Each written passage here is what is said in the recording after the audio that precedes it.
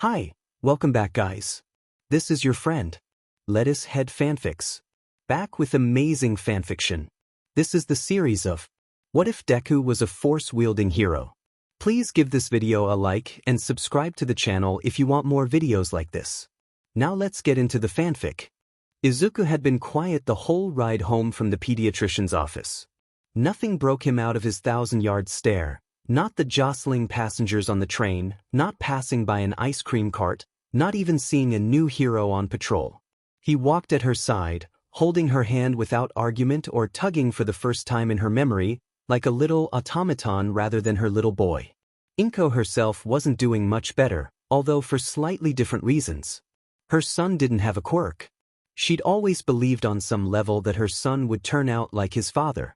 Being wrong after all this time was unexpectedly hard. The apartment was quiet and dark when they got home.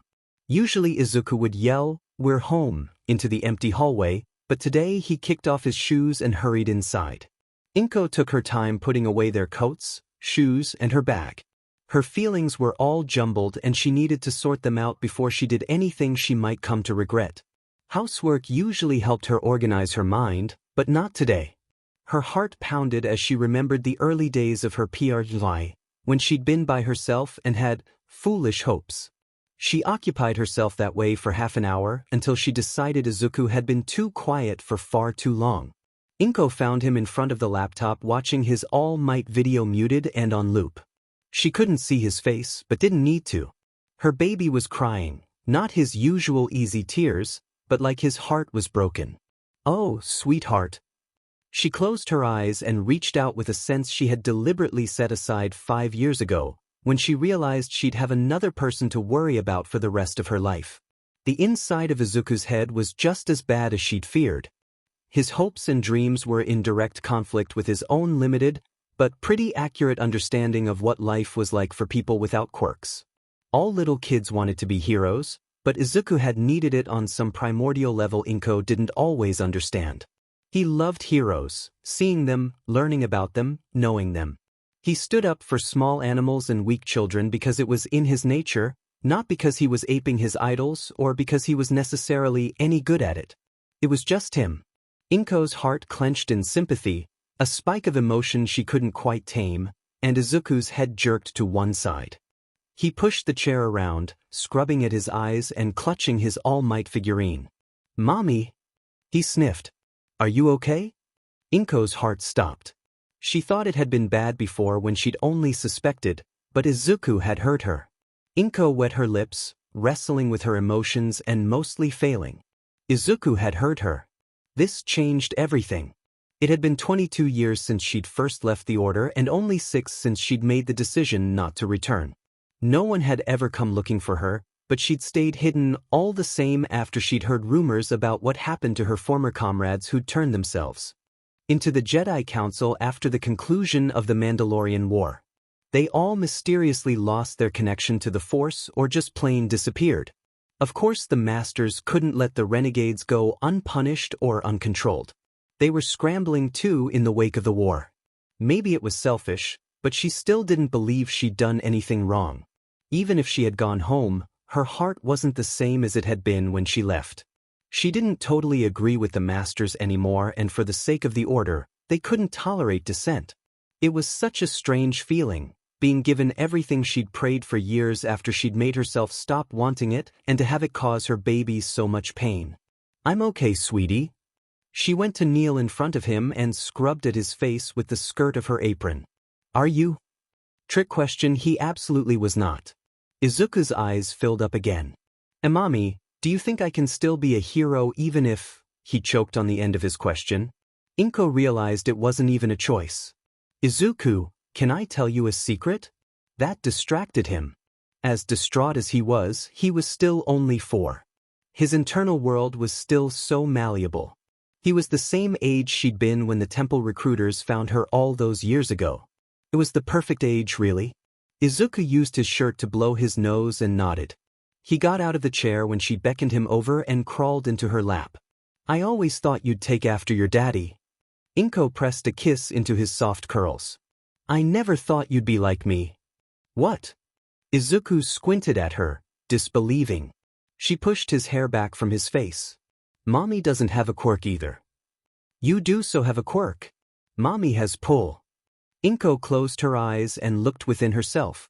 Part of her was afraid that she'd let her connection go dormant, but the force responded to her as eagerly as it ever had, maybe even more so. The study was always littered with Izuku's discarded toys, books, and school supplies no matter how often they tidied up. At Inko's command they rose slowly into the air and arranged themselves into a loose cloud surrounding them.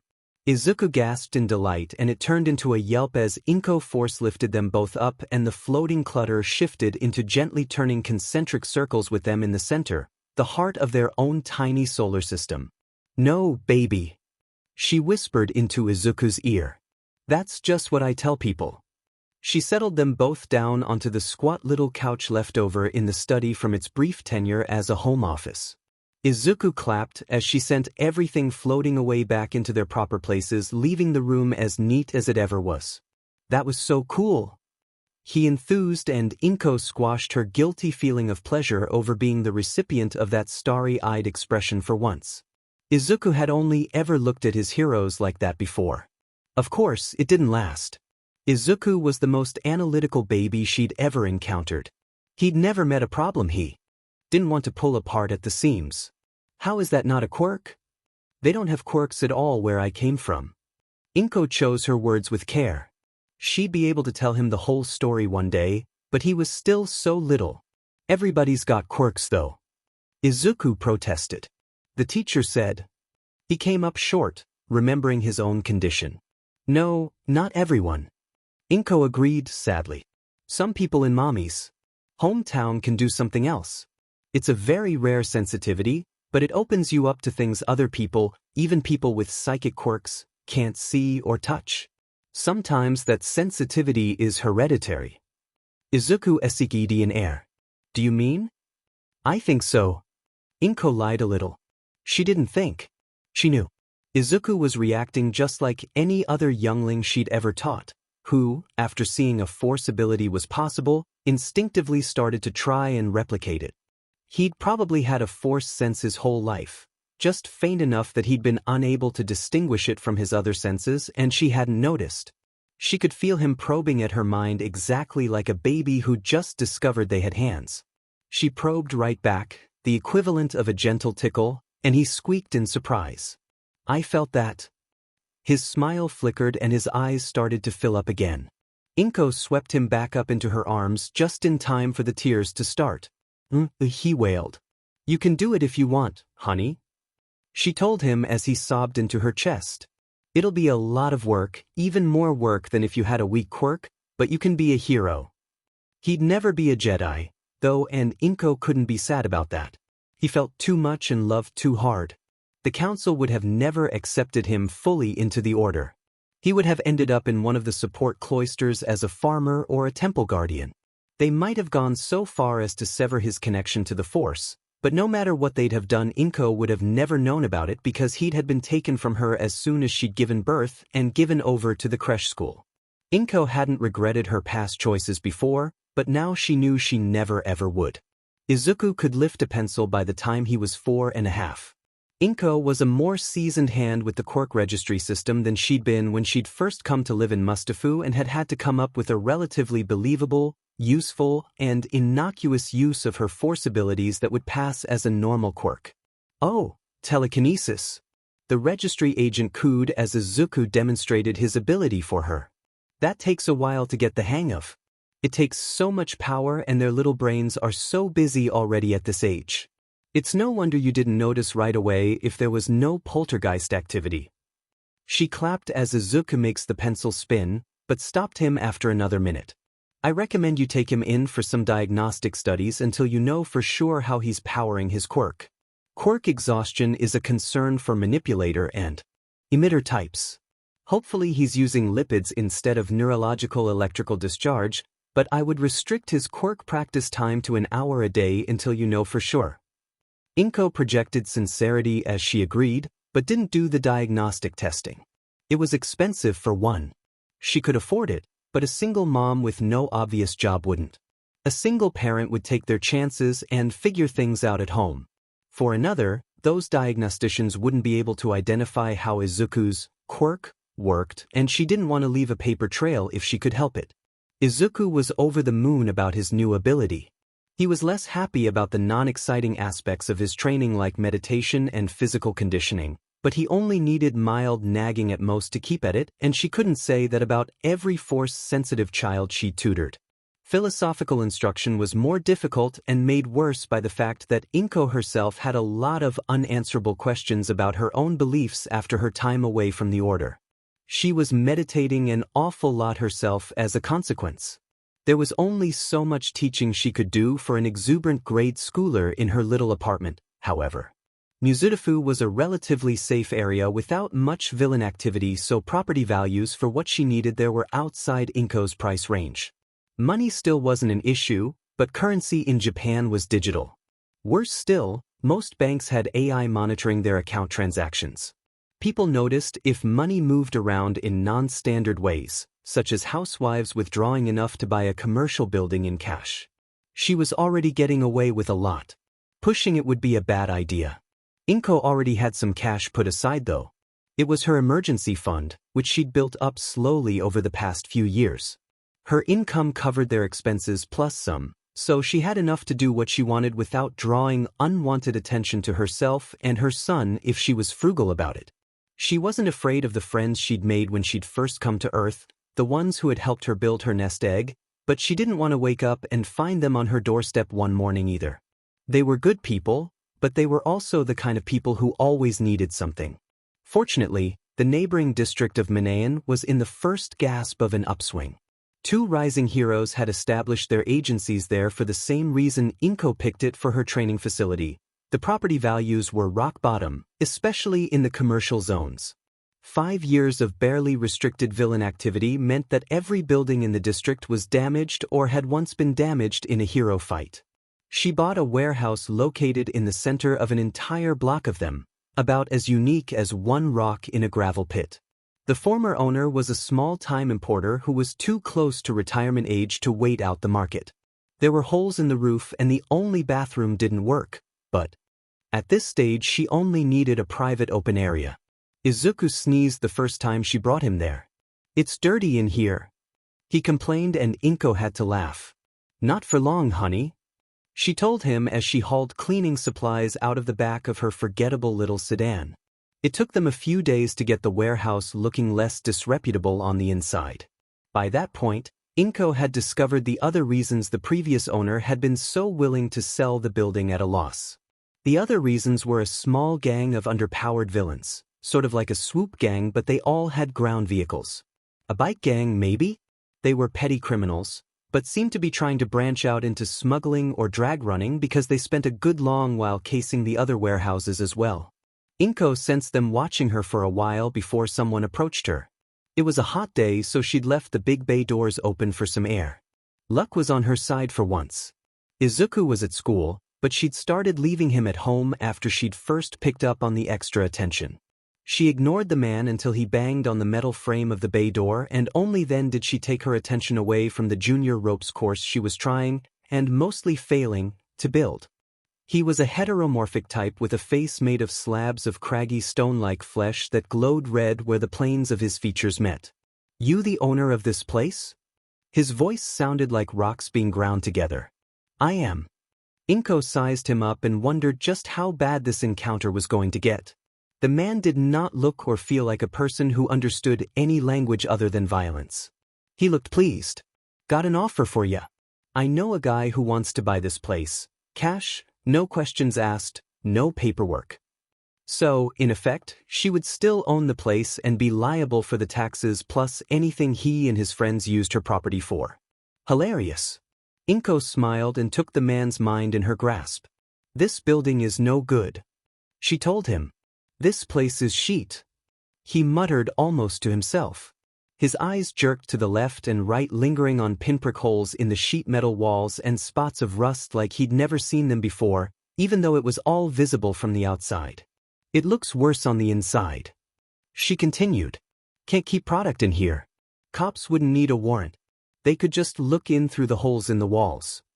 The man hissed, totally unaware that he was speaking out loud. Fucking sheet. It would be too expensive to fix up. Inko was almost impressed. She'd seen more impressionable people, but this man was actually internalizing her suggestions.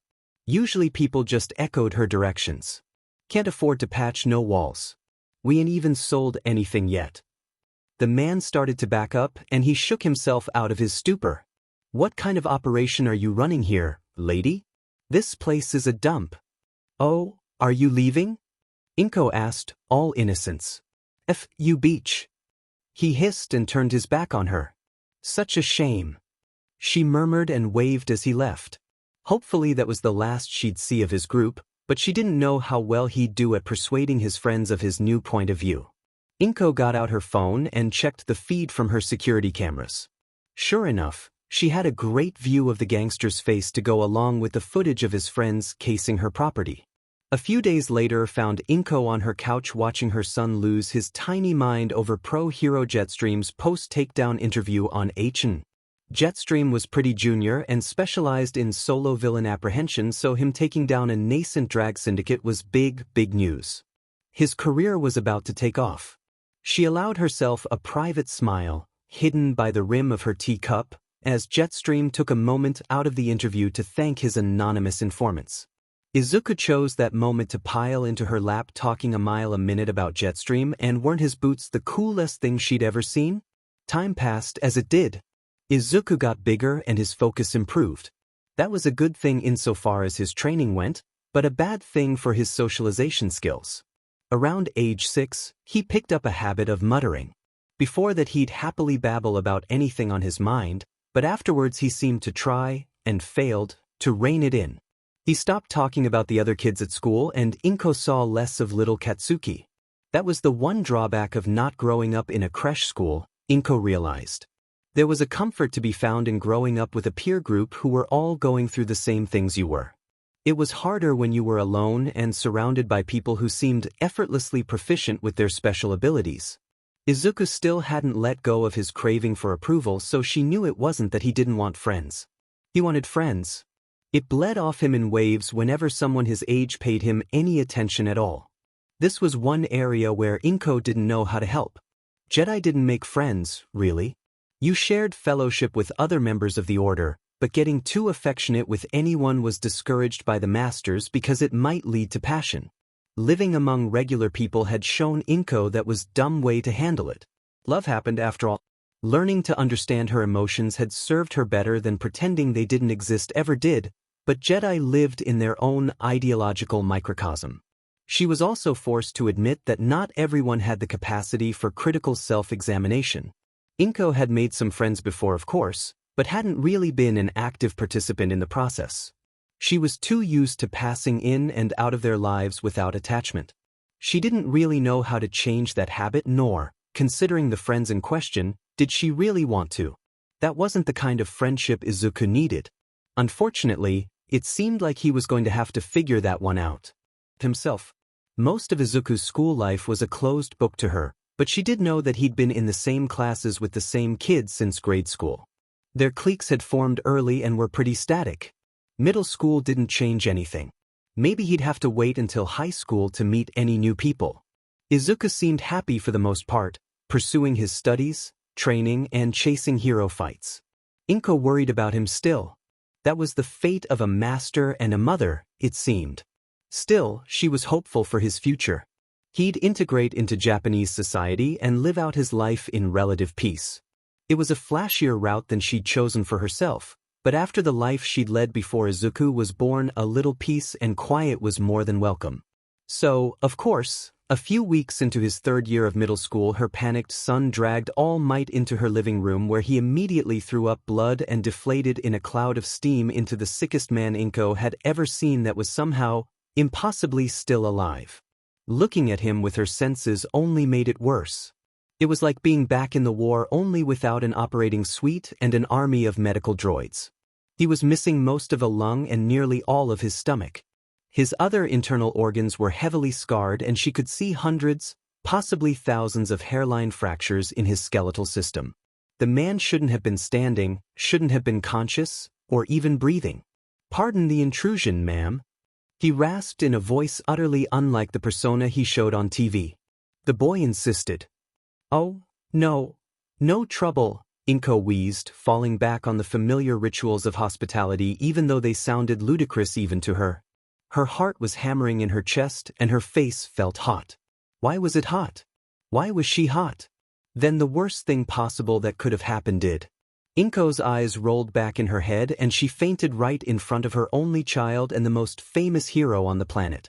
Earlier that day, Izuku's day hadn't been worth much note until after school ended, at which point it went straight to hell. There was a hero fight on the way to school, which granted was pretty great. Izuku got some notes on a debut hero, but things got weird and uncomfortable when her gross fans showed up, so he hadn't stuck around much past the takedown. Kaken was in a pretty mellow mood up until their last PRD when the homeroom teacher went through the barest motions of collecting their future goals worksheets. That went about as well as anyone could have hoped. Fu-sensei reacted to Kaken's boasting by casually reading off the other students applying to UA, which was pretty much just Izuku. Even though everyone wanted to be heroes, they'd set their sights a bit lower when it came to high schools. The teachers in their middle school weren't bad, exactly. They just didn't really care much anymore and were way more casual with the student body than the faculty at other, better ranked schools would be.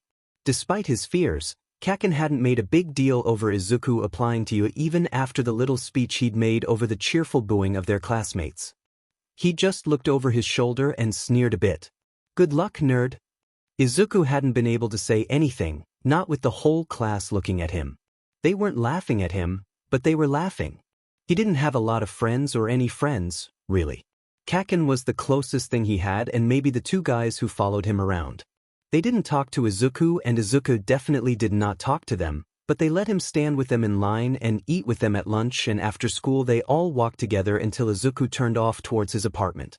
Kaken and the others went off to do something. They never told Izuku what, but he knew he wasn't invited. Not that his schedule would permit any such thing. Ugh. Which reminded him that it was Thursday and Thursday was quirk training day.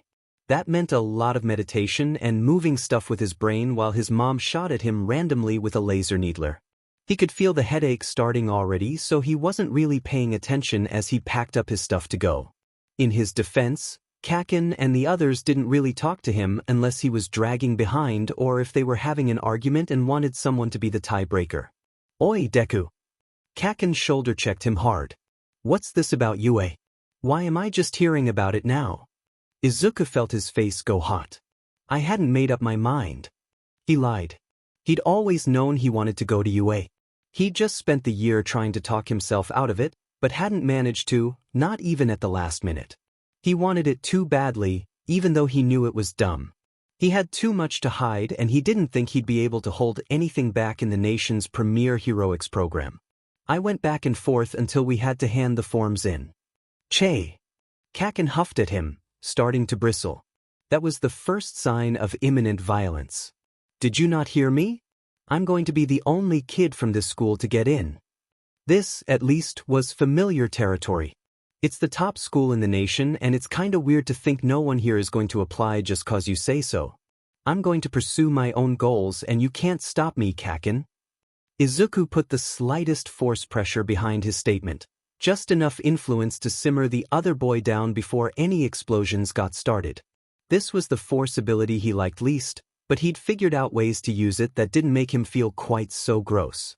He pulled himself back before adding, "But if you're that worried about me, then I guess you could aim to take first in the exam as a backup plan." Kaken stared at him for a moment before shaking his head and snorting. "Whatever, nerd. Hurry up and get your sheet together. We're leaving." I don't want to hear someone who was just bragging to the whole class about how good they did on a mock exam call me a nerd. Izuku snapped back on reflex and Kachen flipped him off as he walked past. They didn't really wait for him, but they weren't walking so fast that Izuku couldn't catch up either.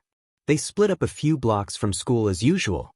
Kaken and his mooks wandered off towards the open-air vending machine drink shop and Izuku turned off towards home.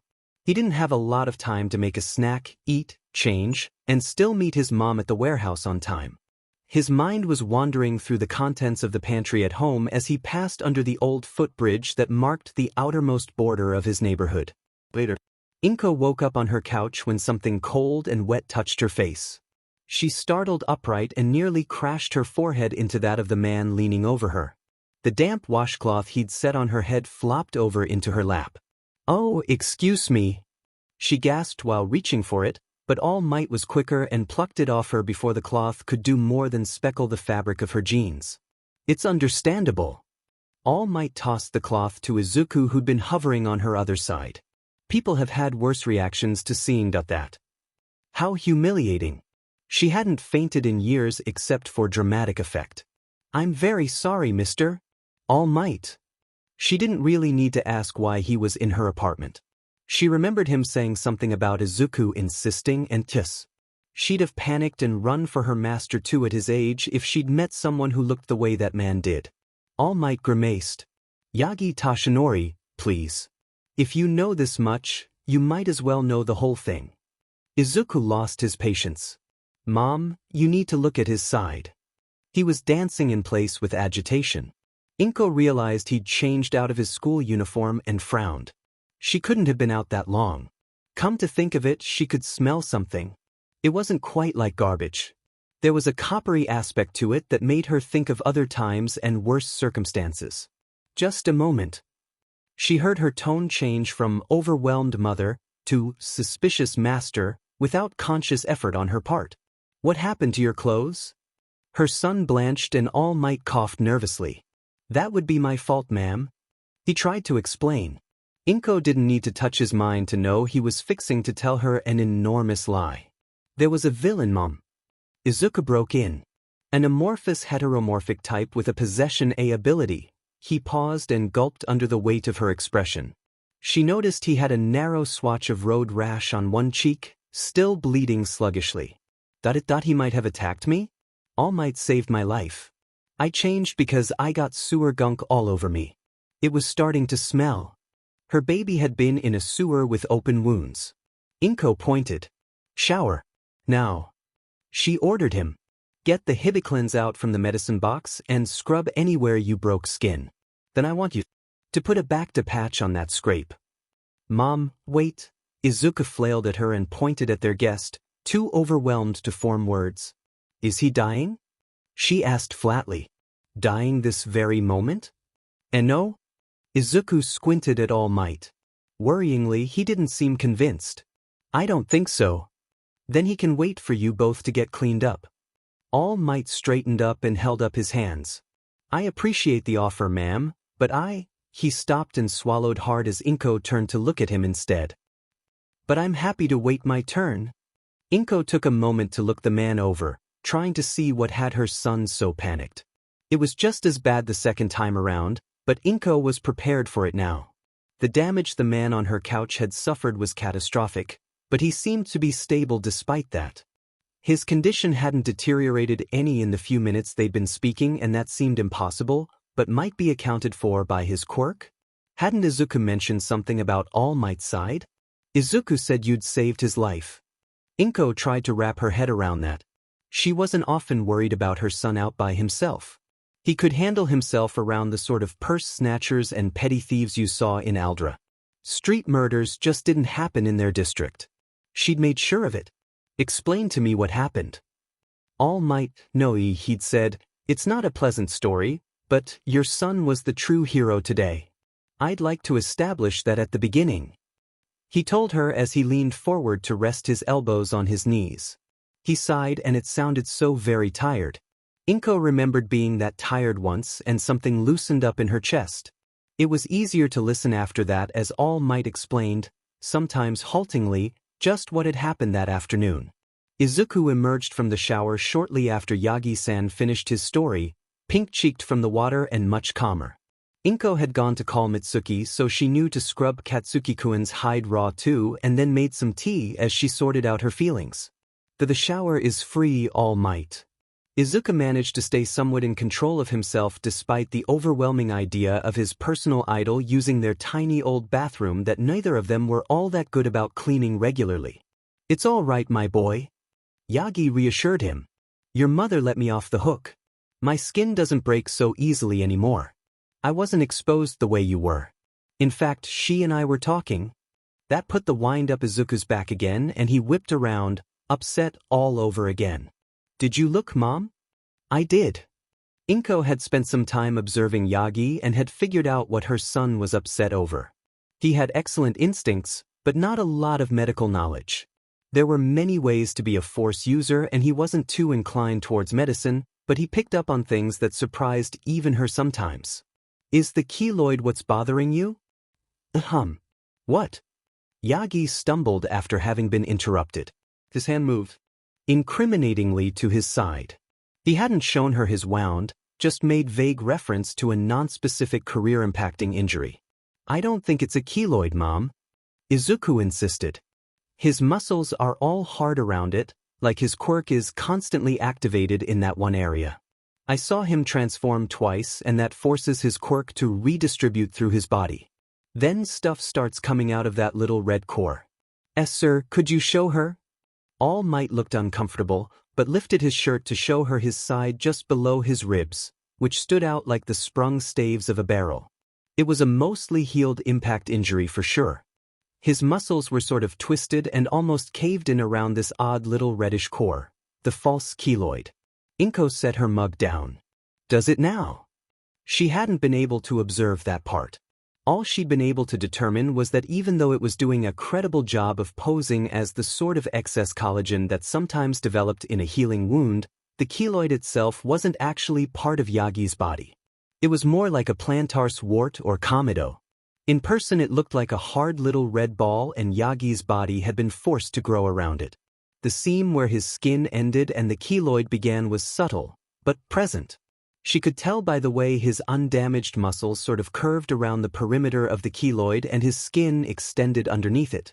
Part of it was exposed to the air, shiny, taut, and red. It pulsed slowly as she examined it. It was breathing through the exposed bit, she realized, cutaneous respiration. That was how it was fueling itself.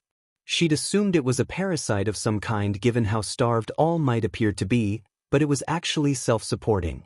That must have been how it was still alive, otherwise she did not doubt All Might's quirk would have starved it out. It had probably started out very small, otherwise she couldn't imagine that the team responsible for the health of a hero like All Might would have missed it.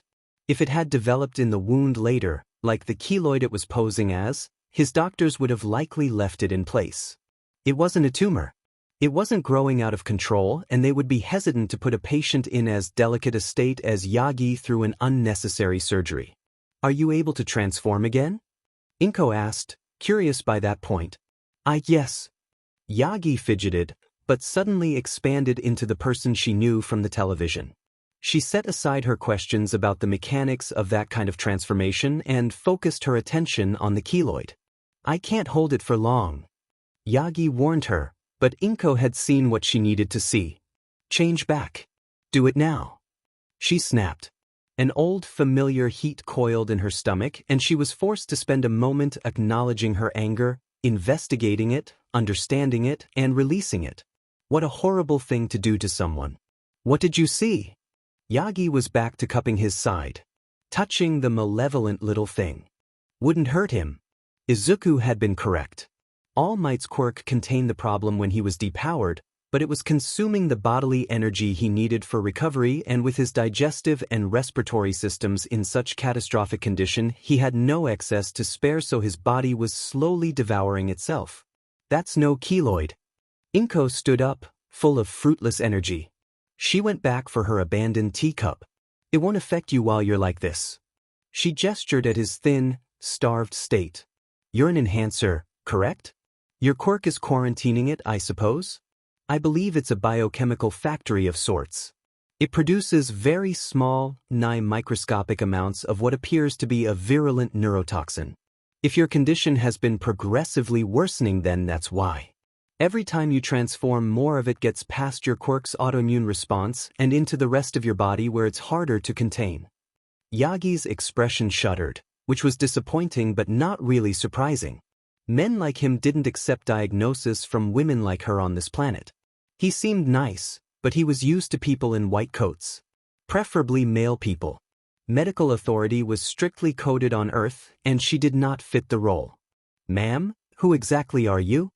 No one, as far you're concerned. She smiled her harmless, just a homemaker, smile. And that's what you're going to tell people when you go get a second opinion. I'm just an anonymous source. That seemed to reassure him on some level. His expression softened, and for the first time Inko realized he'd probably been a very attractive person once before he'd been reduced to two dehumanized extremes. Somehow, ma'am, I find that hard to believe. He said. With respect, I will be getting that second opinion, but I can agree to keep your involvement confidential. I can't help you with it. Inko admitted. She could, but in ways that would expose her and her son to scrutiny she'd rather not deal with. If it came to a choice between Yagi's life and her son's safety, then it was no choice at all. Oddly, she rather thought Yagi himself would agree if he knew her situation. Do you need to rest? I understand why my son brought you here, but it probably took you out of your way. You must have somewhere you need to be. Yagi had a habit, she'd noticed, of trying to make himself smaller. He didn't do that on the television, so she was forced to conclude that this was just what he was like when he was himself. He drew himself upright then with his shoulders back and put himself more into the attitude of his alter ego, thankfully without puffing himself up again. I did allow him to bring me here, but this is the only place I have to be right now. You see, I came to Japan for a reason. Inko did not like where this was headed. You are correct. My powers are fading. Until I met you, I had no real explanation other than slow organ failure due to my injury. He added that last bit wryly. I can only work as a hero for a few hours a day now. The end of my career has been looming ahead of me, and he shot a worried look at Izuku. You must understand that what I'm about to tell you is a secret. It is a secret people have killed over. Oh, Izu. Inko thought sadly. Why couldn't you have taken after your father? Why did you have to take after me that way too? Well, actually Hisashi was a trouble magnet too. It was how they'd met after all. So maybe Izuku had been doomed from the start. Judging by the way her son was shifting guiltily around, he already knew. Telling Yagi to go away and take his secret with him wasn't an option. Ignorance wasn't going to help. It never had, so no surprise there. I understand. She sighed. My quirk can be passed on. It's called one for all. Yagi paused for effect. He was a good speaker, she'd give him that. It would explain the weirdly intelligent way his quirk had reacted to the fake keloid. If it was less of a quirk and more of a symbiote, which was the only way Inko could see that working, then it would be motivated to keep its host alive. I am the 8th person to carry it, and my time as All Might is coming to an end. I came back to my hometown to look for a successor. And most likely to die, Inko realized. He could have found a successor anywhere. The only compelling reason to go back to Mizudafu was sentimental. Men like him only went home to bow out in familiar surroundings. You're Japanese? Izuku sounded skeptical. I pass for white pretty well, don't I? I grew up in Mizudafu, in this very district. It wasn't as nice then, of course. Yagi chuckled and pushed his hair out of his face. His eyes, Inko noticed, weren't shadowed. His sclera were actually black, and his irises glowed even in the strong daylight. Humans had a wide morphological range, especially those on Earth with quirk-related mutations, but that seemed even stranger than usual. I take after my father, and my mother was of mixed descent as well. I took advantage of that fact to obscure my own history. You want my son to inherit your quirk? Inko wondered if the man was sane. He looked well, no.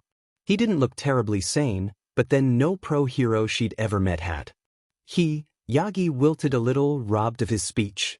It's egotistical perhaps, but it's a very powerful quirk. It began as a spontaneous mutation between a stockpile quirk and a quirk that allowed a person to pass their genetic information on to someone else. My heir would inherit the combined strength and abilities of me and everyone who came before me. I feel that kind of power belongs in the hands of a very specific type of person. Young Midoriya is the one I've been looking for, but he would not consider it without your permission. Annoyingly, Inko had to agree with the man. Her son was a dream of an apprentice, hardworking, kind, empathetic, and determined. He never gave up even when he ought to. Moreover, it wouldn't be a bad deal for Izuku. They were both walking a tightrope in terms of the abilities they had to pass off quirks. Jedi recruiters didn't often come to Earth. They might not ever come again. Inko had taken the only star chart in the archives that showed it with her when she left the Order that first time.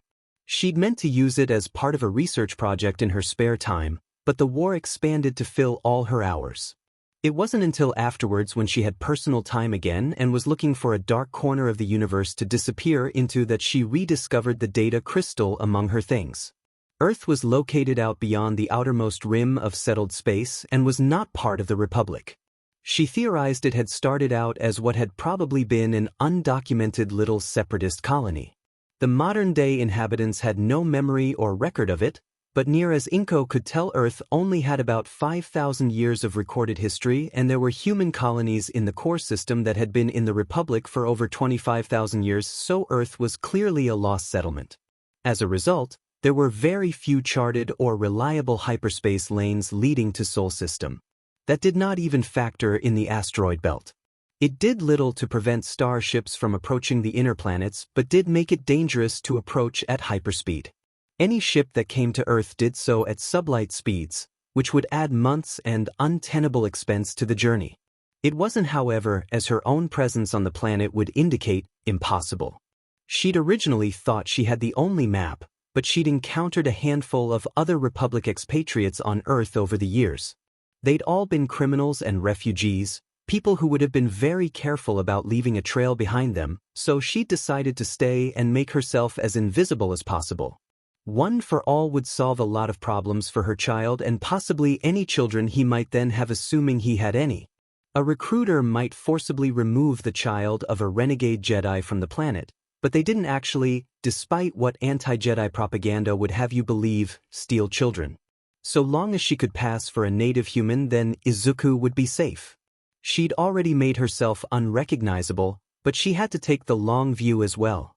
If Izuku had any quirk other than telekinesis, that would go a long way towards keeping his secret after her eventual death.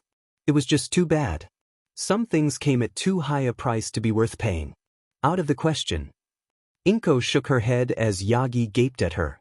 Whether or not you believe me, that quirk is the only thing keeping you alive. If you give it away, you will die within a year, slowly, painfully, and you will be out of your mind by the time the end comes with no idea who or where you are. You have a chance at recovery if you get rid of that thing and if you find someone able to remove the toxic particles already circulating through your system. Once you've been through cell therapy for neurotoxicity, you might even be a viable candidate for organ transplants. Your symptoms would be less severe at least. You have a chance to live out the rest of your natural life. Why would you ask a child to take that away and leave you to die in agony? I can't make assumptions about the time I do or do not have left. Yagi considered his hands and made a sad noise. I've had a long life and career for someone in my position. I would prefer to head into my end knowing that I passed on the legacy entrusted to me.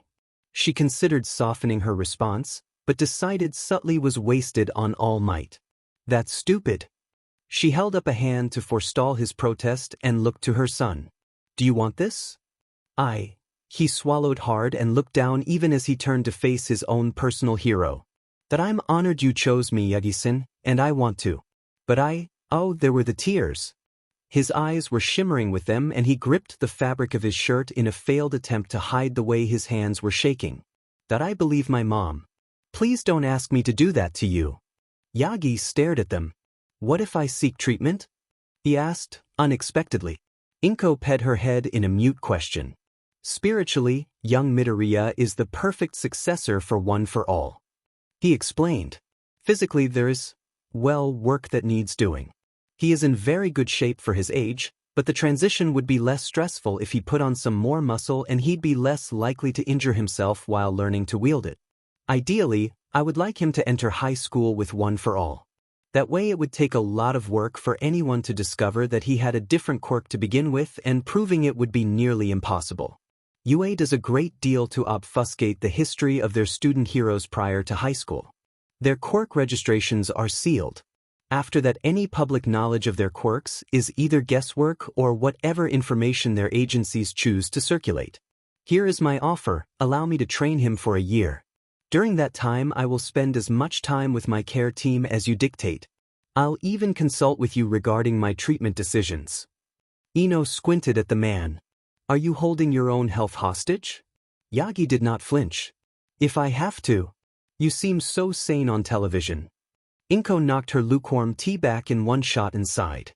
He was determined and she was starting to see the hand of the Force in the whole ridiculous scenario. They said that gods might work in mysterious ways, but in her experience the Force was more likely to employ outrageous coincidence and stubborn idiots. Counteroffer, I will oversee my son's training. No way was she handing supervision of her only child and last Padawan to some unknown muscle-bound MUF milker. You can set goals and consult with me. You may even observe. Yagi thought about it and looked her over, dwelling a moment on the satin bunny applique on her pink sweatshirt and her fluffy yellow house shoes, before he nodded. If he's not meeting goals, I reserve the right to take over. Izuku's phone bleeped at him right as he finally fell into bed. It had been both the best and the crappiest day.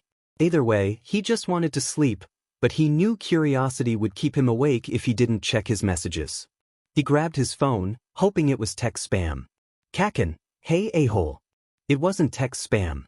Izuku, Kaken, it's almost midnight. Kaken, why didn't you tell the cops that thing attacked you first? Izuku groaned and rolled over in bed. It wasn't worth wondering how Kaken had found out he'd been attacked too. Izuku's mom shared almost everything with Aunt Mitsuki and you could hear Aunt Mitsuki's phone conversations from the street. Izuku, they didn't get to ask me a lot of questions. Death Arms and Kamui were too busy yelling. Kaken, Che. Kaken, well why didn't you effing tell me then? Kaken, I had to find out when the hag attacked me with iodine out of nowhere. Izuku, I didn't want to think about it. It jumped me from behind and I lost consciousness for a minute. Izuku, All Might probably told them. He was the one who pulled it off me. Kaken, how the f did it get away from All Might? Izuku, he put it in a soda bottle. It got out when no one was looking. It opened the cap like an octopus inside a jar. Kaken, lame. That got an unauthorized snort of laughter out of Izuku. Trust Kaken to put things into perspective. A unique perspective to be sure, but better than what it had been before. Izuku, I think he was grocery shopping.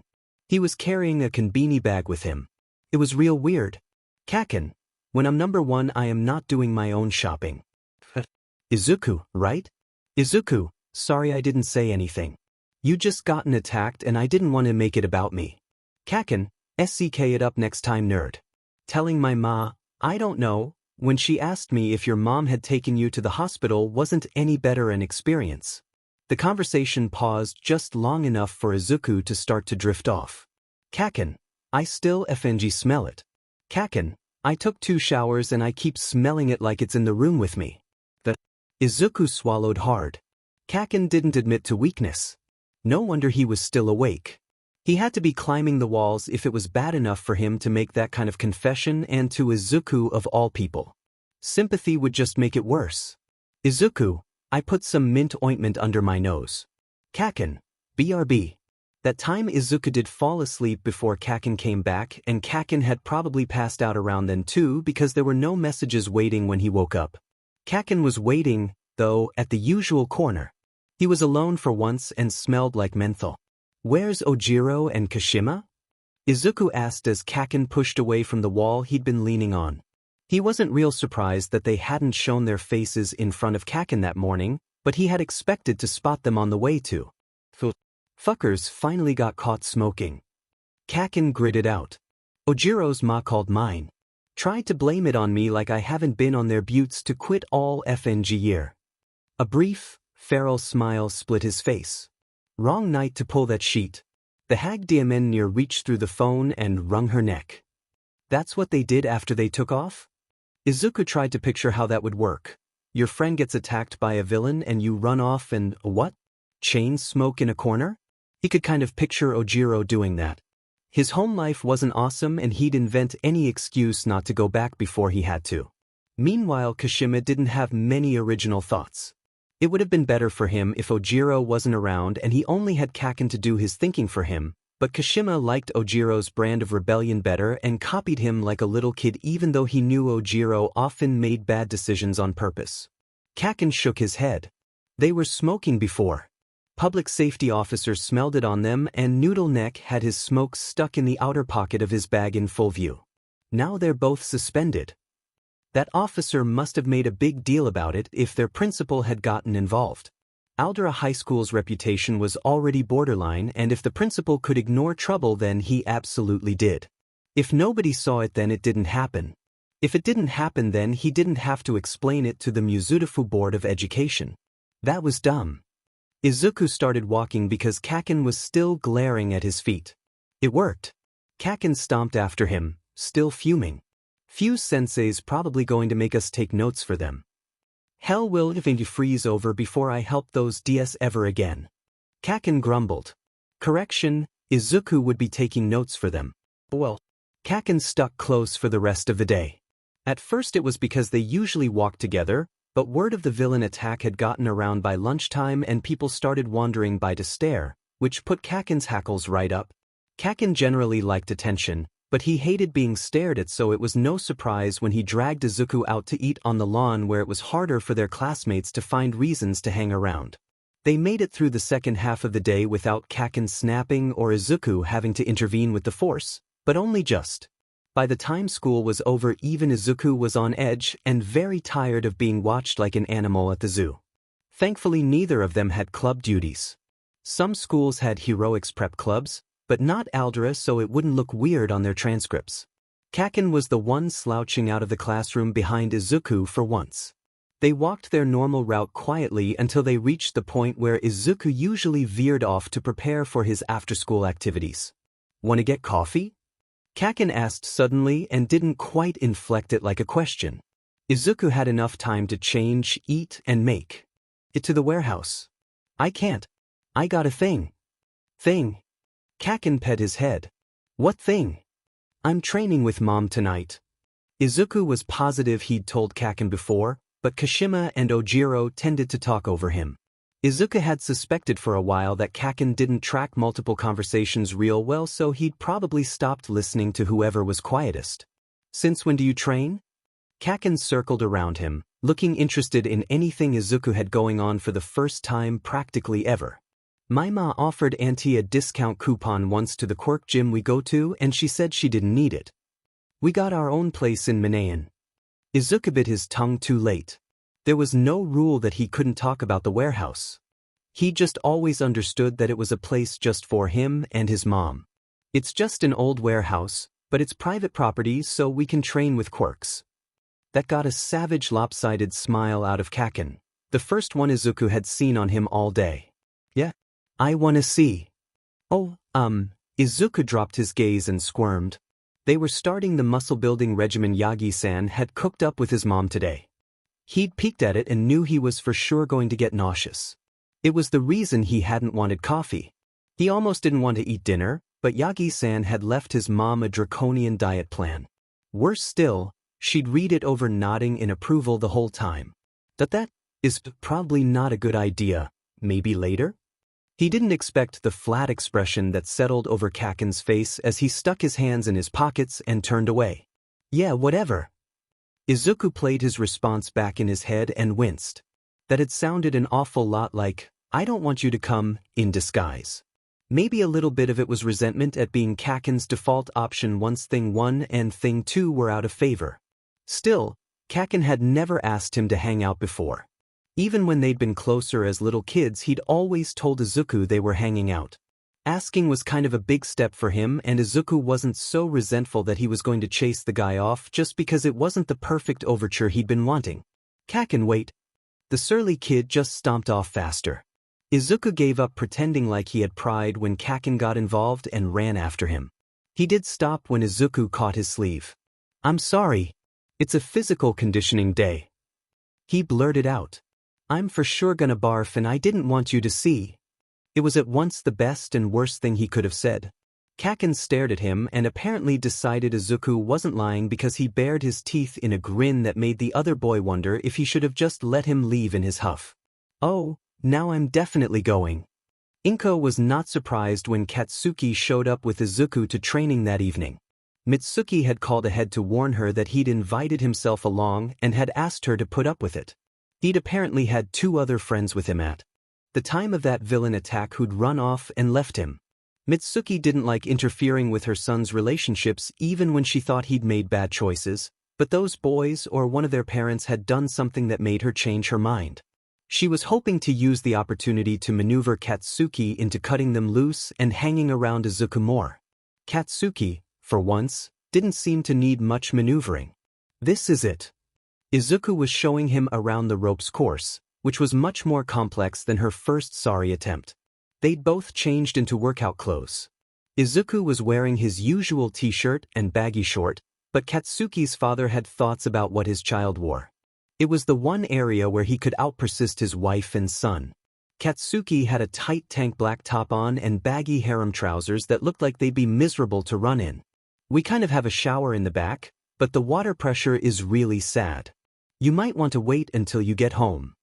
He paused and rubbed the back of his head. Usually I'm flat on my back at the end of the night and Mom just turns the hose on me. Fucker, you've been holding out on me. Kaken accused him without heat. He put on a slightly more respectful face when he saw Inko was listening. Auntie, thanks for letting me come. He said it like he was reading a script, which he probably was, direct from Mitsuki's lips. Of course, dear. She patted his face. You're welcome to come along with Izuku on the nights when we aren't quirk training. It's not a good time for non-telekinetics to be around. We're trying to increase the number of objects Izuku can control at one time and sometimes things go flying.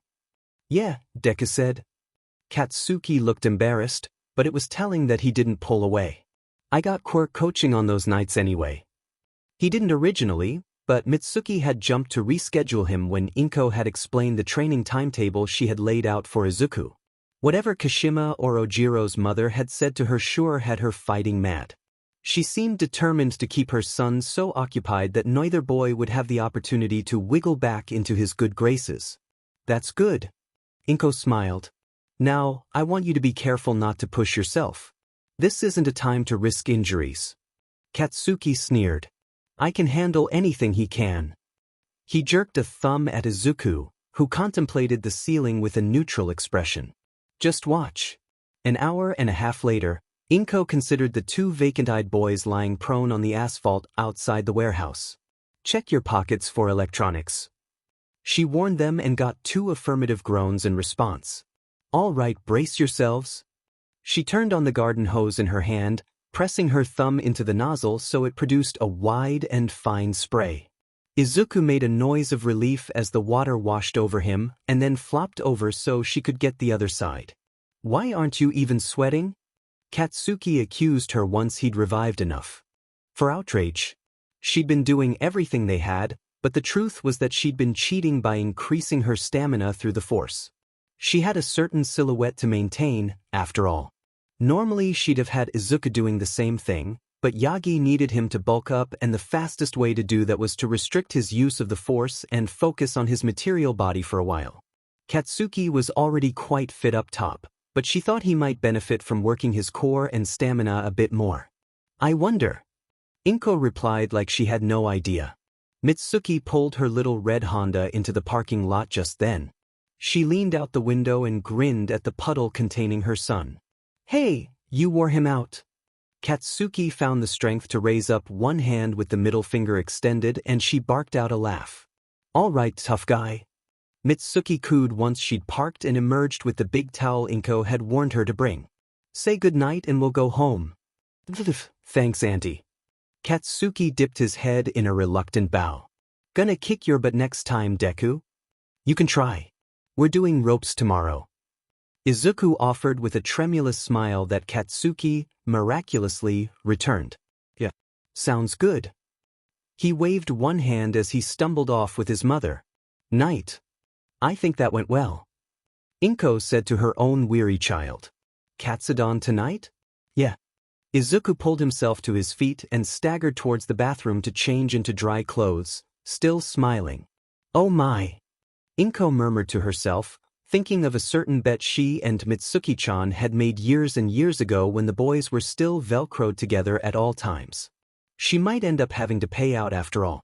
Inko frowned at her phone 2 days later. The incoming call was from Yagi. She had 2 other missed calls from him and no voice messages. He couldn't possibly have been to a doctor yet, and she couldn't imagine what other reason he had to call her. "Inko-san, I swear I did not tell him anything," he said as soon as the call connected. "I tried to keep you anonymous, I swear, but this person showed up and started asking all these leading questions and he already knew your name. I didn't tell him where you are, but he might be looking." She closed her eyes and counted to 10. Well, there was that cat out of the bag. Only years of training in controlling her sudden, overwhelming emotions and making her peace with what could not be changed kept her urge to swear at bay. Was his name Hisashi? She goes, Yes. She heard the sound of rushed air over the connection. "Do you know him?" "Yes. Unfortunately. Are you transformed right now?" "I may have had to escape the hospital," Yagi admitted. "I'm not heading towards you, but do you know of a place where I could lay low for a few hours and break my trail?" Well, at least he hadn't wasted time getting that second opinion. Unfortunately, whatever he'd done to be seen so quickly had gotten Hisashi's attention. She'd never been clear on what it was he did for the Prime Minister except make national problems disappear. All Might's health problems must have been on his radar already. Hisashi had been a good friend and acceptable lover for a little while. Emphasis on a little while. Minayan District. "Do you know where the wharf is? There's a group of warehouses there." He made an affirmative noise. "I'll meet you at the main office." "That's not a very good neighborhood," Yagi started to say, but she hung up on him before he could get too judgmental. Instead, she grabbed her keys, changed her top and shoes, then drove out to the warehouse. Izuku was still in school, but she texted him anyway so he and Katsuki would stay home.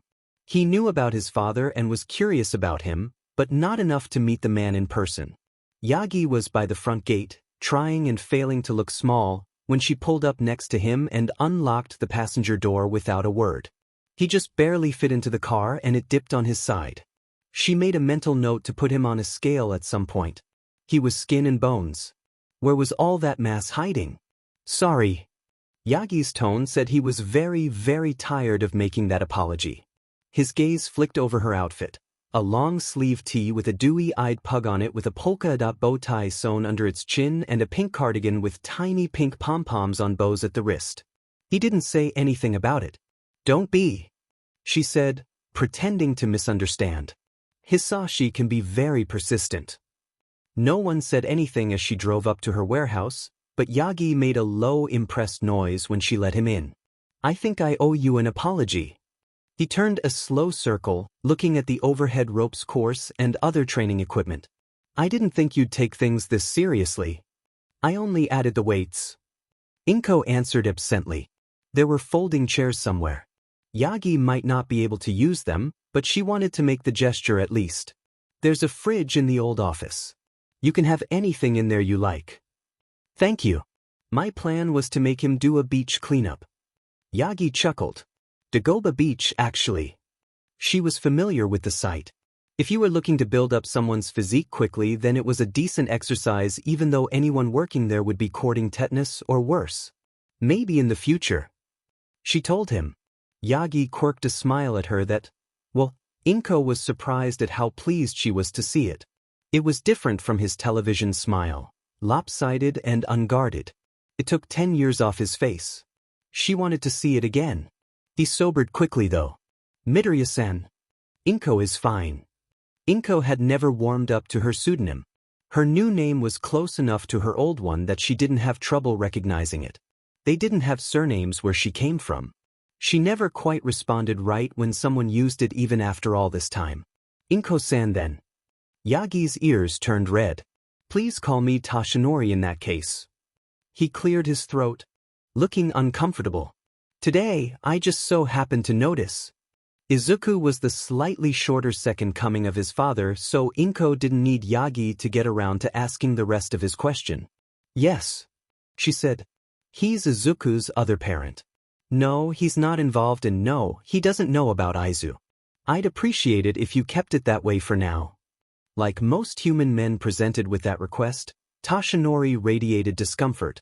Surely he had the right to know? Inko quit fussing with the storage bins. You met him, yes? She asked. Yes. He nodded to himself. Even a confirmed bachelor like All Might could take one look at Hisashi and know he was not co-parent material, not even a little bit. Yes, I did. Hisashi was a classic government spook. He was married to his job and would probably die in service to his country. In the meantime, he would use anything and anyone in pursuit of his goals. When they were still together, he'd vanish for weeks to months at a time without a word and then reappear to ask if she wanted to get dinner and a hotel room like he hadn't even been gone. Inko hadn't been emotionally invested in him, so she hadn't minded, but he would have made a miserable partner. He was far more tolerable as an occasional booty call, but even that level of interest had faded in her by the time she turned up Pardnanti.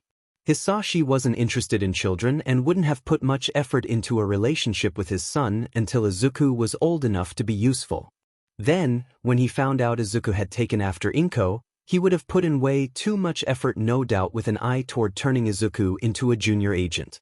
She had a vague plan to introduce them once Izuku was an adult and able to withstand the sort of persuasive power Hisashi was able to bring to bear, assuming Hisashi hadn't gotten himself blown up in the meantime.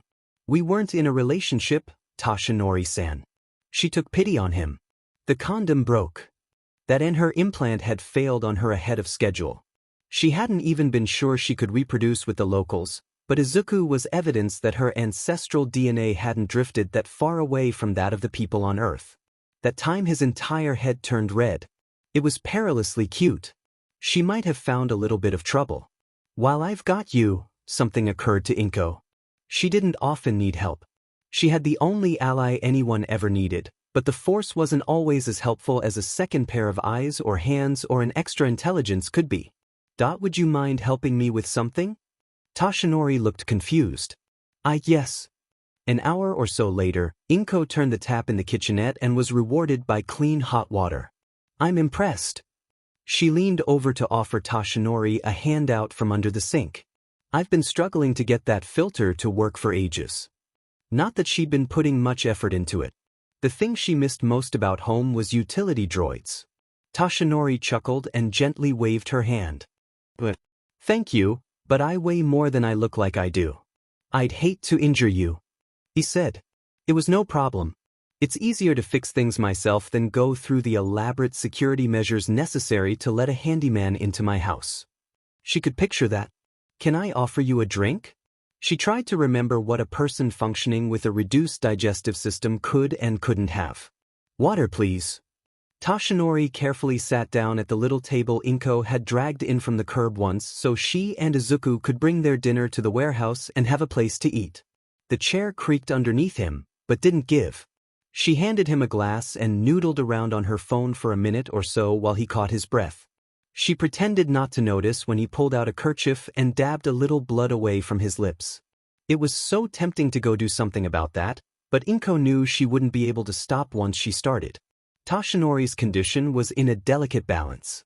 If she interfered, she'd need to find a way to fix the whole mess, and she didn't have her old equipment anymore. Inko-san. Tashinori coughed a little more blood, but didn't seem distressed by it, so she let it go.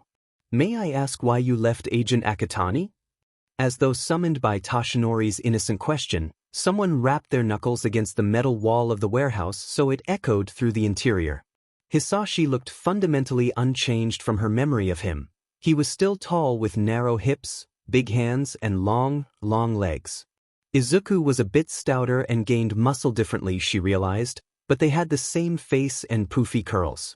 He had a new accessory in the form of a younger suited man following him half a pace behind.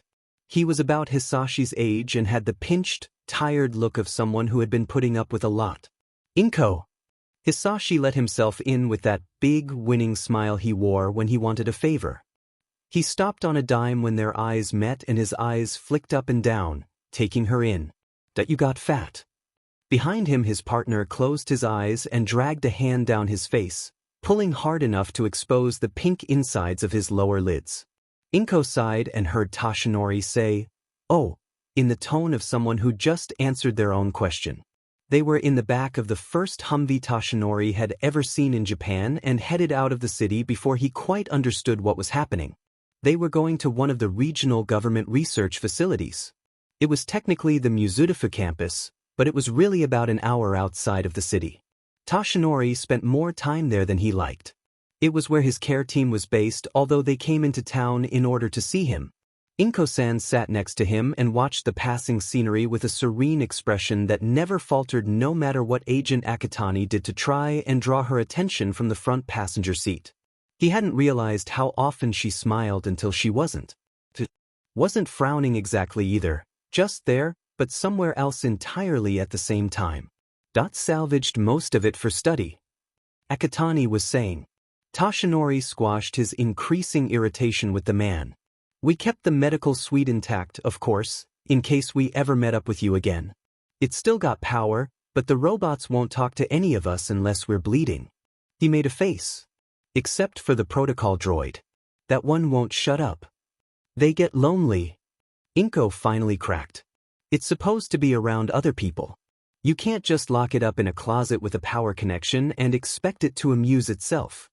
Please don't be concerned, ma'am. D5N6 has a regular game night with the support technicians and moderates an AI rights activism forum. Agent Kobayashi commented from the driver's seat in a tired monotone. The director hired it as his assistant. It has a salary and its own apartment. It's getting plenty of socialization. It just knows that Agent Akatani will go away if it doesn't let him get a word in. See, we're taking good care. Wait. Hisashi looked at his partner. What was that last part? It doesn't like you. Kobayashi clarified. Because you won't use its name, you talk about it like it's not there, and you walk too fast for it to keep up even though everyone tells you not to. Well, that seems unreasonable. Toshinori could see the cheerful sociopath discard the problem in favor of continuing to bother Inko, which was starting to bother him on a level he was unfamiliar with. He had dated, of course. It was hard not to when you got into the international top 25 rankings. If he didn't see a carefully vetted someone in public every so often, then the journalists started making stuff up, extrapolating wild melodrama from the smallest interactions with any woman or sufficiently attractive man he met. Toshinori was married to his work, but his management team occasionally had him escort a nice young lady to charity events so that he would never again wake up one morning and open his news browser to find out he was in a love triangle with two up-and-coming young heroes, one of whom he was positive was a lesbian and the other was happily married, or had fathered a child with someone who wasn't even P-arginine. That one had been extra bad. Permafrost had had an ovarian cyst and got a little swollen before her surgery, just enough of a pot belly to show when she was in costume, but the news hounded her for weeks about her supposed baby bump, when she should have been allowed to rest. There were still people who were convinced she'd gotten an abortion. Midoriya Inko was not young or particularly ladylike when she wasn't paying attention. She was nice in her own way, although Toshinori found he was starting to look forward to those times when her harmless Japanese homemaker aspect slipped. Someone more acerbic peeked out then, and she was not impressed by him even a little bit. Both parts were her though, and he found her enjoyed her company no matter what face she was showing him that day. The homemaker was as much a part of her as that other old acquaintance Hisashi was trying to tease out of Inko. Hisashi, just ask what you're going to ask. Inko folded her hands over her crossed knees. Or I could help you get to your point. Hisashi pulled back, cowed in an instant. Kobayashi's eyes widened in the rearview mirror. That won't be necessary. Hisashi cleared his throat and adjusted his tie. His gaze flicked over in Toshinori's direction. He raised an eyebrow at whatever Toshinori's face was doing and hurried up. We'd like you to help him. He nodded again in Toshinori's direction. It took two internationally renowned geneticists and someone with a psychometric quirk to replicate your diagnosis. They almost gave up. If it had been anyone else, they might have. His care team has been very interested in you and reached out to me when All Might refused to reveal his source. Right away, I knew it had to be you. I chose to keep my source anonymous for a reason, Agent Akatani. Toshinori rumbled. In the future you will respect my personal decisions. Am I understood? All Might was not often seen threatening people unless they had a hostage, but he'd gotten better at it than he ever thought he would given his childhood aspirations of becoming the symbol of peace. There was a certain breed person who had the best of intentions and very few compunctions about trampling his boundaries. Those people didn't respond to anything except being loomed at. Why yes. He looked uncannily like young Midoriya in that moment, and Toshinori came to the reluctant realization that he was never going to like Akutami Hisashi, and that decision had been taken out of his hands before they ever met. He'd been lauded by many as the greatest man on earth, but in one way it seemed he had turned out to be very, very average. Hisashi adjusted his tie again and returned his attention to Inko. A lesser man wouldn't have been able to ignore the way an irritable Toshinori-san was glaring a hole into his skull, but Hisashi was good at ignoring imminent danger in favor of advancing his case. "I wanted to show you where your old operating theater ended up," he said. "I think you'll be happy. We've been taking good care of it. You were hoping to use nostalgia to convince me to help you again." Inko translated. "It's unnecessary. If my equipment is still intact, then I'll help. You can take the clinic to pieces then. I expect most of the chemicals and medication fabricators are nearing the end of their shelf lives. If you want to learn anything from them, you'll need to start soon." That wasn't entirely true. She'd stocked her ship in preparation of living in the shell of a failed colony, but had to reassess her plans upon discovering Earth was a happy, thriving, and technologically advancing garden world. There wasn't anything on the shuttle that humans hadn't already worked out most of for themselves except the Kolto tank. She'd managed to obtain a rare and precious Bacta starter culture before leaving home, which was living in the closet at her apartment at that very moment. She'd chosen to leave the Kolto tank behind in her shuttle, which she'd gifted to the Japanese government in exchange for her citizenship and the right to live in the country without being monitored. It wasn't portable or as good as Bacta in equal quantities, and it only occurred naturally on one planet in the entire galaxy anyway.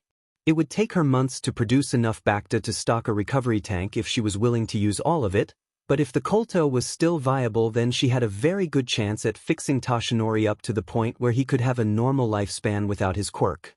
He seemed determined to pass it on, and she found she was less and less willing to let him die. If the cloning tanks were still stocked and functional, then she could do even better than that. Hisashi blinked rapidly at her. "I was expecting to have to persuade you more. You can't see what I can see," she reminded him. Hisashi was one of 4 people on the planet who knew what she was and what she could do. He'd been on the team that intercepted her shuttle when she'd finally decided on Japan as the landmass she wanted to live on. To give him credit, he'd advocated hard on her behalf when his superiors had been leaning towards disappearing her into some government-sanctioned gulag. They had no way of knowing they couldn't contain her, but Hisashi had managed to convince them she'd make a better friend than an enemy. "That's true," Hisashi replied in a rare moment of humility. "How bad is it?" "Bad enough," she replied. "It's good to know the medical droids are still working. If All Might is willing to undergo the procedure, then I'll need their help."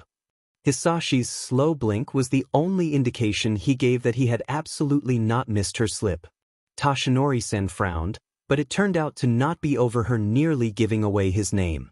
"What procedure?" he asked. "It'll depend on what I have to work with." Inko hesitated to make promises she couldn't keep. "I used to be a surgeon. I specialized in delicate extractions." Hisashi did not call her on that enormous lie, and Kobayashi didn't seem to know any better. "I should be able to extract that keloid and the neurotoxin it's already injected into your system." The guards at the research campus's gate let them in after a lengthy check, and Kobayashi drove them deep into the complex to a medium-sized building where everyone seemed to recognize Toshinori-san even in his smaller state. There weren't many people around, but those who were bowed with deep respect and gave him plenty of space. Hisashi led them to the elevator. "We're headed to one of the sub-basements," he explained. Sub-basement was right. They went down to a floor labeled SB5, and the elevator let them out onto a spacious open bay that had probably been where they'd dissected her shuttle. Parts of it were still attached to the medical bay, which stood in the center of SB5, surrounded by the shuttle's chassis, little mobile scanning carts, and many stout cables running this way and that on the floor. Waiting for them was D5 and 6, who'd had itself resprayed since she saw it last. It had started out with a dull red enamel coating, but had since switched over to an interesting color blocking of pale blue, navy, silver, and gold. "Oh, Mum, how good to see you again." It shuffled happily up to them, walking straight past Hisashi without even an "excuse me," which was the protocol droid equivalent of shooting someone on sight. D5 and 6 really didn't like him. "D5, you're looking very dashing." She clapped as it turned a proud little circle to let her see the whole effect. "Yes, I have come to appreciate the local aesthetic." It agreed. "One of the gentle beings in support has been quite kind about helping me keep the new paint job touched up.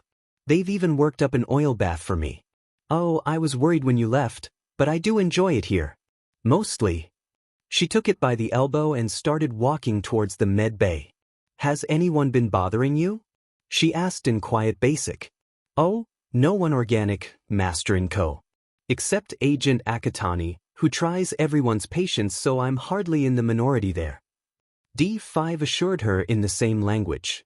"The local synthetics, though, are very alien, both more and less advanced in many ways.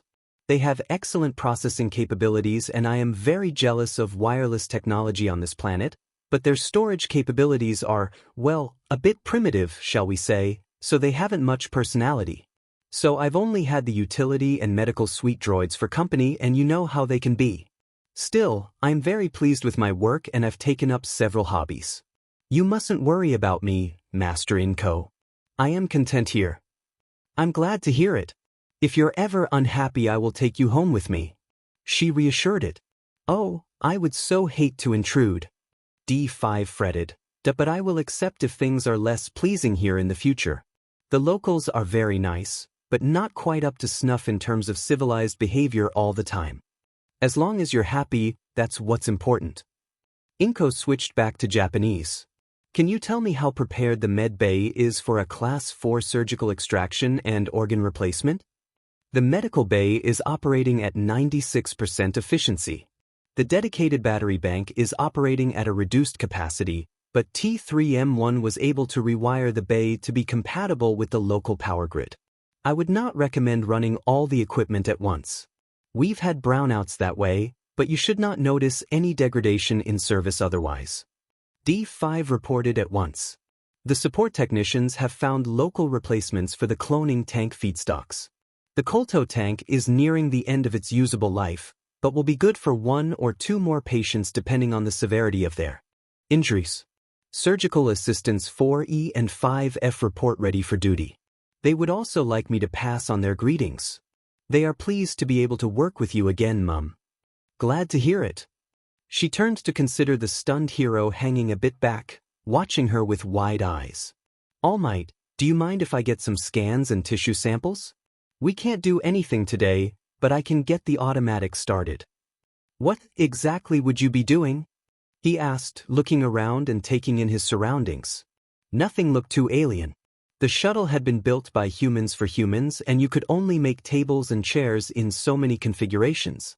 Most of the signs and labels in Orbesh had been covered up with Japanese translations courtesy of D5 and 6.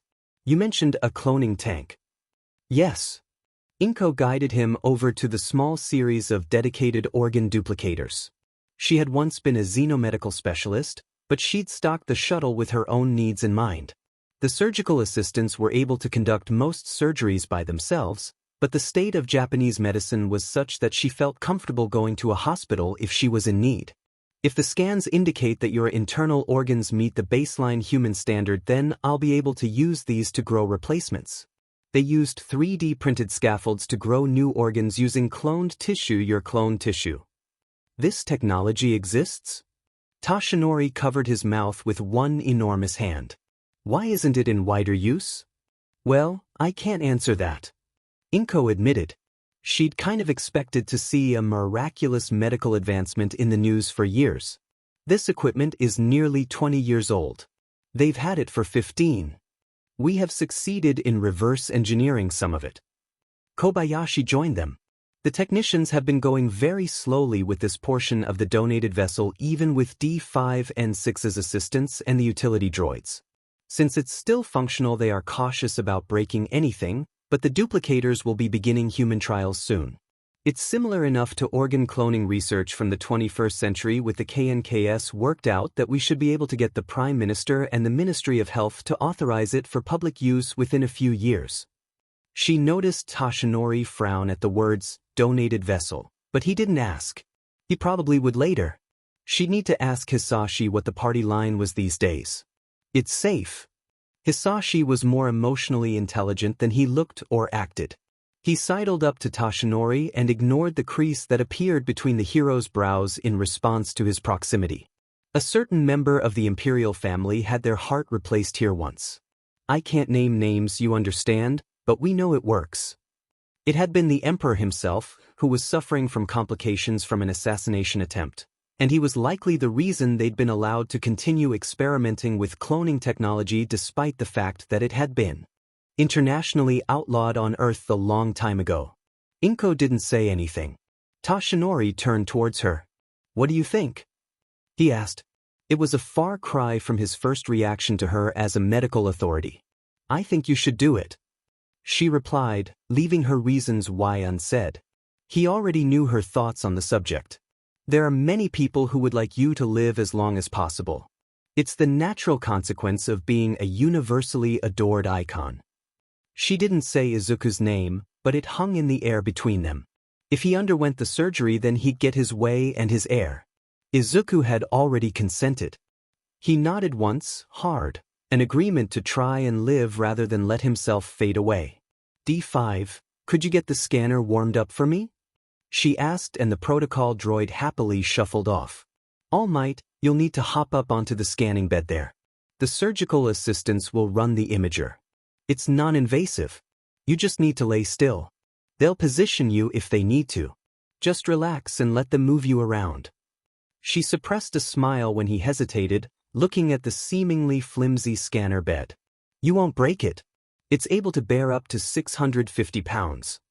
Humans didn't get much above 300 very often, but a well-built adult Wookiee or hydrated Selkith could range into the upper 400s. He was still very careful when laying down. The surgical assistant booped happily at her in droid speak and got to work. Kobayashi took a step closer once Toshinori was occupied. May I have a word, ma'am? There was something chilly about his demeanor, and this time Inko held back a sigh. She knew what was coming, and it would be tiresome at best. D5, keep All Might company, please. She directed the droid. Help him if he has trouble understanding 4E or 5F. It will be done, mum. D5 tilted its expressionless face in Kobayashi's direction and then shuffled back towards Toshinori's side. Hisashi was off at a distance doing something on his phone and wasn't paying attention. She let Kobayashi lead her far enough away where they could talk quietly and not be overheard. You should come back, he said without preamble. Thank you, no. She didn't hesitate either. Japan is in need of your skills. Kobayashi was unsurprised by her instant demurral. According to Senior Agent Akatani, this facility hasn't been in use since you left. It could have been expanded if you'd stayed. The robots only obey us if they feel like it. I have never seen that level of instant obedience out of them before today. You may have left us with authorization to give them directions, but they don't recognize us as their masters. It's because they respect me. I'm not their master either. Inko had tried to explain that the technicians would need to build a rapport with the droids, but apparently that had gone in one ear and out the other.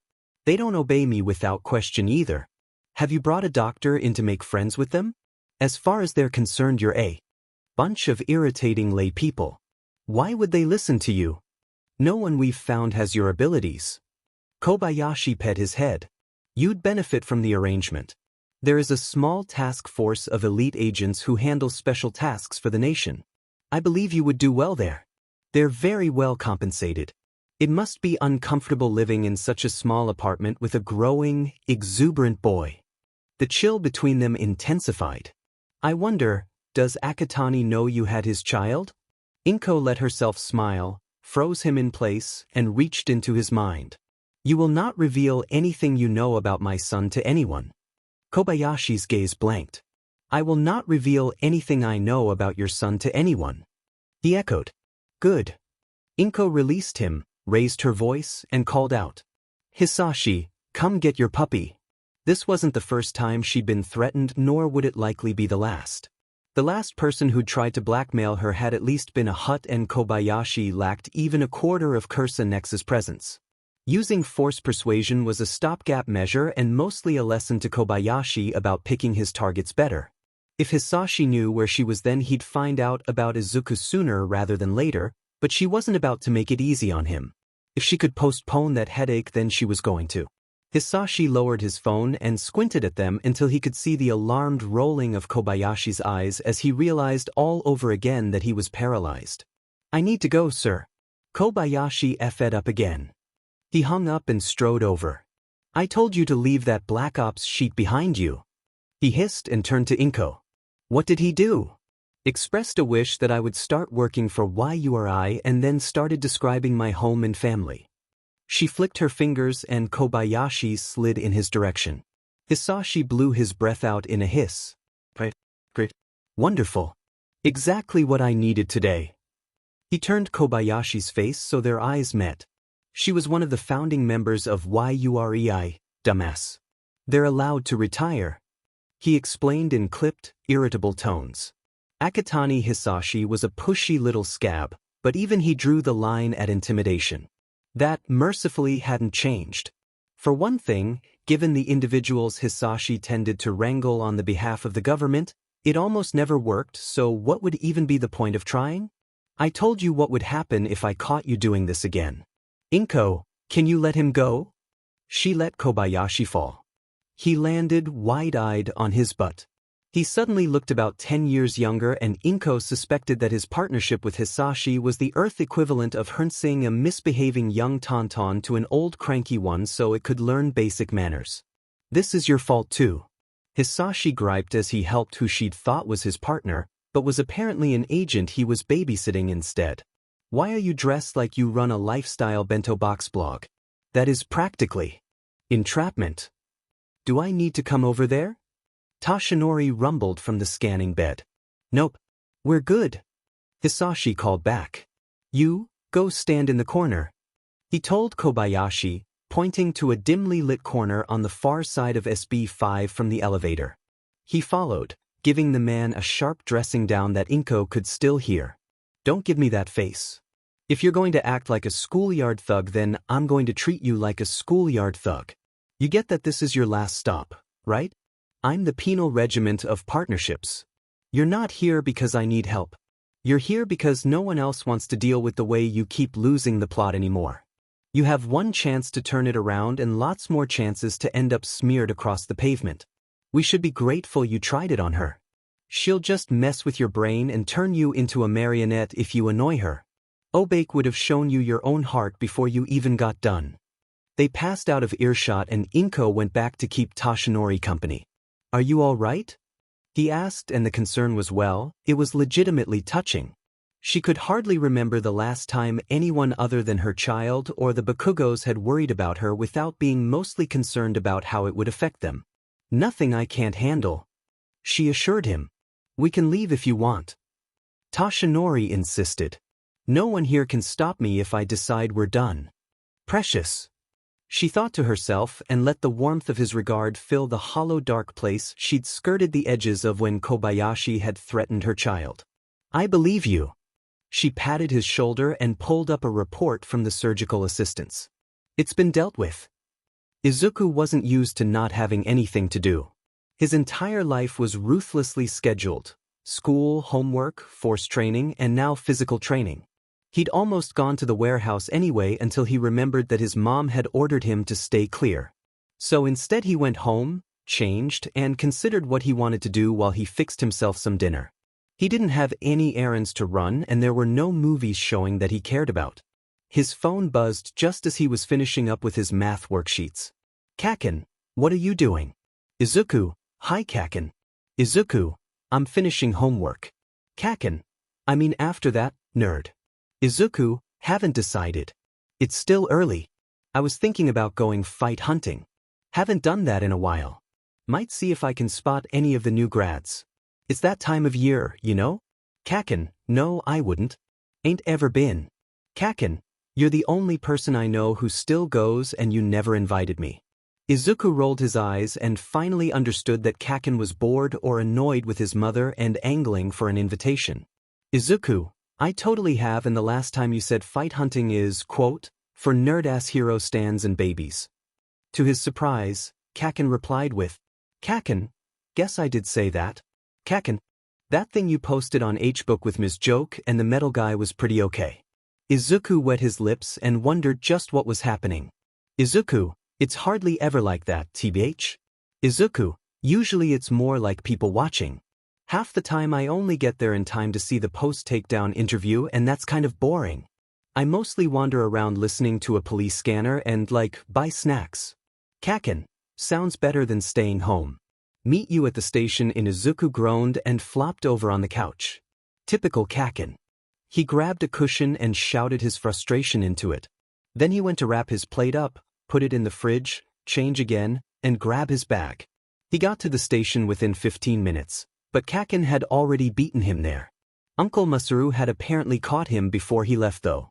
He was dressed in a tight black tank top, a puffy canvas jacket that kept sliding off one annoyingly buff shoulder while Kaken tooled around on his phone, and a pair of slouchy pants that were baggy up top in accordance to his preference in fit but tapered halfway down the leg. Anyone else would have looked stupid in those pants. Kaken just looked like he was posing for the catalog picture that would trick them all into buying a pair. He had his mom's inherent ability to make even the dumbest outfits look good. I see your dad got to you. Izuku observed as he trotted up to join his friend, only too happy to kick him when he was down. Just you FNG wait. Kaken sneered back, which was as good as a yes. He's been wanting to get at you for years. Hasn't caught me yet? Izuku chirped and fumbled his phone out. Hang on. I gotta listen to the scanner to figure out where we're going. What are you listening for? Kaken went over so he could hear the low volume of Izuku's phone. They make an announcement or something? I'm listening to how the dispatchers are feeling. Izuku flicked through the channels, instantly dismissing anyone who sounded too bored or at ease. He stopped on the general channel for Bespin Ward. The dispatcher speaking had a tense, unhappy quality to her voice. That meant Bespin had been having a day and villain activity tended to happen in zones. They weren't organizing, exactly, they just tended to move in the same directions. Oh, found a cranky one. Here we go. Bespin. Bespin was mostly shopping and fast casual restaurants. It was a great place for fight hunting with a noob. Even if they didn't find anything, there'd be ways to keep entertained. Now that he was out, he was looking forward to spending an afternoon out being a normal kid with a, sort of, normal friend. "'S fine, I guess. Kaken led the way onto the platform. We're taking the blue line.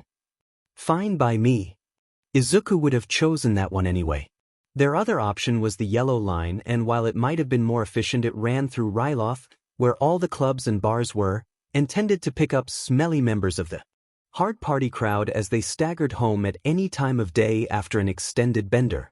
It was after rush hour, so they were able to find seats on the train, and Kaken showed him an article on his phone, a piece about Tiger of the Wild pussycats that consistently misgendered him because he hadn't changed his costume after his transition, even thought he'd held a press conference specifically so people would knock that off. That got Izuku so worked up that they reached their stop before he could stop his rant. Hit pause, nerd. Kaken got him by the back of the shirt while Izuku took a big breath and finally made himself calm down. He opened his mouth to say something, but some dude across the way muttered, "Finally," loud enough for the whole train car to hear, and his face went hot. He'd forgotten about his volume, clearly. Nobody was fucking talking to you. Mind your business. Kaken snapped, bristling enough that the other guy dropped his gaze and didn't say anything else as the doors opened. Come on. Izuku's voice stayed stuck until they'd gotten a few blocks from until Kaken elbowed him and said, "You gonna finish or not?" "Oh, let me put an earbud in first now that we're here," he said as he fumbled the case out of his pocket. "Let me have the other." Kaken held out his hand and snapped when Izuku hesitated. "You can't listen and talk at the same time. Come on." That was a valid point, so Izuku handed one over. "Okay, but stick close. They don't have much range." The dispatcher was a little calmer when he tuned back in, so they might have missed the excitement, but Izuku wasn't willing to try a new area quite so soon. There was a street fair a few blocks away from the train station, and either someone was going to hit it or they were going to go and have a good time. It had been ages since he'd been able to hang out with someone his own age who wasn't with him under duress or their parents weren't around. The street fair was for a local anniversary of some kind. The booths were all local businesses shilling for their particular specialties, but there was food and music, so there was plenty to do and see. Izuku got distracted by someone doing a folk music set, so he didn't notice when Kaken peeled off or when he came back until a churro appeared under his nose. "Oh, matcha." He accepted it and squinted at the bright red one Kaken had bought for himself. "What's that one?" Kaken took a big, happy, savage bite of it. "California Reaper." He chewed for a second and then shrugged. "Allegedly. It ain't that hot. For you maybe. All your heat receptors are dead at this point. I'm surprised you can taste spice at all anymore." Izuku took a bite of his and found it to also be a little bland. It had some chocolate in it though, which improved matters. "I wonder if they're selling CDs. I like this song. Table's over there." Kaken jerked his chin in an arbitrary direction. "Let's go." They were selling little cheap CDs in cardboard sleeves, so Izuku bought one and a little poster because he liked the art. The next group was a weird comedic band, and Izuku found he didn't much like them. Fortunately, Kaken pulled him away and tapped his earbud. Izuku started paying attention again and realized there was a street fight going on 3 blocks away. Unfortunately, oh, it's Kamui Woods. He never really wanted to see that guy again, but slanted a look at Kaken. "We can still go if you want?" "Hell no." Kaken looked a little distant, like he was caught up in a memory he didn't like. "If I never see Barkface again, it'll be too soon. There's probably going to be another fight somewhere soon." Izuku understood that feeling only too well. "Velocity shows up around here sometimes. She's really cool. Maybe we'll get lucky." Kaken nodded and then pointed at a stall. "We're getting croquettes." Izuku looked and saw they had curry-filled ones. He hadn't had enough at dinner, and suddenly they were all he could see. His bodybuilding regimen had trebled his appetite. Oh man, yes. They snacked their way through the fair and ended up taking a picture in front of the ugliest statue Izuku had ever seen. Kaken sort of sneered at the camera, but also made him retake it 3 times so that they both ended up looking good, and Izuku took up more of the shot than the top part of his head and a peace sign. Izuku was full, happy, and a bit tired as the light started to die. He'd kind of forgotten why they'd come out in the first place and was happy to have spent some time with his oldest friend, which had been surprisingly easy. So, of course, that was when a building exploded right next to them. Fortunately, it was a building that had been built up to code. The glass store windows crumbled into little cube-like granules and didn't hurt anyone. The contents of the building, though, went flying out. The Izuku instinctively shielded himself and the people around him from the flying drywall and random twisted bits of what had probably been office furniture. An arm slung around his waist and someone hauled him away from the scene. "Drop it?" Kaken hissed in his ear, pulling him around the corner of a larger, much sturdier building. "Everyone's clear. We ain't out here to get arrested." Izuku realized he'd not just shielded himself. He'd halted the debris in midair. The people around them had also run for shelter, so there was no one to accidentally drop it on. Izuku released it all and realized he had his back to a wall. Kaken had his forearms resting on the brick wall with Izuku bracketed between them. Thankfully, his attention was in the street and not the colors Izuku was surely turning. The word Kabadan echoed through Izuku's head, but fortunately not out his mouth. A hero and a villain plowed out into the street. The hero was a lady in sleek, cyberpunk armor with her face hidden behind a violet visor. "Looks like you guessed right, nerd." Kaken puttered as he pulled them further away from the street. Velocity had her high-heeled boot on the guy's neck, and one of his arms, the one with a sort of fleshy air cannon on it that must have been his quirk factor, was twisted under him, broken. It was basically over. "Gee, guess so."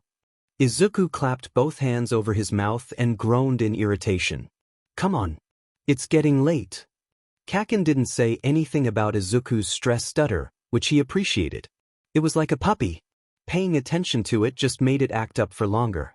They blended into the general exodus of people who didn't want to stick around for the cops and reporters part of a takedown. Izuku wanted to stay, but the police would be potentially looking for a telekinetic to question. He was unlikely to be arrested because he'd clearly had a reflex response to stuff flying at him, but he'd be in for a pro forma warning and lecture if they caught up to him. There were more people on the train heading home, but they found a reasonably open spot to stand even if they ended up sharing a strap hanger. It was fine. Izuku's nerves were still jittery and he didn't mind having someone he knew close by. Kaken was better than most. People gave him a wide berth without really meaning to. He found his voice again once they'd reached Aldra and were in the process of walking home. It's hardly ever that close. Yeah. My ears are still ringing. Kaken was walking a little ahead with his hands stuffed in his pockets. Next time let's just do the festival and leave the villains out of it.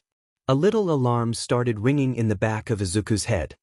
He'd been noticing some little inconsistencies all day, but had been ignoring them until they formed a picture he could interpret. Kaken had asked him to hang out. He never really did that with anyone unless they happened to be out already. Then he might, at a stretch, ask to continue the outing without making it look like he'd asked. Kaken had dressed up. Given his druthers, Kaken lived in skull t-shirts and baggy black jeans worn low on his hips. He rarely got his druthers, being the only son of a fashion designer who specialized in casual menswear. This wouldn't be the first time Masaru had caught him at the door and talked him into changing, but he usually couldn't get his son into an outfit with more than 2 components and maybe an accessory. Counting the jacket and brand new sneakers, Kaken's current outfit had 4. Kaken had bought food not just for himself but for Izuku too, and without being asked. He was legendarily cheap. His parents were well off now, but they hadn't always been. They'd started out in the same middle-class set of apartments Izuku and his mom still lived in before Masaru-san's brand took off. They'd never gone without, but Kaken still remembered not getting pocket money like other kids. He didn't spend his cash on other people unless they spent theirs on him first. Last but not least, Kaken had been early.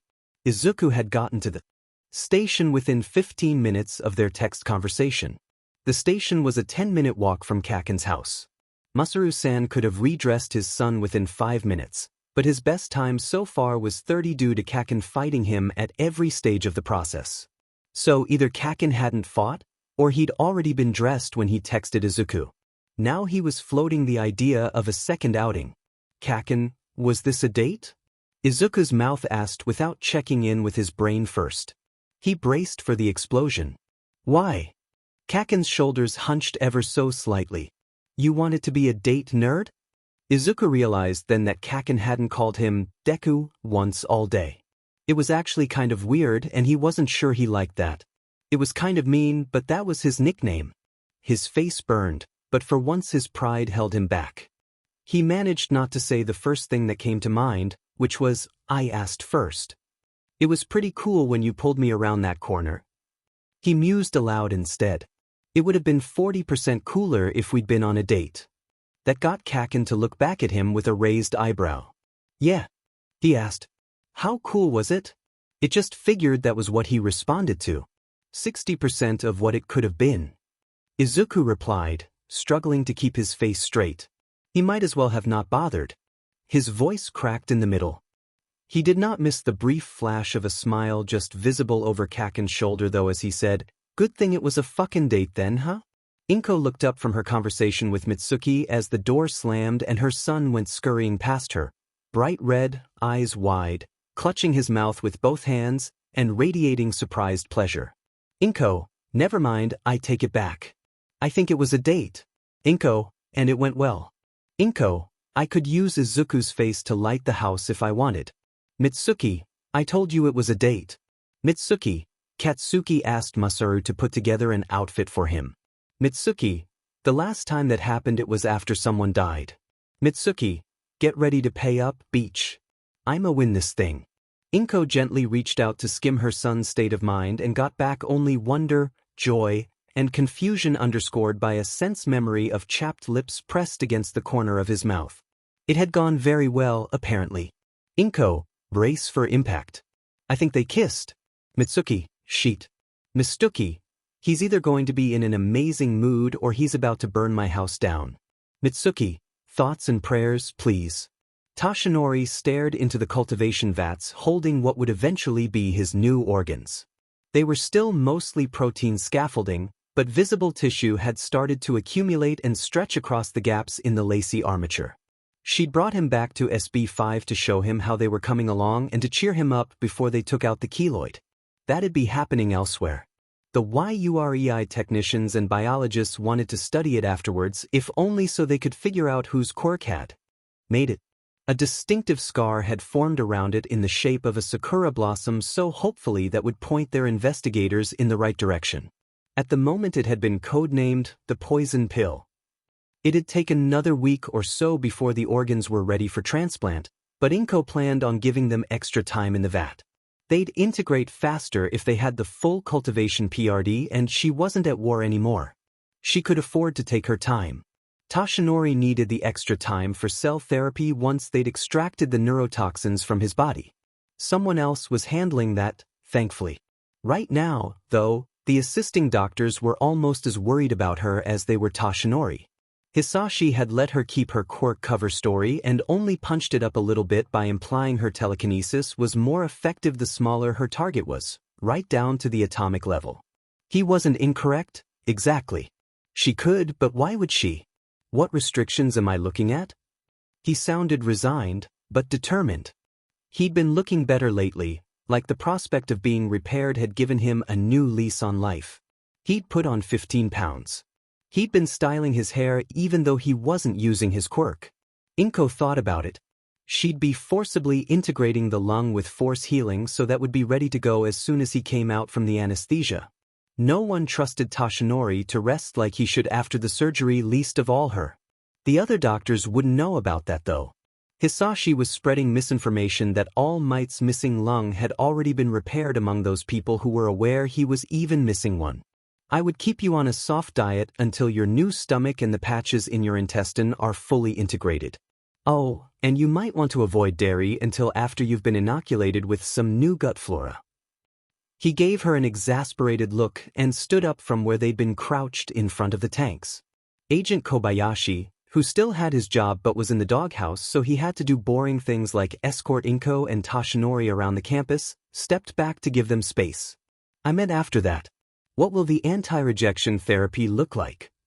Oh bless him, he'd been reading again. No anti-rejection therapy. Inko pointed at the ruby liquid the proto-organs were suspended in. Those are your organs. They contain your DNA. They're being fed by your cloned blood. If there's a rejection, we'll know about it long before I put them in you. Tashinori wet his lips, eyes wide. If that's true, he said after a minute, I will take you and young Izuku to the biggest steakhouse this country has to offer. I haven't had red meat in 5 years. After so long in America? She teased. How did you live? Deprived. He cupped his side. He was doing that more often. All right, I'm ready. I'll radio ahead. Kobayashi was still stiff around her after their little heart-to-heart, but even he sounded relieved. There'd been concern among some that Tashinori would refuse the extraction and he was All Might. Who could force him if he said no? The surgical suite they'd loaned her was in a small clinic that served the research campus's non-emergency needs. It was an older facility and they had the oldest room in it just in case any of the neurotoxin got away from her and they had to peel out the whole interior. Inko appreciated the practicality. Tashinori was laid out on a sturdy examination bed without his shirt. One of the assistants had to look away from the sight of his rail-thin body. The keloid made an angry red lump below his last rib. It somehow looked more malignant than it had before, but she had no sense that it was intelligent. She was projecting and told herself to stop. They were going mostly without anesthesia, just a little bit of a local that the anesthesiologist took care of. Inko hoped while she watched, if she ever ended up needing surgery, that Japan would discover nerve blocks first. She tested him with a few little needle pricks followed by a solid poke. Feel that? He exhaled and shook his head. It's numb. All right, we'll get started in that case. She looked at the hazmat team standing by. I don't know if this thing will try to protect itself. Be ready to contain it once it's been removed. I'll hold it together with my quirk as best I can, but our best option is to work quickly with no mistakes. Am I understood? They nodded. One of them hastened to reassure her. You need a line of sight on the keloid, so that's why we have a clear splatter shield up around you both. He explained. He looked sort of like a purple Syrian with one twisting horn coming out the side of his head, but radiated friendliness as he indicated the little hole in Tashinori's shield. I'll be shielding all might once it's out. If anyone needs to touch it, then that person is going to be me. I'm impervious to all known toxins and poisons, so it's best if I take any hits it has to offer. Earth might be a little technologically stunted, but there was something to be said for the wide diversity of quirks among its residents. Yes, of course. Inko bowed. I appreciate your assistance in this matter. The hazmat team stationed 2 additional agents on either side of her working area. The plan was to catch it in 2 halves of a containment ball and then lower it down into an impermeable transport case. Then the technicians would take it away for very, very careful study. She decided to treat it like an unexploded grenade and contained it within a shell of pure force energy. It was a bit like a personal shield, but intended to contain impact energy from within. The drawback was that it was vulnerable from outside. That was why there were several of Hisashi's junior agents standing around ready to baffle any accidents or potential sabotage. Tashinori squinted in discomfort as she expanded an additional bubble of force to widen the seal his body had made around the keloid enough that she could pull it out through the existing gap in the pocket of flesh it had created in his side. Any pain? She asked. Just uncomfortable. His voice was unsteady. She could empathize. It had to feel exceptionally weird. Keep going. The keloid was a reddish violet on the underside and veiny. It fought to pulse in her grip. Ew. Someone said. W, indeed. Inko thought. It was softer than she'd expected. It had a leather skin on the part that had been exposed to the air, but the interior bit felt very fragile. Be ready. She warned the hazmat team. I think it'll explode once I release it. The interior side is very soft. I think his body was keeping it pressurized. Easy. The purple man said. Yano, Sasha, move in with the hamster ball. Inko floated the keloid into the center of the space between her and Tashinori. The purple man smoothly interposed himself to cover the gap in Tashinori's shield. They closed the shell over the floating keloid and he carefully activated the seal. All right, lower it into the case. He took a breath. Midoriya-san, try and keep it from popping until we've got it closed. Inko closed her eyes and followed the downward motion of the technicians with her feelings. She held firm until the purple man finally exhaled in relief. Okay, let it go. He said after the display on top of the case read, hermetically sealed.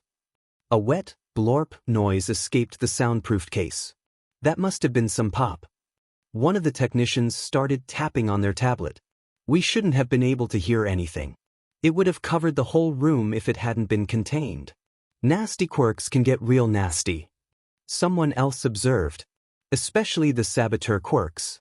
Are we ready for phase 2? Midoriya-san. Kobayashi's demeanor had warmed 5-fold within the past 15 minutes. Do you need a minute?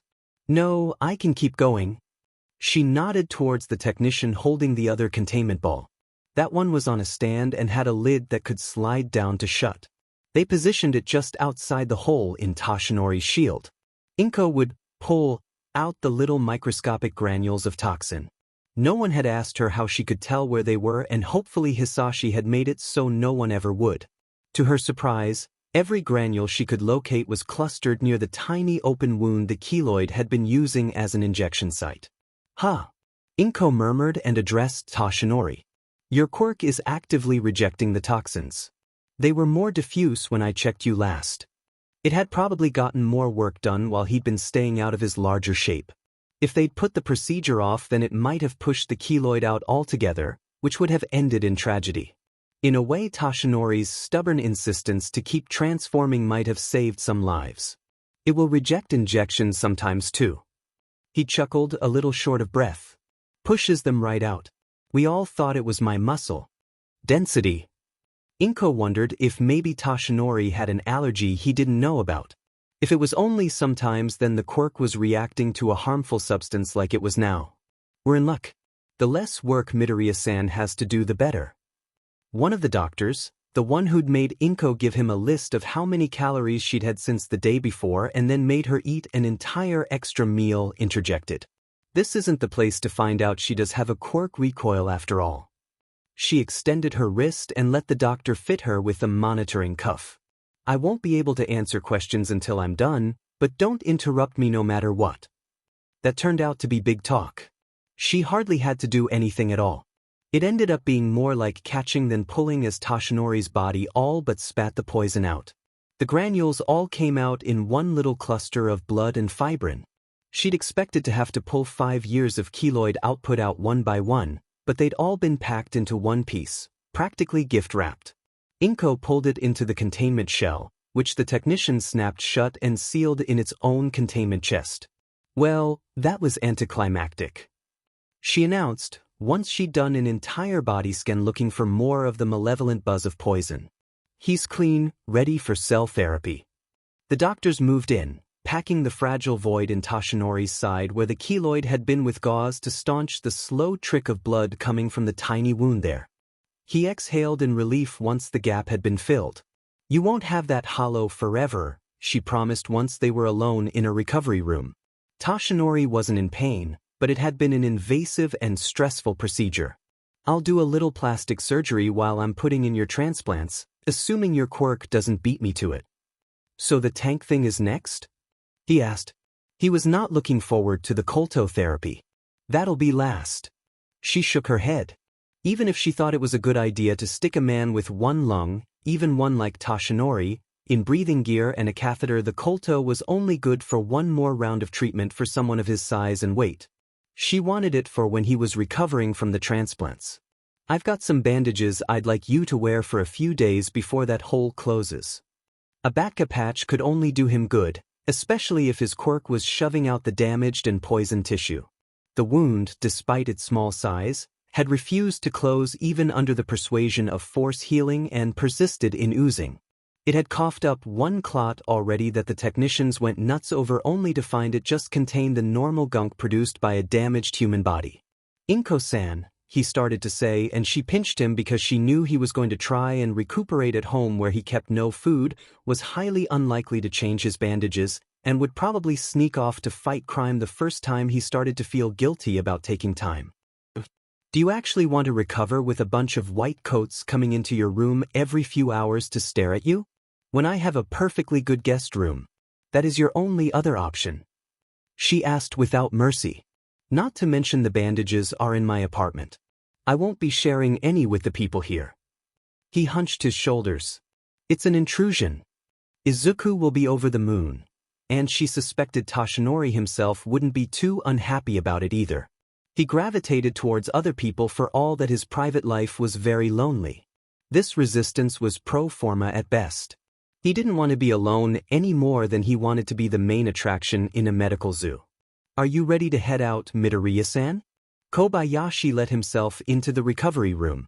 Akatani has brought the car around. He's ready to give you a ride home. Toshinori swung his legs down off the bed, suddenly determined. I choose the guest room. The difference between the boys being friends and the boys dating seemed to be a 250% increase in physical contact. It was less jarring than one might expect, considering one of the boys was Bakugo Katsuki and his willingness to touch or be touched had started very near to zero. Katsuki had been over every single day that week. They didn't seem to have done anything more interesting than hold hands or do their homework, but Katsuki seemed to be more or less in constant contact with Izuku, one ankle touching underneath the table, sitting shoulder to shoulder, or a rare hair ruffle that Izuku would shamelessly cat into. This is precious. Toshinori stage whispered to her as they took in Katsuki's baffled, but pleased expression from their hiding spot in the kitchen.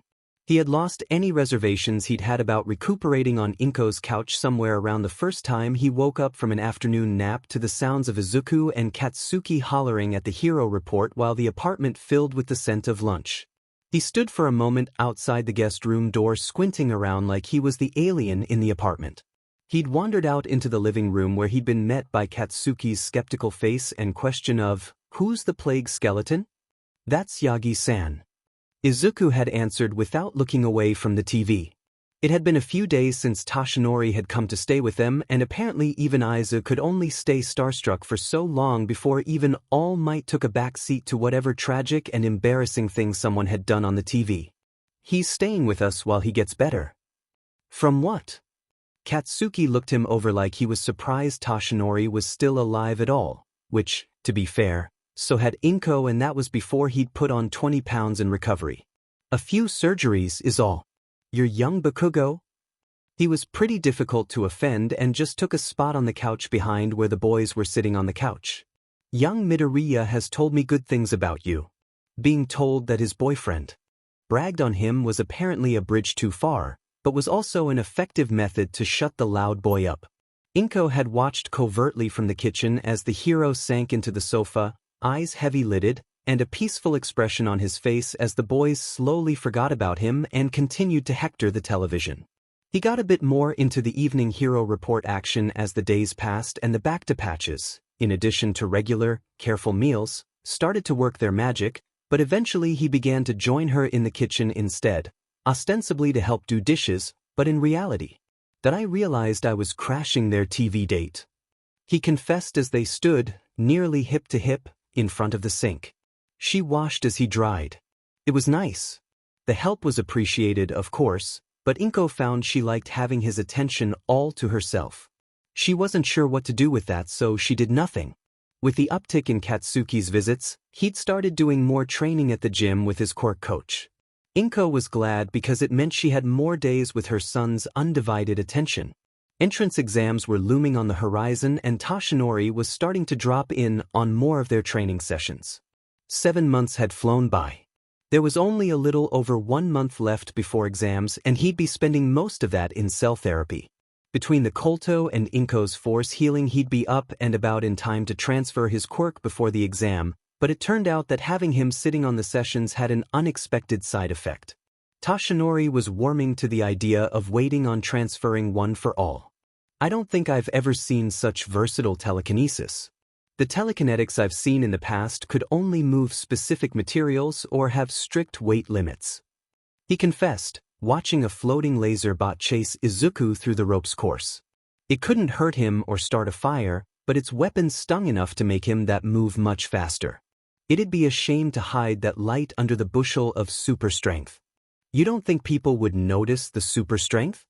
She wondered. He doesn't have to use it outside of an emergency, and I bet we could spin it as telekinesis. Toshinori sighed. He considered her for a minute. To be honest, he'll have some quirks to choose from, and the more I think about it, the more mass I'd like him to have before he starts experimenting with it. Some of the earlier users had blowback issues until their bodies were better able to contain it. I was twice his size and weight when I inherited this quirk.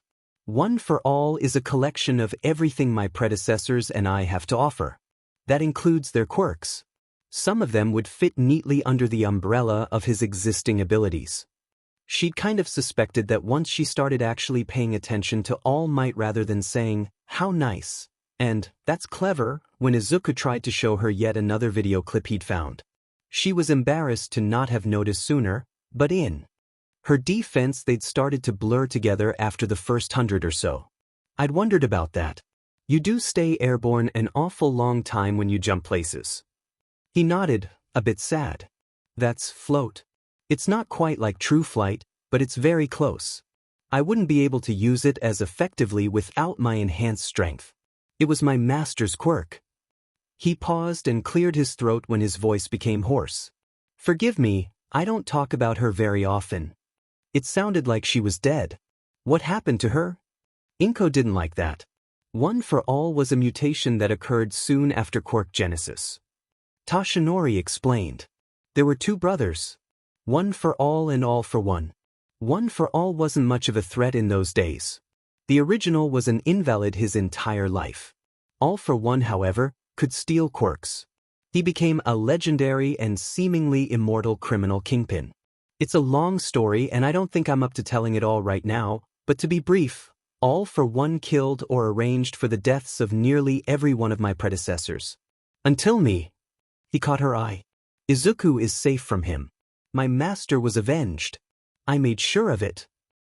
He was trying to reassure her. He patted his side. That's how this came about. She could read between the lines. All for One was dead and Toshinori had killed him. If she understood correctly, he'd taken catastrophic damage in the process. No wonder he'd been so willing to peacefully fade away once he'd passed on his quirk. He'd won. What else was there?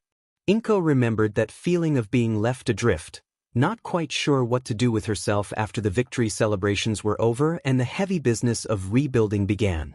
If it hadn't been for what happened to her comrades who returned to the order ahead of her while she stayed behind to help with reconstruction, then she might have gone back too and let the High Council demote her to a farming cloister to live out the rest of her days pulling weeds and chasing nerfs. Only outrage and, yes, fear had kept her motivated to stay beyond their reach. Did she really have the right to chastise him? Izuku, she wasn't worried about. She had been a Jedi Master and a very junior counselor by the time she defected from the Order. That's how she knew who was responsible for so many of the former renegades losing their connection to the Force. Only Jedi Masters were taught Force severance. There were many techniques in the Order limited to the Masters. They were the Order's last line of defense. Few things in the universe that could resist her when she chose to move. I think Izuku will need to be the one to make that decision. She chuckled at Toshinori's flustered look. It's going to be his quirk next. You should tell him about the others, your master at least. Maybe. Toshinori returned his attention to the ropes course. Maybe. Toshinori had anticipated being able to get out of Inko-san's guest room after about a week but the reality was, well, it turned out cell therapy was a lot more involved than what he'd expected, and it had taken months. He alternated between feeling fine, sleeping around the clock, and suffering from splitting headaches. He owed the Midoriyas more than words could say because they kept him fed, watered, on his medication schedule, and feeling human. Inko-san never said anything, but he always felt instantly better when she'd been in the room or had applied one of her homemade bandages to his side. At first he thought it was psychosomatic, but when she made a cell therapy migraine vanish by patting him on the shoulder in passing, he realized she was actually doing something. Young Izuku seemed to have it too, although either not as potent or he wasn't as well trained as his mother yet. Given the fact that the boy was the one to diagnose him in the first place, he was forced to conclude it was part of their quirks. They didn't make a big deal about it, so neither did he. Despite the fact that it seemed like it was taking forever, his other doctors marveled at the speed of his recovery. One for All seemed to have soaked most of the damage, but the little hole in his side stayed open and spitting out what he could only describe as junk for ages. It was the size of a paper cut, but he'd never been so overjoyed to see a wound close before in his life. Finally, 5.5 months after he came to the Midoriya apartment, Inko gave him the green light to recuperate in his own home after he'd shown her the specialized meal delivery service he'd signed up for and pictures of the medical support bars installed in the bathroom. Toshinori towed a dust-covered box he'd last packed in Houston, then moved to Los Angeles, New York, Tokyo, then finally Mizudafu without ever unpacking, and realized he'd made a mistake. His management team had gotten the penthouse for him. He was pretty sure he owned the building and not just the penthouse, but couldn't remember who leased the lower levels of the high-rise. His only criteria for housing had been a landing pad, a bedroom with room for his king-size mattress, and a bathroom with a tub he could fit into, that last thing being what had made his apartment take on a deceptive rosy glow in his memories. He'd forgotten about the rest of it. It wasn't that the penthouse was bare. It wasn't. They'd had an interior designer come through, so he had furniture sort of. It was all vinyl and acrylic in red, yellow, blue, and boatloads of white. He'd never paid much attention to it, much less sat on any of it. He knew better than to try. There was nothing they could have done to that stuff that would prevent it from being pulverized under his weight. After he'd finally walked through the other rooms, not just the space between the bedroom and the door, and was surprised to find he had an enormous glass-walled conference room for some reason with a high-tech view screen that covered the entire wall and a round table that could seat up to 10 people. There were also 2 bunk rooms and a sauna he'd never noticed before that sat for. Belatedly, he realized his managers had made him an HQ and not a place where he could actually live. Contrasted against his recent memories of the Midoriya apartment, he was forced to admit that he wouldn't be getting any recuperation done in his own house. It was too symptomatic of the workaholic he'd become after his injury, and with the tantalizing possibility of full recovery just within reach, it was easier to give himself permission to stand down for a little bit and to realize just how every aspect of his life before he'd met the Midoriyas had been bent towards keeping him at work all day, every day. He wasn't sure how he hadn't noticed before, but the chronic pain and fatigue that came with his previous condition was no joke. Still, there was an honest-to-God mural of his face on the wall that he'd successfully ignored for the brief time he'd lived there and, having now noticed it, could not look away from. He finally snapped a picture of it and sent it to Inko, the one person he thought might understand. "Toshinori, hypothetically, what would it cost me to rent your guest room for the next 2 months while I have the place renovated? Inko, the pleasure of your company.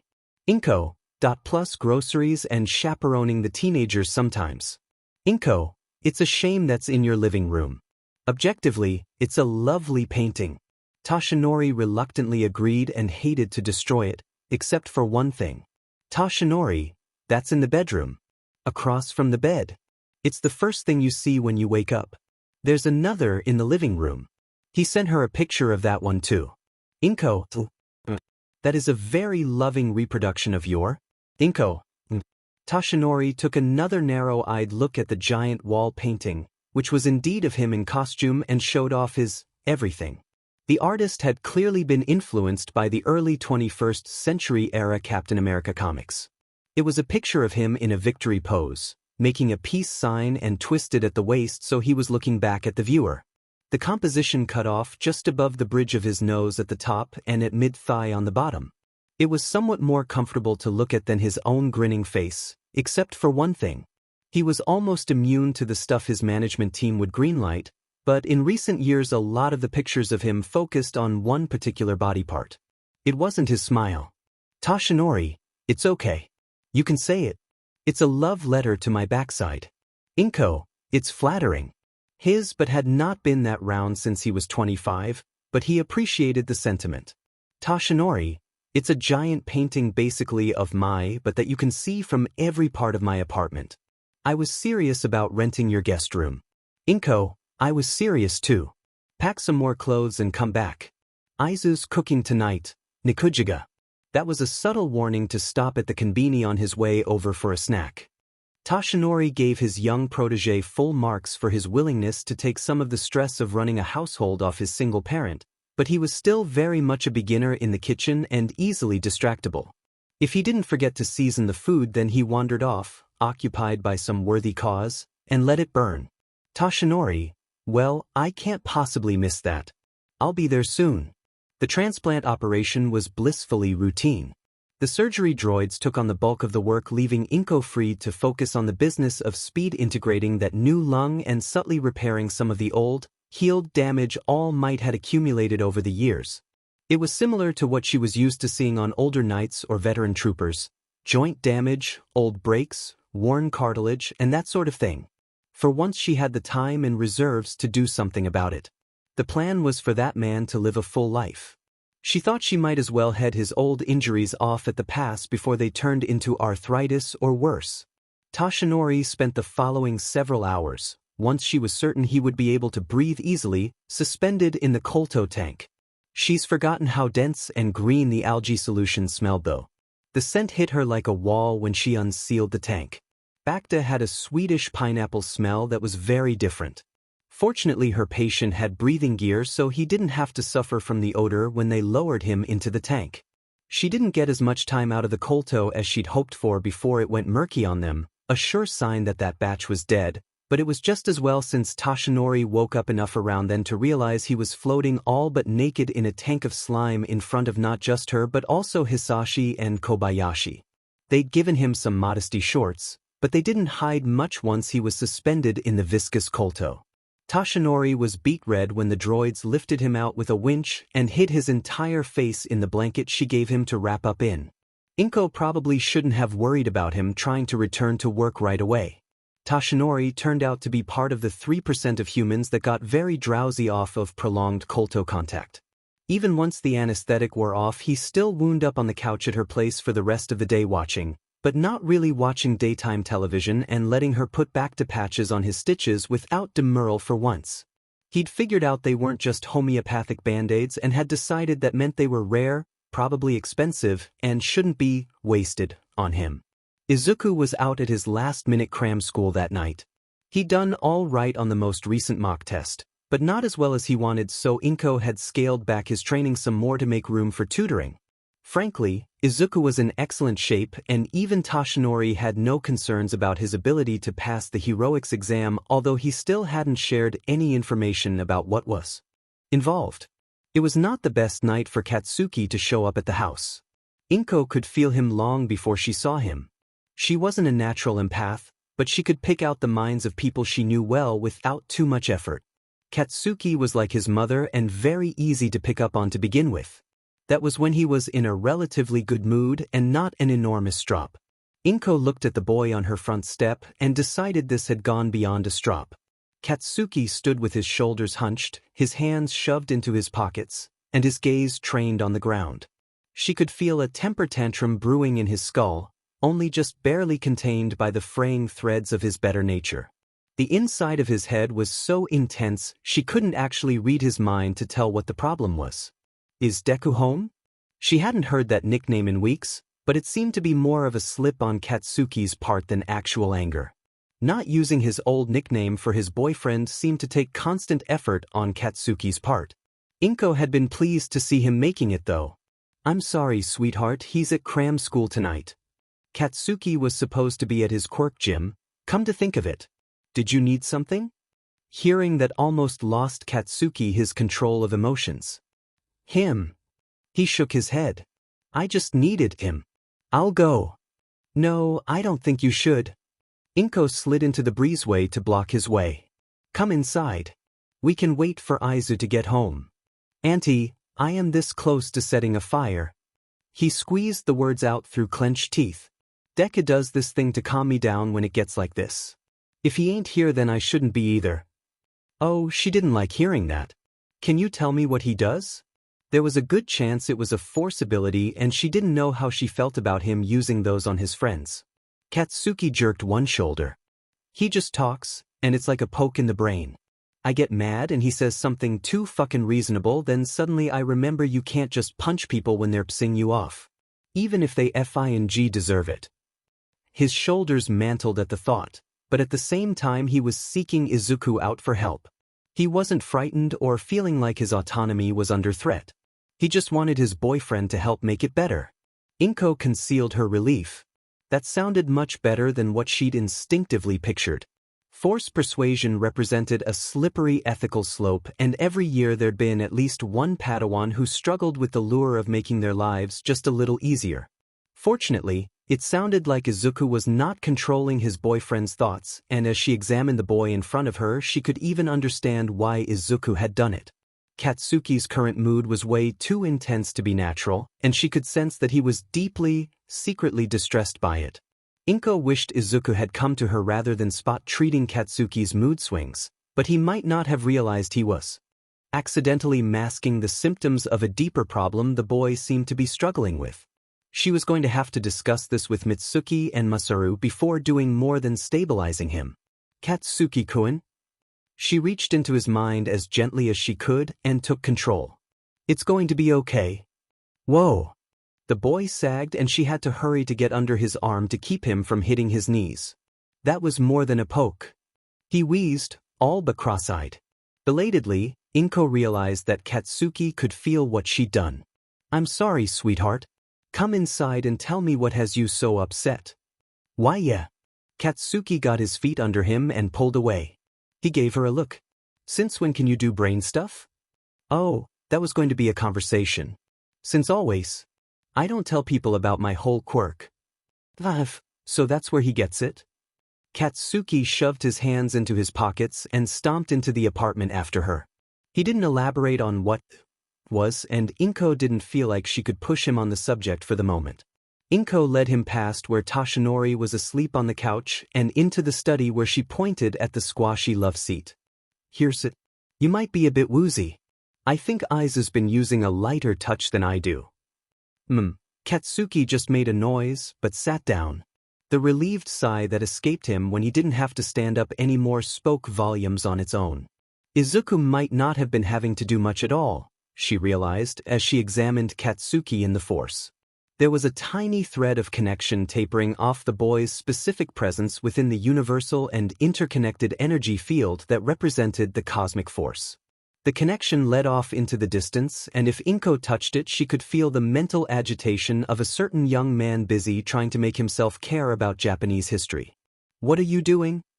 Katsuki leaned away, looking alarmed and uncomfortable as he tried to bat the sensation off him. "Quit." "Oh my." Inko covered her mouth. The boys had a force bond. Really, she shouldn't have been shocked. It happened with some frequency among young force users and their teachers. The relationship between a master and their Padawans straddled the divide between teacher and parent. It happened between other young people as well who were strong in the Force, and that was at least part of the reason why the Council discouraged attachment between young Jedi. Izuku and Katsuki had grown up close as brothers and were on their way to becoming lovers as well. It might be more surprising if they hadn't established a connection. Katsuki wasn't Force-sensitive himself, but was piggybacking on Izuku's sensitivity. That must have been what he registered as a poke in his brain. Izuku hadn't been controlling him. He'd just made contact, and the connection alone must have enough to balance Katsuki out again. No wonder Katsuki didn't seem upset about it. He even seemed to welcome the contact, judging by the way he'd gone. Looking for Izuku as soon as his control started to fight him. "I'm sorry, I was just trying to understand something." She apologized. "Are you all right? You seemed very upset earlier."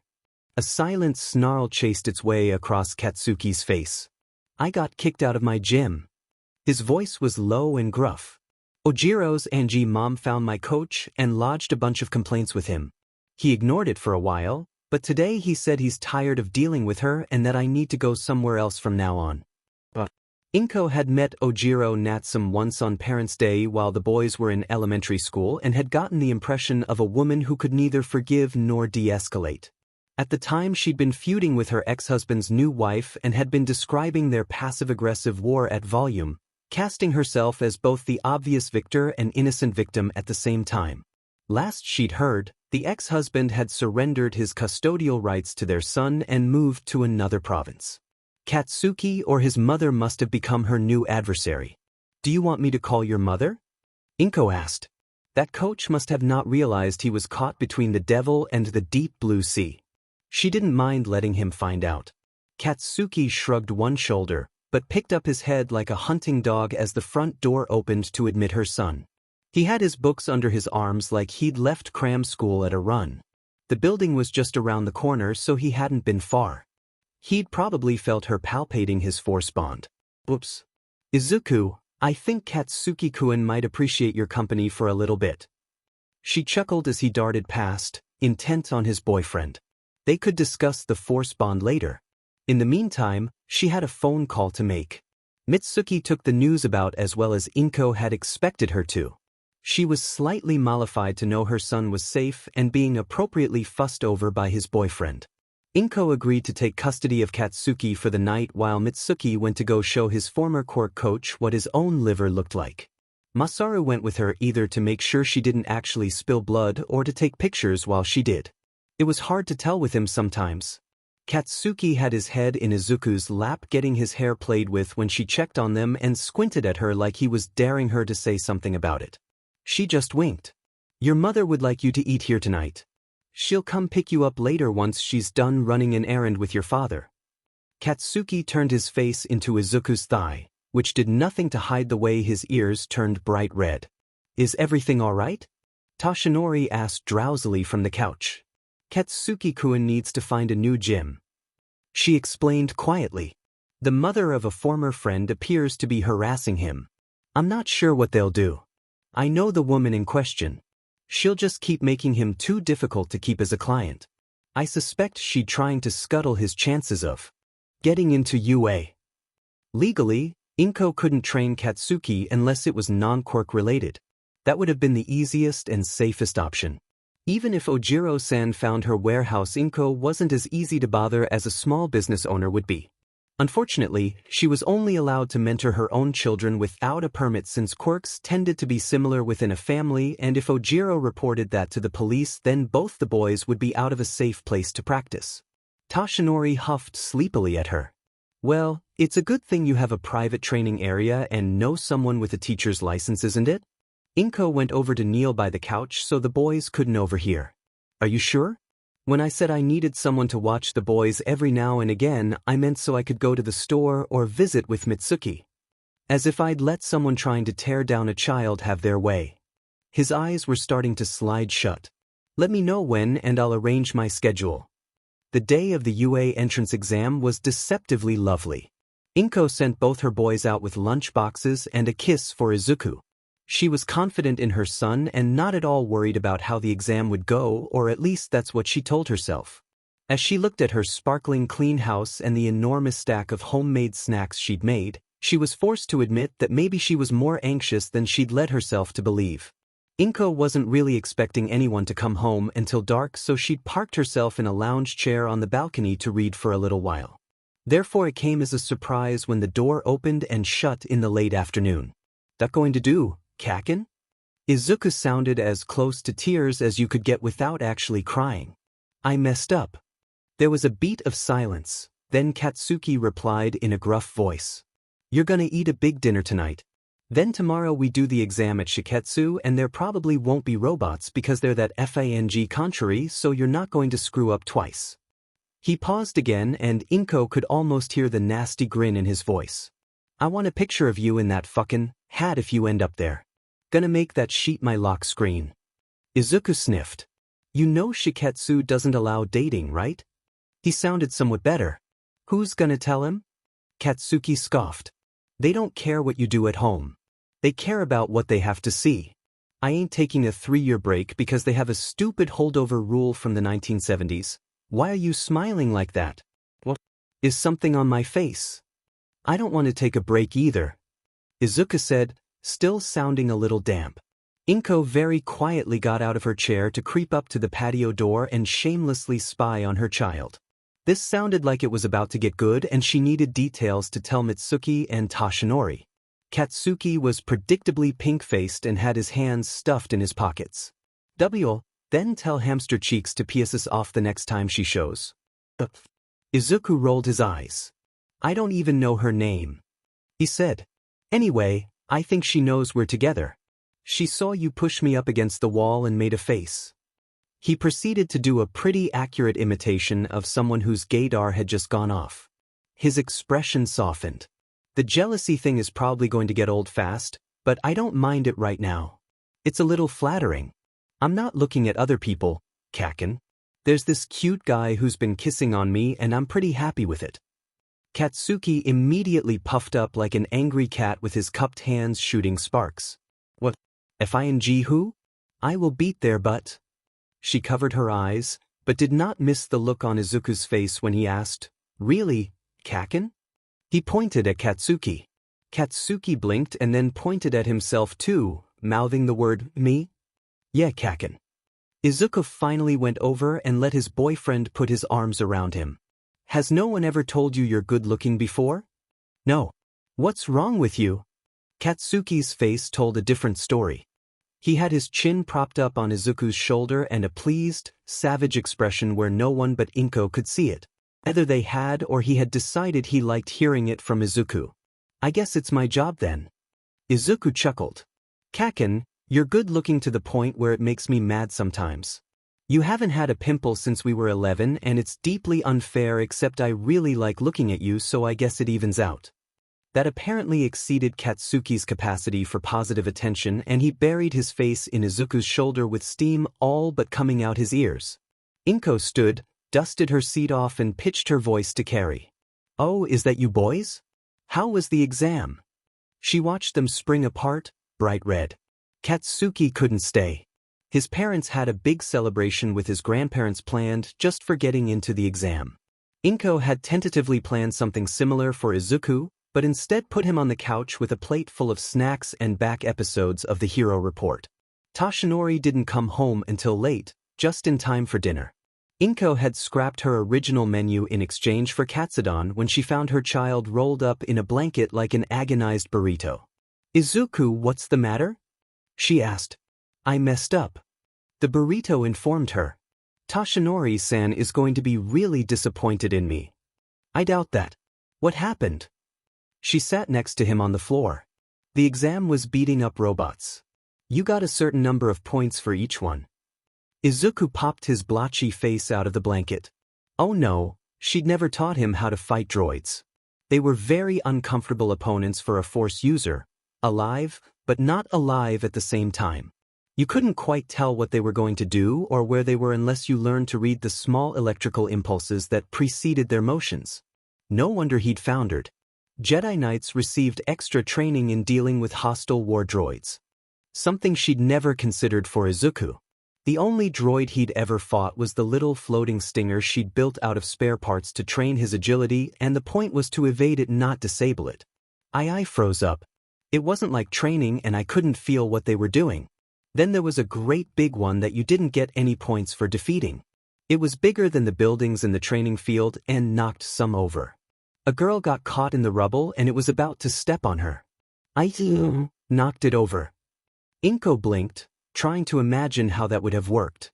It was possible, but Izuku had a problem of getting in his own way when it came to lifting very, very large objects. Technically, it took the same amount of effort for a Force adept to lift a grain of salt as it did to lift a car, but the mind had a hard time accepting that and created the illusion of effort where in reality there was none. It was a common mental block and they were working on it, but she was very surprised to hear he'd managed to push through on his own.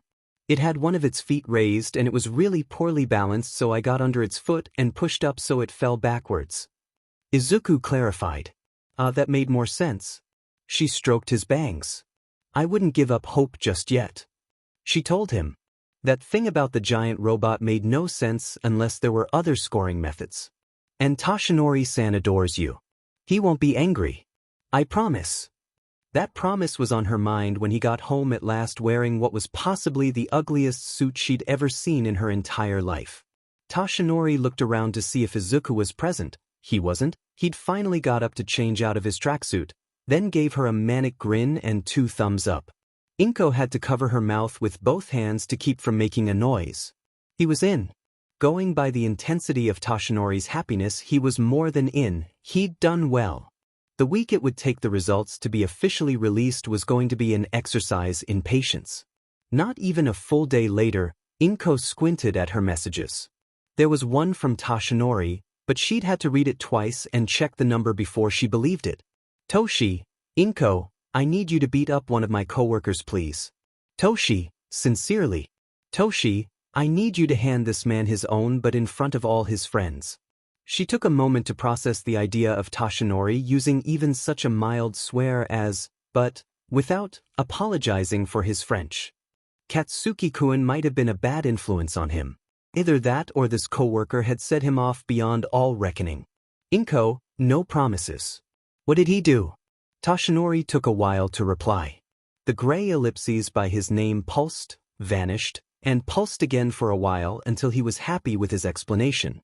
Toshi, he's going to end up as Izuku's homeroom and primary heroics instructor.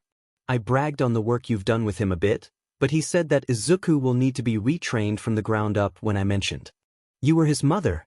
She needed a minute to wrangle with her feelings.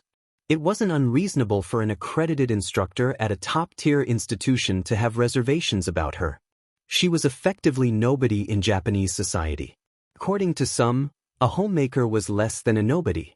They might respect her ability to make a character lunchbox, but not more than that. She'd chosen her cover with care and had made her peace with all the drawbacks that came with it. It was nice that Toshinori was upset on her behalf, though. Izuku would be able to prove himself. He'd worked hard. He showed well. Any idiot would be able to see that. Toshi, then he said he wasn't going to waste time working with a spoiled brat and Izuku would likely be expelled on the first day. It's not an idle threat. Eraserhead has expelled entire classes on day 1 before. Toshi, so I bet my boss 10,000 yen you could take Eraserhead. Toshi, he took the bet. But maybe not any idiot. Inko had dealt with antagonistic teachers before and had dared to hope she was done with it. Izuku had had one in kindergarten who'd been a major quirk bigot and had nearly set the entire class at odds with each other, good quirks versus bad quirks, which very quickly became good children versus bad children, before Katsuki happened to parrot some of her quirkist philosophy where Mitsuki could hear it. Izuku and Katsuki might have been on the good quirk side of the divide, which meant they got their snacks first and more stars by their names on the class good deeds poster, but Izuku was very sensitive to the fact that he didn't really have a quirk like the other children and had asked her one night if that meant he was secretly bad. That marked one of two occasions when Inko had lost her temper since settling on Earth. She hadn't done anything personally. She hadn't trusted herself. Fortunately, she had a best friend who was very easy to weaponize. Katsuki didn't naturally talk about school like some children. It had taken some very targeted questioning to get him to say anything where his mother could hear it, but it was worth it in the end. When Mitsuki went on the warpath, nothing survived. The boys had a new teacher by the end of the month, one who'd had a devil of a time unraveling the toxic class behaviors she'd inherited from her predecessor. Then again, she'd managed to impart the concept of divide et impera to a bunch of 6-year-olds and gave them tips on how to both recognize it in the wild and not to be manipulated by someone trying to use it on them, so maybe the neighborhood had ended up profiting overall. She made herself take a mental step back away from her personal baggage so she could think critically about what he was actually asking her to do. Tashinori tended to view beatings as instructive rather than punitive, so there had to be something redeemable about this eraserhead. They just need to hit him until it rose to the surface. Inko, when and where? Toshi, tomorrow at UA around noon, if you're free? I'll come get you. Toshi, we could do lunch afterwards? As a thank you, of course. She ignored the heat in her cheeks as she read that message. Inko, that would be lovely. Tashinori got caught by Netsu shortly after they arrived on campus right after he dropped Inko off at the ladies' locker room to change. His soon-to-be new boss had some ideas about an exciting surprise for the acceptance letters of the top 10 examinees. Since Izuku was ranked number 7, Tashinori was willing to let himself be led away. Midnight had agreed to walk Inko to the gym in his place. It worked out in his favor. He'd stashed some snacks in his desk and wanted them for during the match. He was actively gaining weight. One for All kept his weight relatively static once he reached a certain point.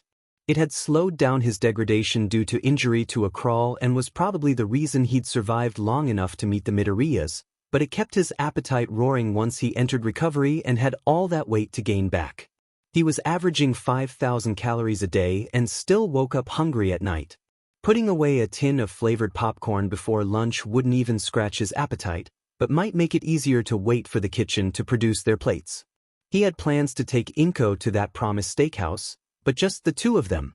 It was purely medicinal after some exercise and not like he was trying to impress her or anything, although he probably would have tried if he'd had any hope that it would work. Nemuri was lingering around the entrance to Gym 5 with a worried look. She was out of her workaday Dimrex gear and wearing a soft-looking hoodie dress and sandals. Are you sure about, wait, did you bring snacks? Tashinori held his tin out of reach. Get your own. Like I'd risk losing a hand touching your food these days. She sniffed. Come on, Midoriya-san's corner is this way. He'd been looking forward to seeing her camouflage for the day and was not disappointed. She dressed in a pair of designer workout leggings with an expensive sheen and looked like they had never been worn before, not even once. They had diagonal mesh panels on the thighs and a cell phone pocket. She had a cropped top, equally new, with the neckline artistically torn off at an angle to expose the soft round curve of her shoulder and the multiple, layered straps of the sports bra she had underneath. It was pink and had W written across the bosom in silver studs. The shirt and leggings contrived to expose a few inches of her curved belly, marked by childbirth with stretch marks and faint remnants of diastasis recti. She'd gone one step further and put on makeup. She frequently wore a little, but this was a little heavier and less skillfully applied with a bit of shimmer on her cheeks. All told, she looked like she'd even never set foot in a gym, much less thrown a punch in her entire life. She was in the process of stretching when he arrived and returned his wave with a little one of her own, but continued to warm up. He realized then that she'd gotten a matching manicure and pedicure to go with her outfit, pink glitter French tips with purple rhinestone hearts on her ring fingers. Izawa meanwhile hadn't even gotten out of his sleeping bag yet. He was a yellow lump on the other side of the gym, back turned towards the center. Namuri had told him stories of the ways Eraserhead liked to psych out his students. He was apparently going to try the same trick today. Inko paid him no mind. Toshinori pursed his lips to suppress the smile threatening to break out across his face. This was going to be good. He and Izawa hadn't started out on the best foot. The underground types didn't care for All Might in general, but Izawa in particular had a way of looking at Toshinori like he was something the younger hero had just stepped in. At first Toshinori had been eager to earn Eraserhead's good opinion. His time limit meant he wasn't around the other staffers too often though. Thanks to Inko, he'd been able to change that and in the process had learned more about his coworkers. Not all of it was good. Izawa was maybe 30 and thus too young to remember what Japan, and Mizudafu particularly, had been like back in his day before there were quite so many spotlight heroes.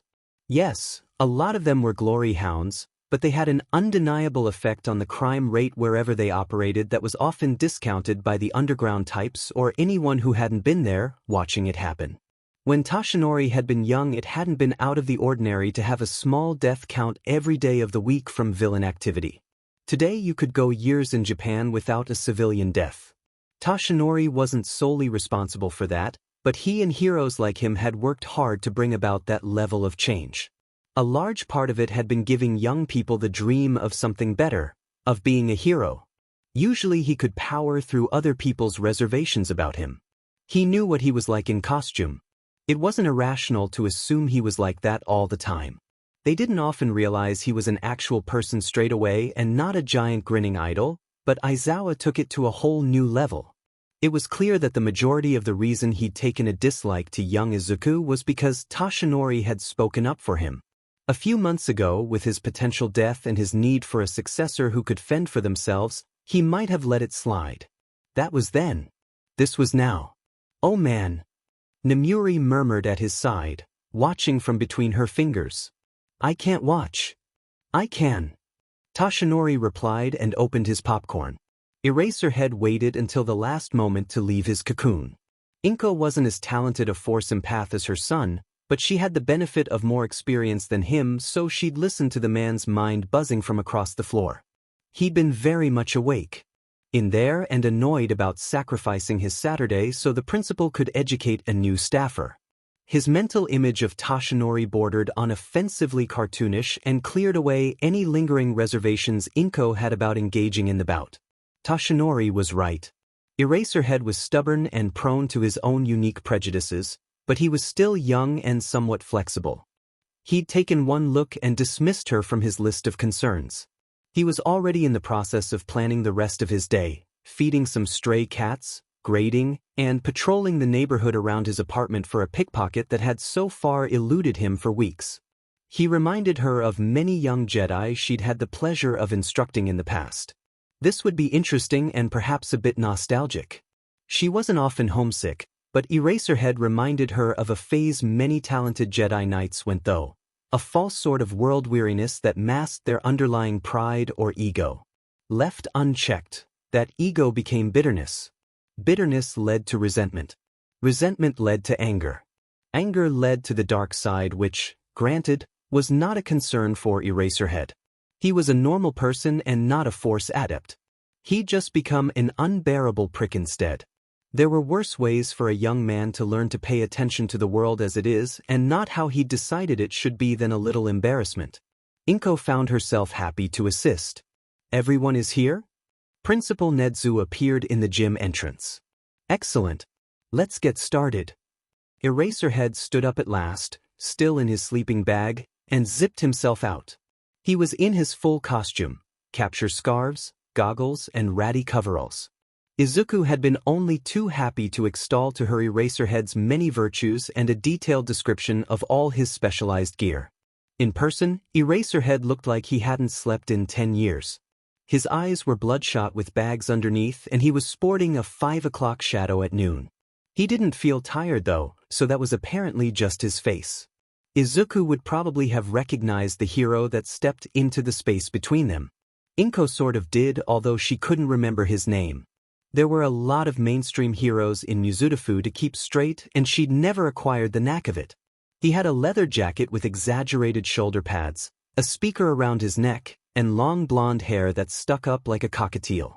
He pointed finger guns at both Inko and Eraserhead. "Are you two ready to party?"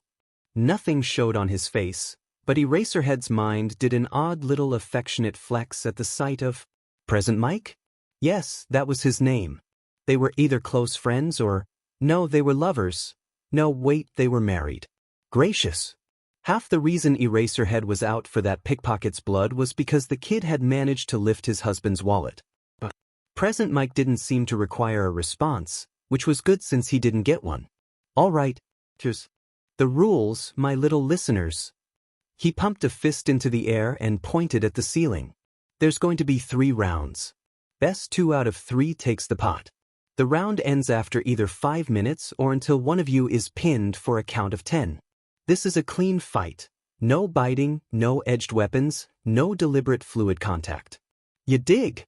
Of course. Inko chirped. Yeah. Eraserhead flopped a tired hand in the direction of his husband. Let's get this over with. In that case, let's stay-arted. Present Mike brought his raised hand down in a chop and booked it out of the ring. Inko felt the force stir and come alive around her in response to the uptick in her heart rate. Maybe this would be fun too. It had been a long time since she'd had an opponent that wasn't her teenage son. Neither of them took a stance. She and Eraserhead stared at one another for a few seconds, waiting for the other to move, until Inko got bored with it and smiled so her eyes shut in a brief blink. Eraserhead took the bait. She felt, rather than saw him move and sidestepped him when he charged with the vague intent to push her over. She crouched a bit to get her fingertips under his hip and armpit and then flipped him, head over heels, onto his back. She boosted his momentum a bit with the force so he hit the ground hard enough to knock the wind out of his lungs. It took the stunned Present Mike a second to start counting. Principal Nedzu, surprisingly, was the one to prod him into action by poking him in the side. 1, 2, 3, 4, 5, 6, 7, 8, 9. Present Mike wet his lips as a red-faced Eraserhead started to try and rock himself upright, like a turtle stuck on its shell. 18. Eraserhead is down. First round goes to Midoriya. Everyone in the gym gasped except for Tashinori and Principal Nedzu. The school nurse, another hero, came over and poked Eraserhead with the business end of her cane. "He's fine," she announced, sounding bored. "Just winded." Round 2 had to wait until Eraserhead got his breath back. The nurse made him sit for a moment and then touched him up with her quirk. She offered the same to Inko, but Inko politely declined once she saw how the woman's quirk factor operated. Eraserhead started the second match with a mad tick under one eye, a wide stance, and his lips peeled up off his front teeth in irritation. He looked like a set-off raccoon. It made keeping a straight face difficult. He launched out of his corner as soon as Present Mike finished the word, "Go." His quirk was not activated, so Inko pulled his feet out from under him. He was ready this time and threw himself backwards so he could land on his palms and handspring upright again. His eyes were blazing red when he came for her a second time, so she couldn't use any force abilities, lest he realize she was able to. She could feel his quirk working on her a little bit. It didn't affect her, but she was aware of it struggling to extinguish something in her that she didn't have to begin with. Eraserhead moved a palm strike at her face and she got a hand under his elbow to redirect it up and away from her. That left him overextended, but he rolled forward to avoid anything she might have tried to do in order to take advantage of it. She let him go, but did make use of the opportunity to make him land on his face once his eyes weren't on her anymore. This time Eraserhead came up with his goggles on. He wasn't using his quirk, but he was taking her seriously at last. She noticed Tashinori eat an enormous handful of rainbow-colored popcorn with great delight. Maybe Eraserhead thought she was distracted. Perhaps she was, but not enough for it to make a difference. He used his scarves to vault into the air. This time he did have his quirk on, but she noticed it started to waver before long. It had a recoil effect. Given the timing, he probably had to keep his eyes open and they'd already been irritated when he arrived. That must have been why he was pretending to sleep. He'd been keeping his eyes shut for as long as possible. How clever! Eraserhead attacked before it broke. She liked his tactics. It was hard to defend yourself from above. His capture scarves looped around her and she waited until just before they tightened, when he was trembling on the cusp of a blink, to disrupt the delicate electrostatic field he used to manipulate them. The scarves fell in a puddle at her feet, including the one in the rafters, keeping him airborne. She actually softened his landing that time, so he hit hard enough to wind up stunned, but not enough to injure himself. Present Mike was faster to start the count this time. Eraserhead was trembling again by the time he hit 10, but didn't manage to get to his feet until a few beats after Present Mike hit 10. Ladies and gentle beings, we have a winner. Present Mike wasn't actually thrilled about having to announce his husband's loss, but he was good at faking it. Midoriya Inko. Wait. Eraserhead's voice cut through the excited chatter of his coworkers as he staggered to his feet. All she could see of his face over his shoulder was one livid eyeball framed by his loose hair and trained on her. Again. Principal Nezu turned towards Inko. It's up to you, Midoriya-san, he said, but his eyes begged her to agree. It wouldn't count towards the bet, of course. That was settled in the first 2 rounds. This would just be to satisfy Eraserhead. I don't mind. Inko wasn't there for the bet, after all. She was there to ensure her child's academic instruction didn't end up getting shortchanged because his teacher thought she was an interfering amateur. Also, the first 2 rounds had been a little too short to be really all that fun. She hadn't even broken a sweat yet. They retreated to their corners, but this time Eraserhead got a bottle of eye drops out of his pocket and used 2 drops in each eye. Then he pushed one of his sleeves back to reveal a heavy cuff around one wrist. He unlatched it using his teeth and dropped it to the ground, where it dented the floor with a loud crack. He removed a similar cuff from his other wrist and both ankles, which left similar dents where they landed. Principal Nezu sighed audibly in the stands. That was probably going to be annoying to repair. Well, if he was going to take her seriously at last, then she owed him the same, didn't she? Inko shifted into a classic consular's readiness stance. It was enough like the Ikemanji Taijutsu stance that Eraserhead would think he knew what to expect from her. Ready? Present Mike wasn't hamming it up this time. Begin. Freed of his weights, Eraserhead was suddenly a much more formidable opponent. He charged again with his quirk activated, but he was stronger and faster. It was more difficult to redirect the force of his blows. Once he'd closed the gap between them, he stayed on her, having figured out that gap was where she was most lethal, and putting his superior height and reach to their best use. That time she started to sweat. He was a better fighter than her son, it was clear. He was also less concerned about hurting her, which led Izuku to pulling punches he ought not to. The force swelled within her, making her faster, more precise, and aware of his movements before he even made them. Still, he wasn't pushing her as far as she could go, and it was a little disappointing. For a second there she dared hope. Jedi consulars, unlike knights, outlasted their opponents. Inko was trained to endure a siege, the silent heart of a maelstrom. She danced with Eraserhead, enjoying the match and exertion anyway, until sweat drenched the back of his costume and he was having trouble keeping his eyes open. She was still fairly fresh. The force fed her stamina almost without her asking. She kept going until he was about ready to drop, because if she ended things any sooner then he'd just get back up again. This time, when she slammed him onto the ground, he didn't rise after Present Mike finished the count. He just lay there heaving for breath with his eyes squeezed shut. She'd have been worried, except he was grinning from ear to ear. She wasn't the only one who'd been having fun. She'd underestimated Eraserhead. He had not considered them anything like equals at the beginning, but had gone out of his way to make it a fairer fight. It had been such a natural choice to him that she hadn't even noticed it while eavesdropping on his thoughts. He was a nicer boy than he let on. Inko beckoned the eye drops over and went to kneel next to her downed opponent. I have your drops, she told him. Left eye or right eye first? Left. Eraserhead rasped. 3. He was an old pro at letting someone use drops on him. He looked up and didn't blink until Inko had dispensed all the drops. He winked the drops in and then said, "Right side now." Once they were done with the drops, she called a water bottle that had been sitting out on the bench nearest his corner. She'd seen Present Mike sneak it over there while Eraserhead had been hanging out in his sleeping bag, but before she'd realized they were married. He let her help him sit up and accepted the water without attitude or fuss. "Who are you?" he asked, lowly, once he'd drained half the bottle. "No one you need to worry about." She patted him on the shoulder and smiled up at Toshinori, who'd brought her water bottle over. "Thank you." She smiled a bit wider than she meant to, high on endorphins and just happy to see him. She noticed he had a tin under one arm. "What is that, by the way?" "Flavored popcorn." He opened the tin and tilted it her way.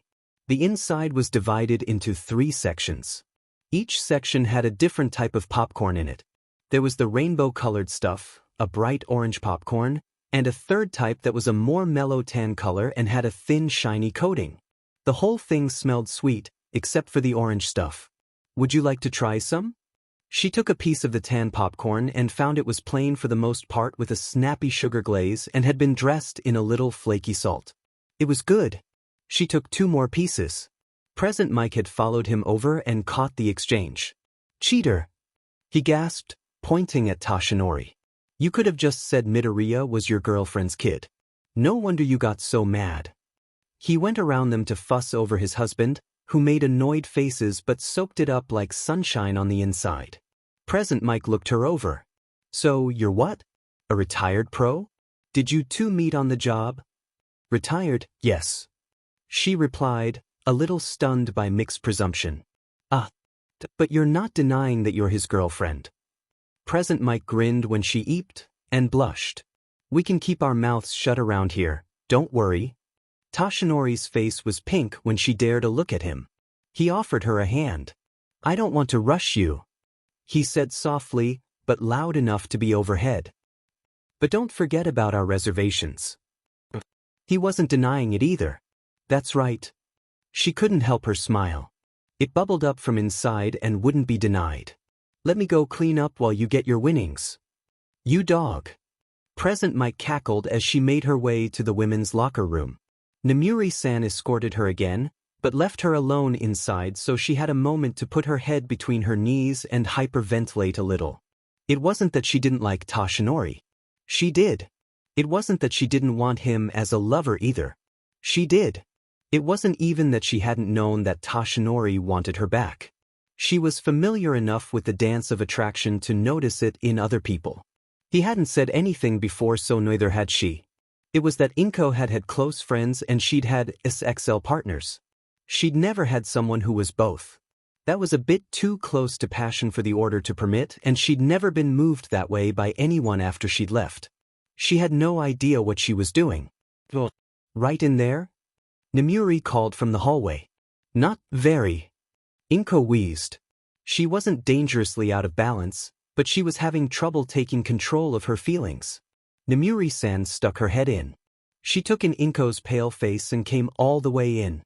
"Let me guess, Mike just tripped you 2 into defining the relationship?" "I suppose so." Inko found herself calming down in the face of Namuri-san's equanimity, as though via osmosis. When she'd calmed herself, her brain began to work again. She could be a friend. She could be a lover. She could be a friend to her lover. That was a start, at least. "We've been getting close. More than close." Namuri-san smiled. He offered to share his food. "That's basically a proposal." "Please, I'm not ready for that." Inko demurred. "Maybe keep it in the back of your mind." Namuri-san advised her. "I have to warn you that heroes don't date casually or do anything casually, really. We're all high-commitment freaks. It's a hazard of the industry."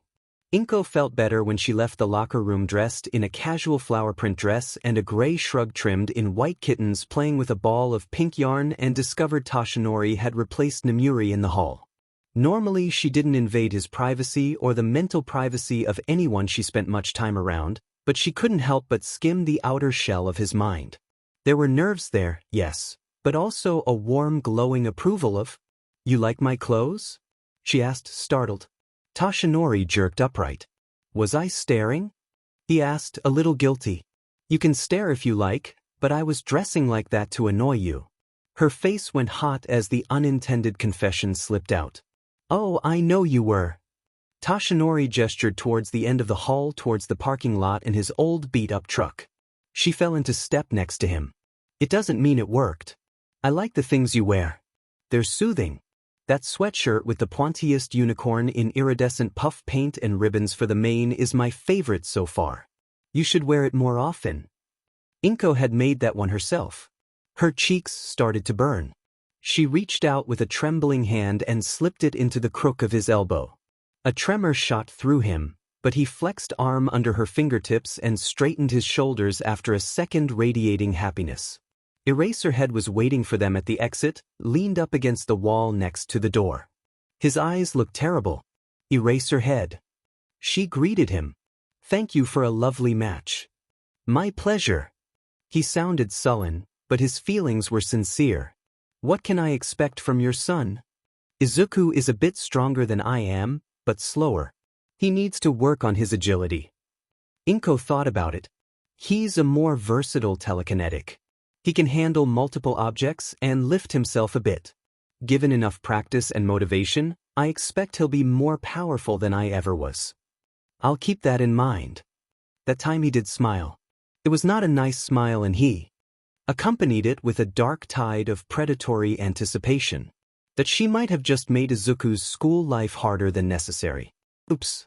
Tashinori moved back into his apartment before the beginning of the school year after having spent an astronomical amount of money to have it turned into a place where a person could live and not a hero agency that just so happened to have a bedroom in it. Inko got the sense he didn't want to, but he'd been dealing with increased media attention after having to give an interview about his permanent move to Mizudafu and got paranoid about leading the press to her door. She got to see the old decor before the painters came through when their first date turned out to be more successful than Tashinori might have been counting on. He'd been banking on a kiss and some conversation when he invited her to his place for coffee. Inko, meanwhile, had been celibate for 15 years plus change, and the last person she'd been with was Hisashi, who was a roll-over afterwards and snore type. Tashinori looked like a cuddler, and she was pleased to find her hunch was correct. The paintings were every bit as bad as Tashinori had said, but the pictures he'd sent her had failed to convey the sheer scale involved. The penthouse had a loft, so the ceilings in the main room were sky-high and the wall painting in there went all the way up. The conference room had glass walls, so there was nowhere in the place save the bedrooms and the toilet where you weren't confronted by All Might's gigantic smile and eerily perky butt. It was no better to wake up to the smaller, more abstract mural in the bedroom. She squinted at it for a moment before a large hand covered her face. "Don't look at it." Tashinori groaned and buried his face in her hair. "I swear the eyes follow me around the room." The newly decorated apartment was much more tasteful and comfortable than the first attempt. The conference room had been gutted and transformed into a library that was already half full. The old boxes she'd spied gathering dust in a corner had turned out to be almost entirely full of books. She'd known Tashinori was a reader, but he'd also turned out to be a collector. The hard plastic furniture was changed out with upholstered things Tashinori could actually sit on without breaking, but Inko noticed that there were normal-sized chairs and lounging furniture as well. She told herself those were clearly for guests and ignored the clever steps framing the counters in the kitchen so that a very short person and a very tall person could use the room at the same time. Likewise, she ignored how one of the guest rooms had been turned into something a young man might get good use out of, and the other had been left empty as though it were waiting for a purpose. Hearing the story of getting his people on board with the renovation was more amusing to think about. The penthouse was owned by All M LLC, although the company was basically just Tashinori's personal assets and the people required to wrangle them plus all his charities. There still had to be a board meeting to approve a design. The winning designers had been a pair of fraternal twins, a man and a woman, who almost got kicked out of the boardroom as soon as they opened their first slide to show the media space with an electric massage chair front and center. The board members fortunately couldn't do it without Tashinori's nod, which he did not give. Instead, he pet his head at the picture and said, "Well, that does look comfortable." I'm afraid I'm abnormally heavy. What's the upper weight tolerance on that? He hadn't missed the stillness that swept over his managers when suddenly they remembered they weren't coming up with an ad campaign or designing a public facility. This was a place where a very large person had to live. It's rated up to 650 pounds. The lady designer replied at once. We focused on furniture lines marketed towards people with mutagenic quirks, so everything is customizable including the load it can bear. This particular chair is very well rated among strongman-type heroes. I was hoping to have something that might accommodate guests, but I'm liking the tone of this. It said. I made a Pinterest board with some thoughts I had on the matter. Would you like to see it? The designers grasped each other's hands with hearts in their eyes and said, Sir, we would love to see your Pinterest. Toshinori continued to pack on weight, although it took time to show anywhere except his muscles. He got a six-pack and basketball-sized biceps before his skull stopped being visible through his face. Slowly, but surely his cheeks began to fill out though, and the two of them stopped getting quite so many odd looks when they went out. His larger form was still much larger than his day-to-day body, so he just looked like a very tall and fit civilian person.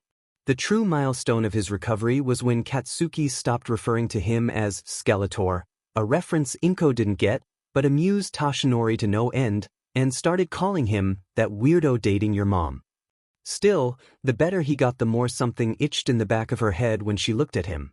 A connection her brain was trying, but failing to make.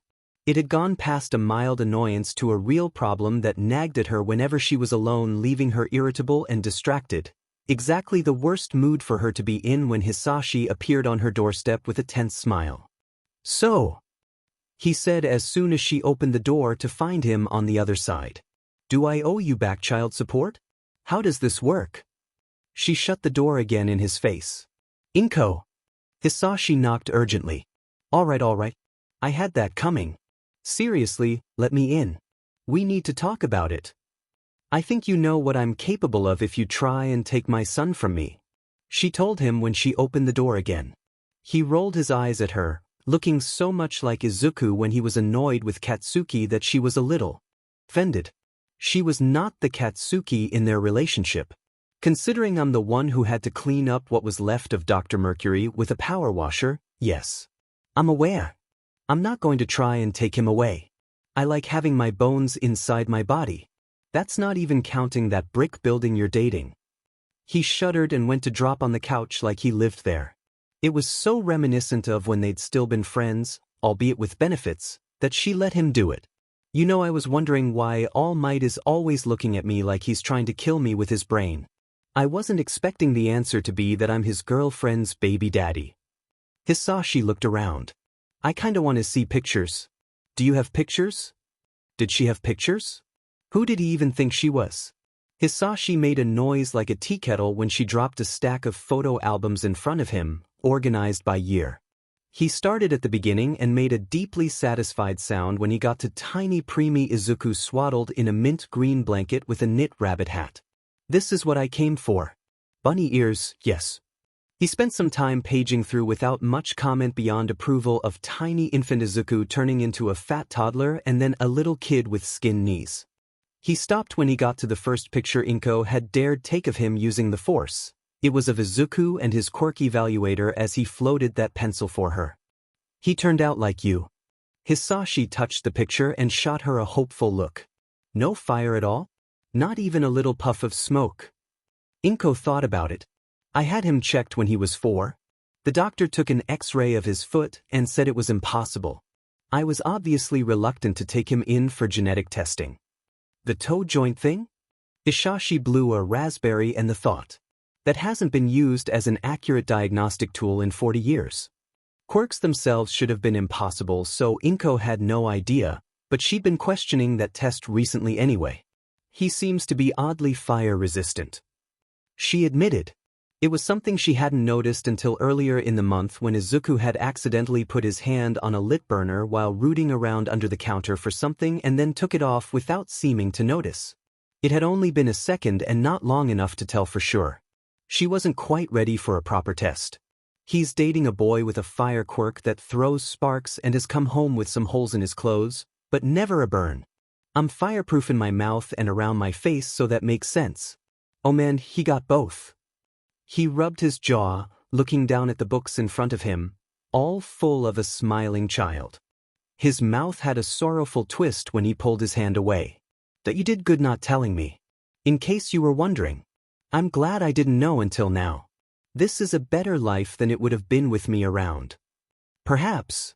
Inko wondered sometimes.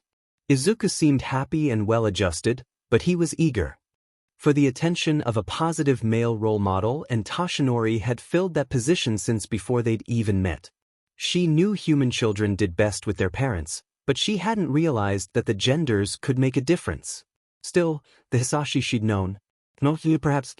Hisashi huffed. I'd have seen it as an opportunity. He gave her an offended look when she made an involuntary noise of disbelief. Inko, it's been 15 years for me too. I wouldn't have left me alone with an alien hybrid baby back then either. We've both changed. You're less of an ice queen and I'm less of an opportunistic vulture. Was that a quote? She asked. There was something about the way he'd said it. Yeah. He waggled his eyebrows. From one of my performance reviews. It was considered a positive at the time. Ah. That sounded about right. I'm afraid Izuku isn't going to be home for a while. He's on a date to celebrate his exam results. The boys were milking that achievement for everything it was worth. There'd been a big dinner at the Bakugo house followed by another one at Inko's place. Then they'd gone on a solo date to an amusement park to celebrate Katsuki taking the first place spot. A week later the boys went to the aquarium to celebrate Izuku making it in the top 10. This most recent outing was to celebrate just getting in when Izuku thought he'd flubbed the test altogether. She was starting to think Katsuki still felt like he needed an excuse to drag Izuku out for a day. Oh yeah, he's about to start high school, right? Hisashi grinned. Where's he going? Inko cherished the flabbergasted look on his face. He was in the top 10 of the heroics exam. Oh, our kid is cool. I always kind of wondered what it would have been like if you'd been young enough to go the traditional hero route. He chuckled. Looks like we'll find out. Hey, so? His smile faded and he leaned forward to give her the serious talk look. This might be overstepping my bounds, but it looks like All Might is planning to stick around you, and the way he acts around Izuku suggests you two aren't casual. Am I getting warm at all? So he had known about Izuku enough to be watching him for a little while. That is towing the line, yes. Inko observed coolly. I trust you have a point?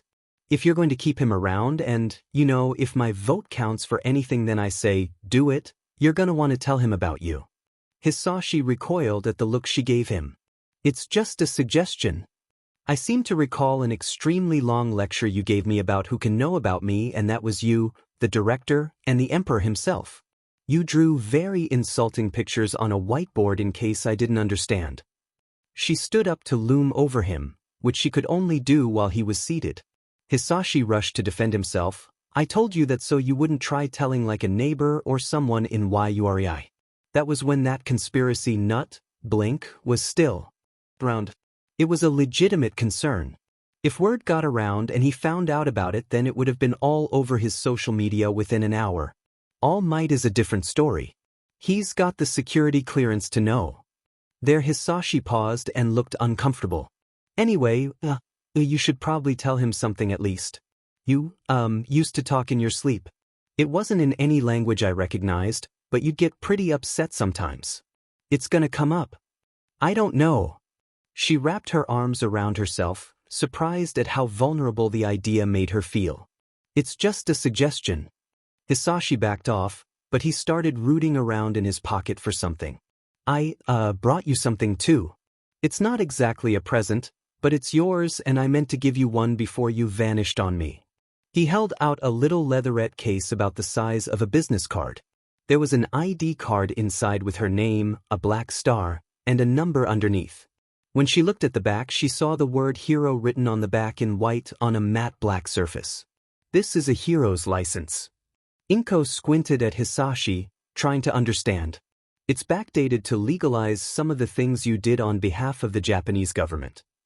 He explained. That doesn't go through the Heroes Commission. It was issued by the Emperor, so there's no exams, it doesn't expire, and gives you the right of summary execution. Everyone in YURI gets one of those these days.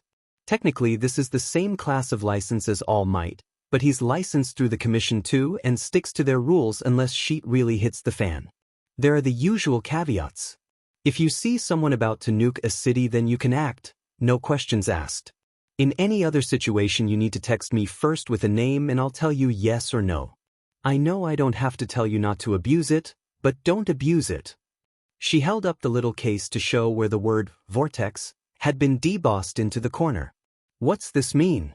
He turned red. That's your code name. His hackles went up as she kept staring. Don't look at me like that.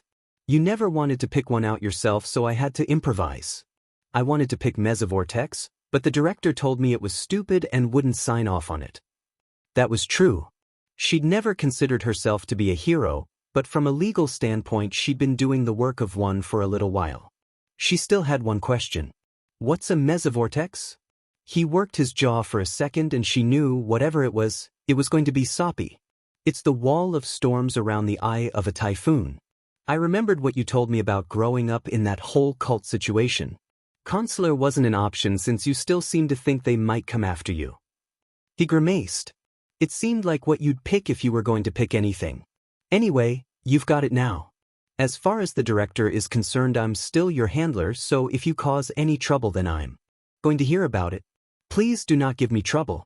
I already have so much trouble. Even with Kobayashi? She tucked the license into her pocket. She couldn't imagine using it, but her son was going to be a hero one day and her lover's co-workers already thought she'd retired from the industry. It might come in handy. Kobayashi is most of the trouble I'm dealing with. Hisashi hissed. Yeah, he seems mature and responsible right up until he isn't. He got salvaged from a secret police training facility in this tiny tin pot villain dictatorship in Southeast Asia and has a very tenuous grasp on what's okay among civilized people. When he deviates from the script, he makes me look housebroken by comparison, and I set the Kremlin on fire once. He'd told her that before. Inko still didn't know what the Kremlin was and wasn't interested enough to look it up, but it sounded important and burnable, so she nodded to show she understood the gist of his complaint. Something occurred to him just then. Oh God, we made a kid. Hisashi pulled on his hair. What if he turns out like me? He slid down in his seat and fell over on his side. What if he turns out like you? You thought it was a good idea to brainwash the Prime Minister the one time. Oh good. They'd reached the elaborate meltdown phase of acceptance. Inko got up to make herself some tea. To make matters better, Toshinori let himself into the apartment right in time for Hisashi to holler. The one time I tried to take a vacation, I ended up getting chased through St. Petersburg by the KGB. I wasn't even going to Russia. I was going to California. I was going to learn to surf. Toshinori paused halfway through sliding his shoes off with wide eyes. Hisashi found out about Izuku. She told him quietly. Now he's remembering some of the things we got up to when we were younger and panicking about it. Why aren't you panicking? Hisashi glared at them over the back of the sofa, clinging to it with hands like claws. I wanted to get rid of a tree stump once when I was 12. I had no resources except a library and whatever I could find in my uncle's tool shed, but I still blew my eyebrows and half the garage to smithereens. He's got 20 IQ points on me. Hopefully also a better chemistry curriculum. Toshinori replied faintly. You think that's going to make the explosion smaller? Hisashi hissed. I think if he wanted to blow something up, he'd ask his boyfriend nicely. Toshinori went over and kissed her on the cheek. Do I need to throw him out? He whispered in her ear. She shook her head. No, he's not challenging my custody rights. This is just him processing, I think. I cannot be a father. Hisashi continued to mutter to himself and started to get a little twitchy around the eyes. If you need someone to vanish into a van and never be seen again, then, yes, sure, I'm your guy. Oh, that's where it came from. Toshinori observed quietly. He went to stand behind her and hug her from behind as they watched the father of her child quietly lose it on the couch. Hisashi took off, still wild-eyed but not actively talking to himself, around the time Izuku texted to say he was on his way home. Hisashi immediately remembered some mysterious errand he needed to run far, far away as soon as she told him. It would probably be a while before he was ready for a face-to-face meeting. His advice lingered on though, and Toshinori was sensitive enough to her mood to pick up on it at once. They were eating dinner together. It had become a habit even after he'd moved out.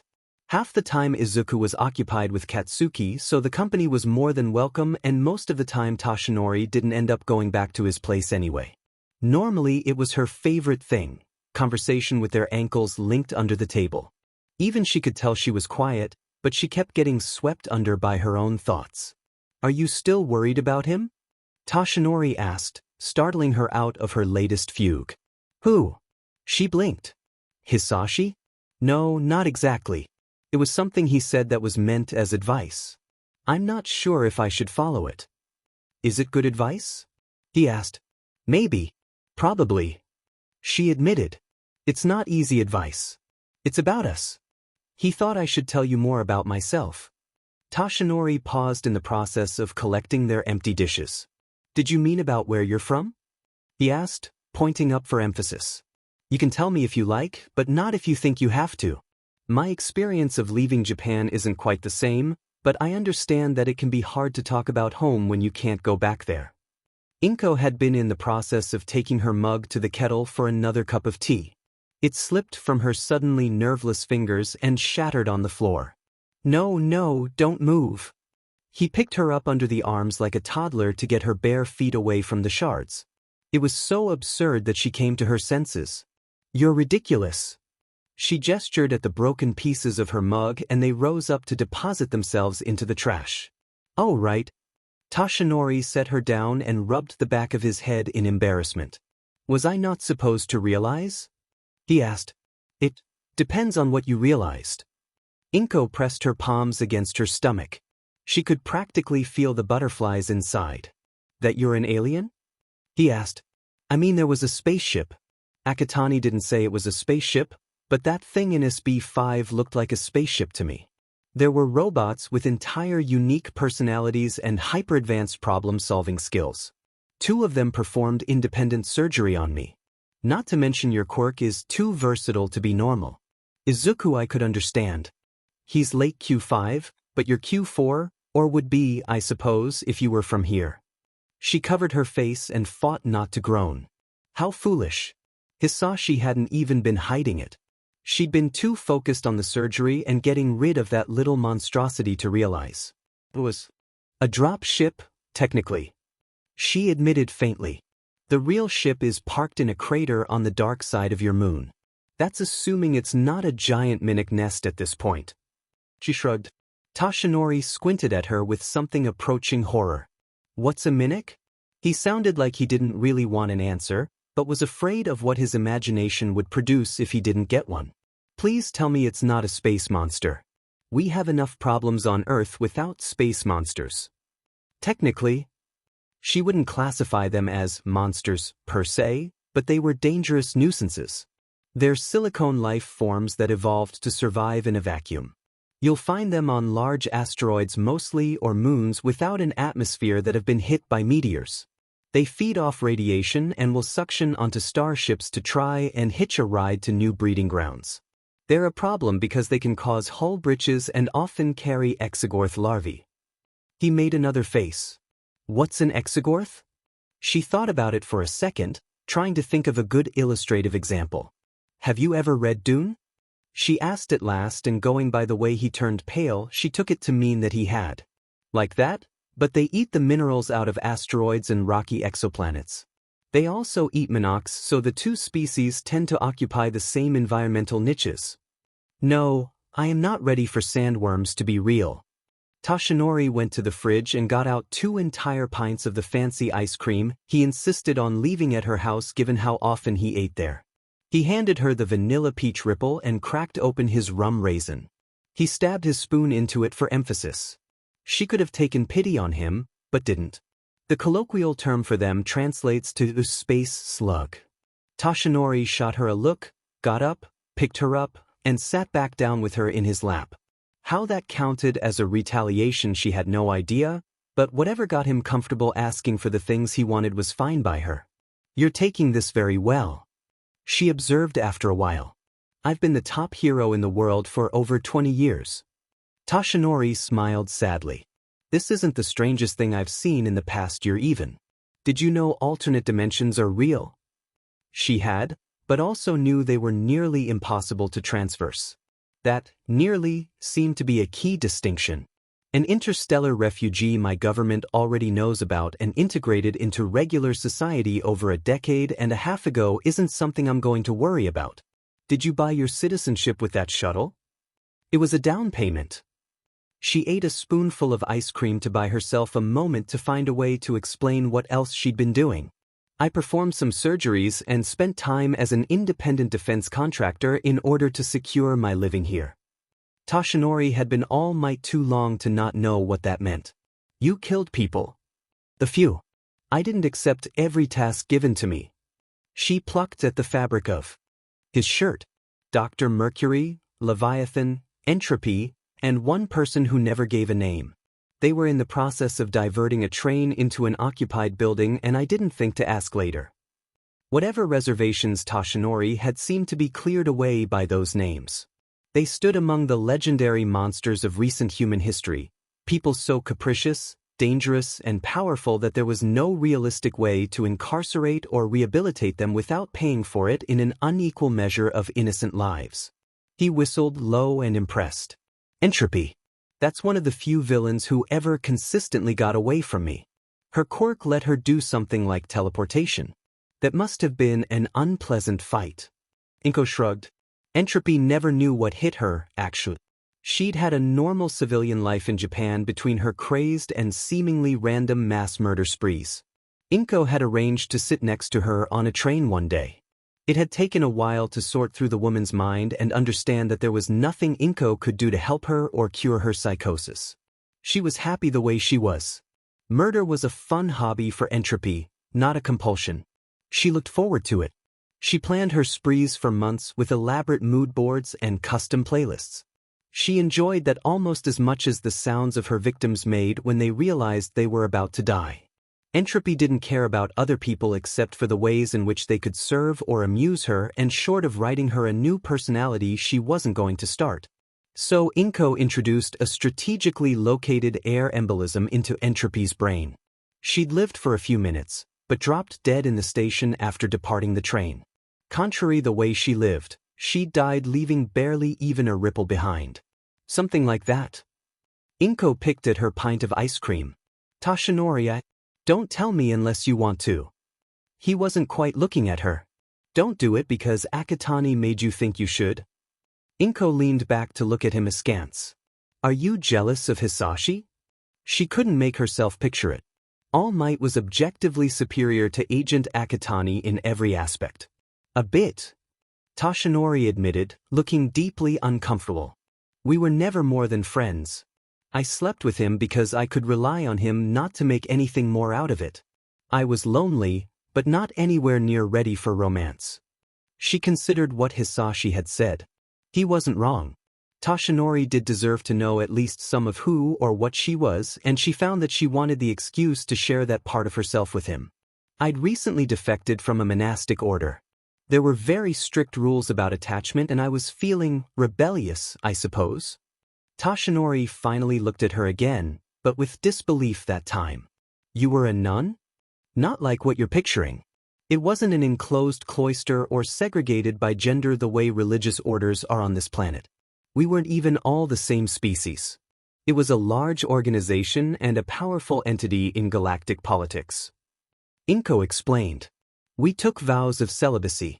The rule against SXL relations wasn't enforced, but marriage and passionate feelings were strictly forbidden. I was very unhappy with the order when I left, but I didn't fully renounce my vows until I came to Earth. That discontent influenced my decisions, but even then I knew I was not emotionally available.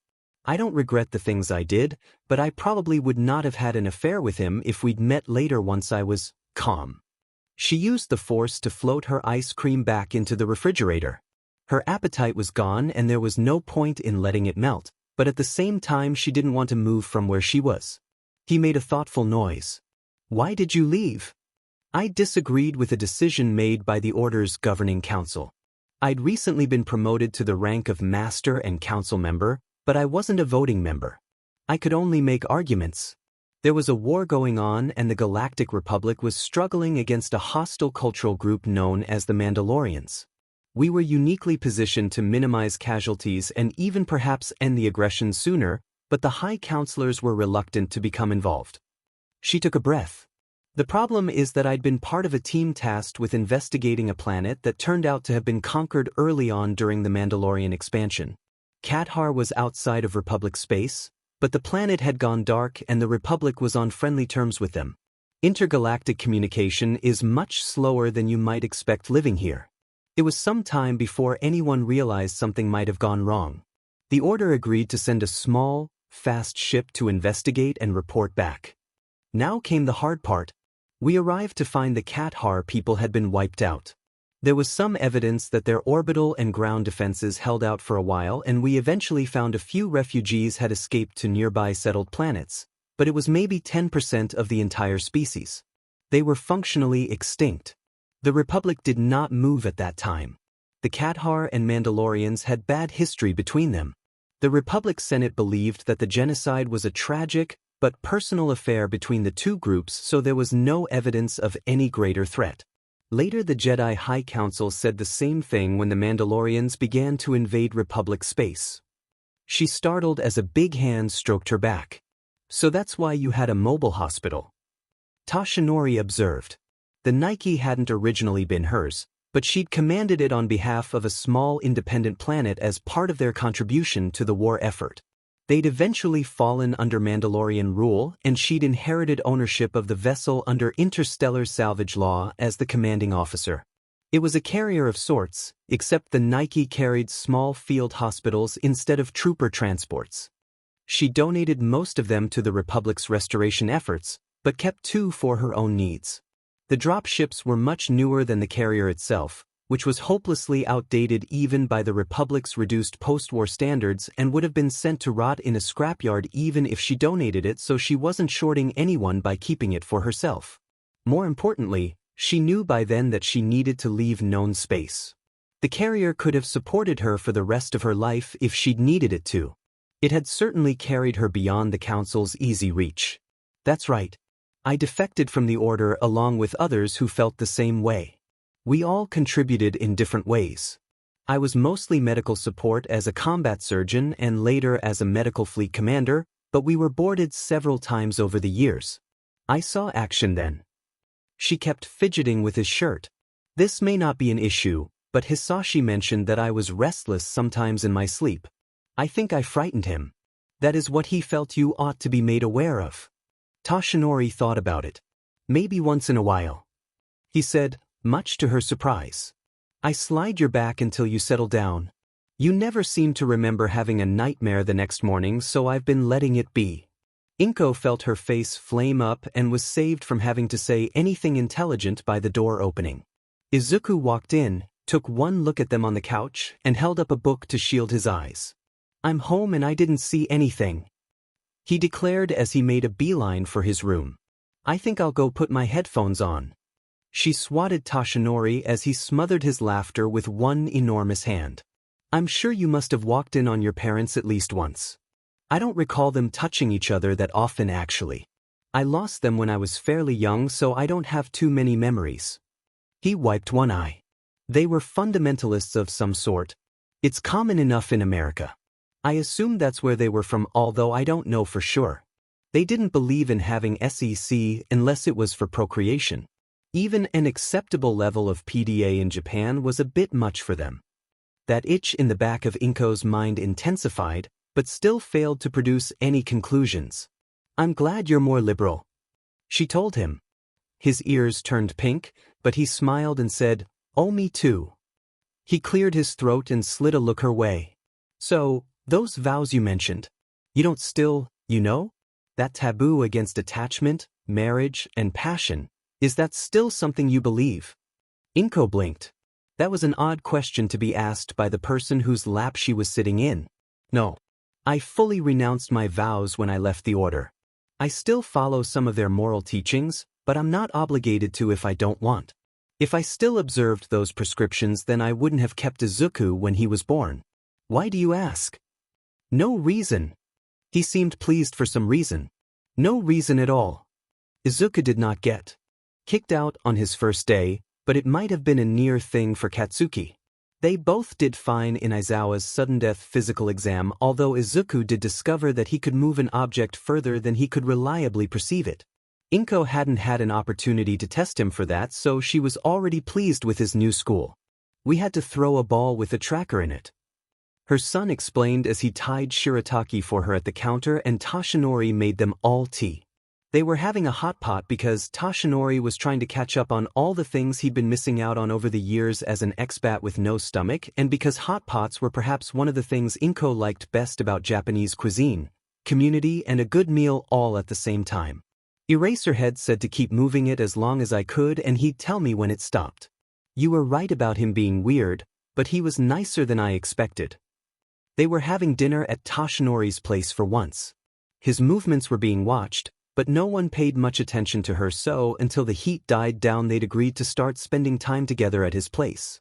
It was easier for a middle-aged woman and her somewhat plain-looking son to move around than it was for a 7-foot-tall blonde bodybuilder. What is this I hear about young Bakugo almost hitting another student? Toshinori asked as he set Izuku's mug in front of him. It was a limited edition all-M brand cup from a run of only 75 worldwide.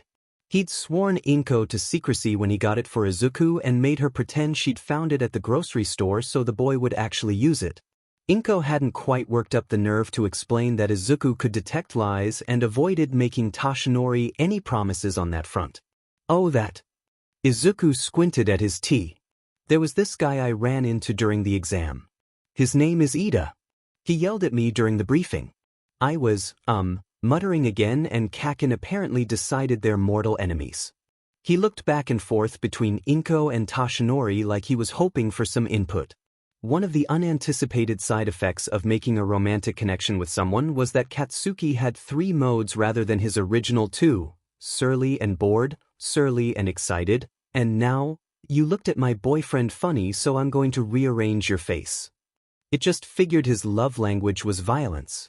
Inko would have been more upset about that last one, except the only thing Katsuki seemed to get consistently upset about was when people wouldn't let Izuku talk or if they made him feel bad about it. She was too much of a mother to disapprove of someone so willing to make sure her son had room to be heard.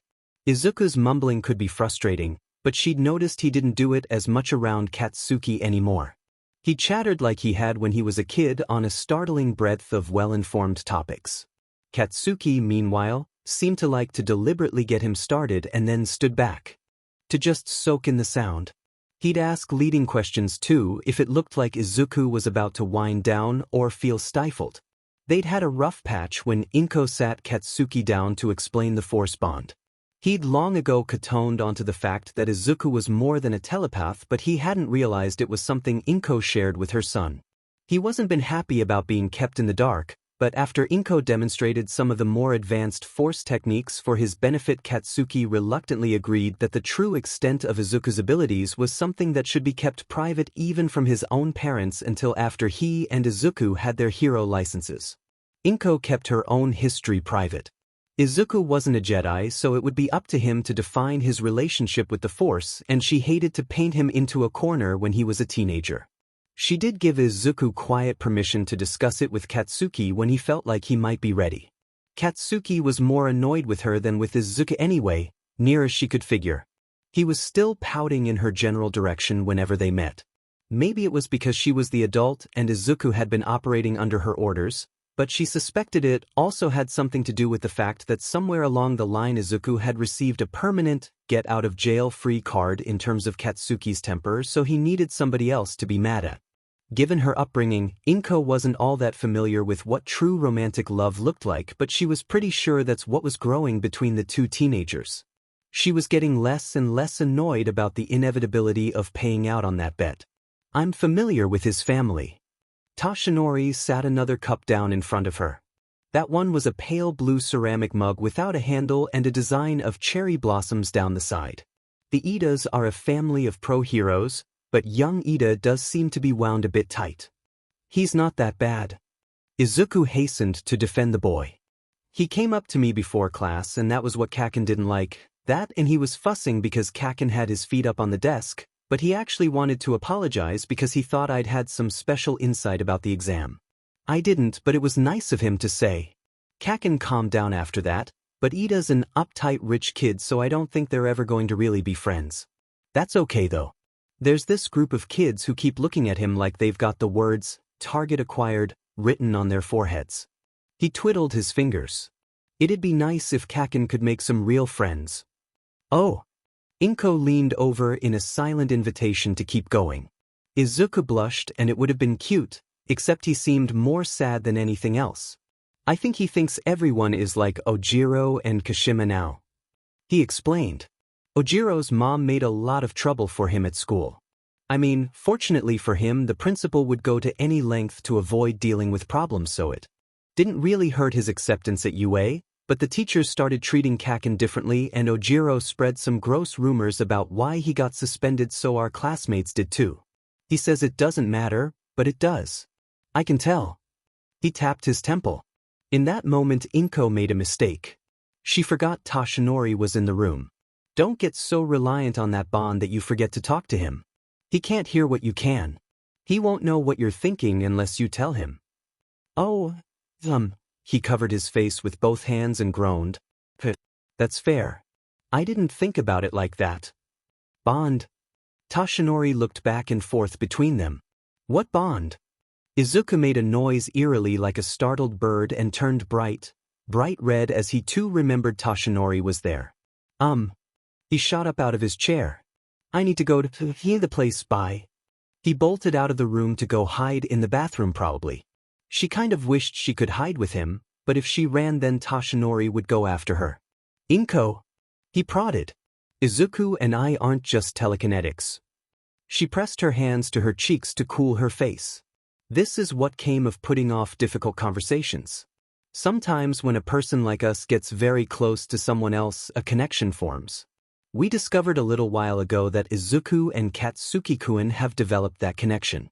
I've been working with them to develop it a bit further, but Katsuki can't do much with the bond except get Izuku's attention or send one-sided messages. Toshinori chewed that over for a minute. Is that why they keep only having half their conversations out loud? He asked in a conspiratorial whisper as he leaned in, shielding his mouth so his voice wouldn't carry. And why they make synchronized faces? Because I'd been wondering if Izuku had some telepathy that he didn't know about and I wasn't sure how to bring it up. They've been doing that since they were babies so I don't know. She admitted. She'd noticed it too, but humans had amazing intuitive abilities and could infer accurate conclusions out of very little data. There was a reason why most of the galaxy listened when a human said, "I have a feeling." They weren't always right, but they were often enough to not take chances. Even relatively normal people could do that if they spent enough time around each other. Children especially were natural mimics. Izuku is an empath. I have some ability in that area, but I have to work at it so I don't generally bother and what I hear is difficult to interpret. Have you, Toshinori poked his forefingers together and avoided her eyes. I don't suppose you've read your mind. Inko guessed. I did once. It was after that fight you arranged between Aizawa and I. When you met me outside of the lockers. I didn't hear much except how much you liked my dress. His head snapped up and he pointed at her in accusation. I knew I wasn't staring. No, you weren't. She agreed. He had been a little bit, but she didn't see the point of rubbing his nose in it. I will confess that I'm not particularly emotionally intelligent. Even if I looked, I wouldn't necessarily know what I was seeing outside of a fight. Emotional expression varies from person to person. Those taboos I told you about weren't just about SEC or marriage. It was any extreme emotion, anger, fear, joy. Everything I know about being a normal, well-adjusted person is self-taught.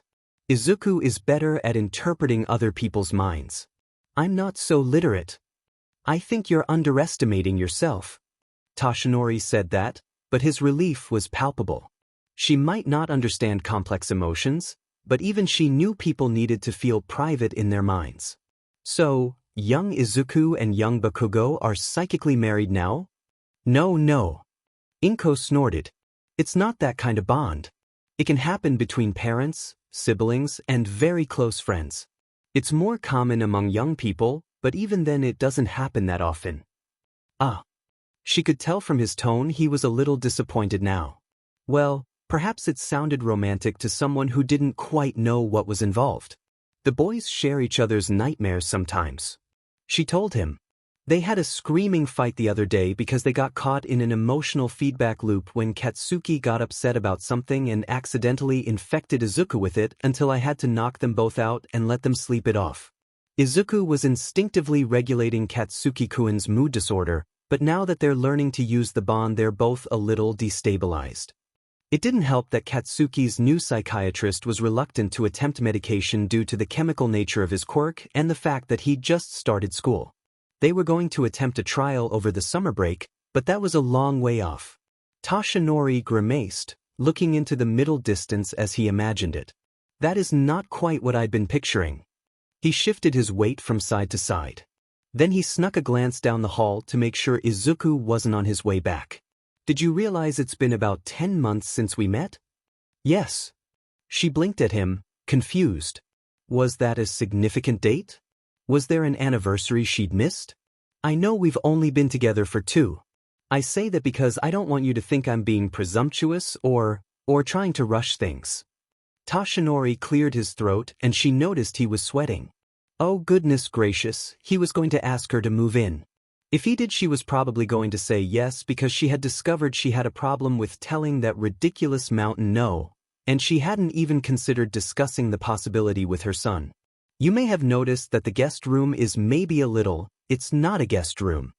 He snuck another look at her. Would you two like to maybe leave some stuff here? So that you and Izuku don't have to ride the train so late at night? That room is for Izuku no matter what since he's my heir, but you don't have to do anything you don't. Yes. She reached across the table to hold his hand. She repeated herself as all the nervous energy drained out of her lover, leaving behind a brilliant lopsided smile. Yes. What do you mean I have a room? Izuku shouted from the hallway. Toshinori startled so bad he accidentally puffed up and tore out the shoulders of his shirt. No, I just got this one. He mourned as he shrank back down again. Inko had wondered. It fits suspiciously well. Sorry. Izuku apologized as he slunk back up to the kitchen counter.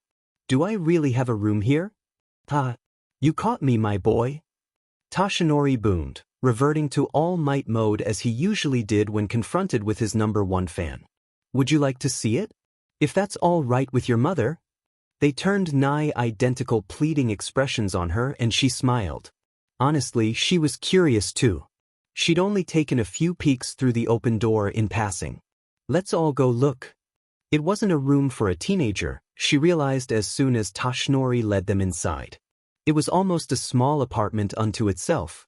The designers had taken advantage of the sky-high ceilings to put in a small loft, and the bed was up there with a little nightstand and a lamp. The ground level was split between a small study area and a private sitting room with its own television.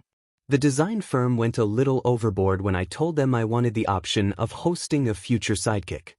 He admitted as an aside to her. Then when I saw the mock-up I couldn't say no.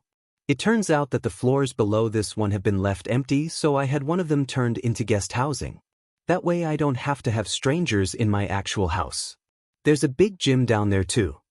They watched Izuku poke through everything with his eyes all but falling out of his head. Would you like to use it sometime? Well, you would need to have a conversation with Katsuki-kun first if you wanted to have regular training here. Inko thought they'd probably have to do that eventually. Keeping something from Katsuki when Izuku already knew about it was an exercise in anxiety. No, I meant well, yes, we should tell him soon anyway. Toshinori rubbed the back of his neck. I meant you and me. You mentioned you haven't had an opportunity to push yourself in a while. Eraserhead is a tough opponent. If he's not sufficiently challenging then, perhaps I might be.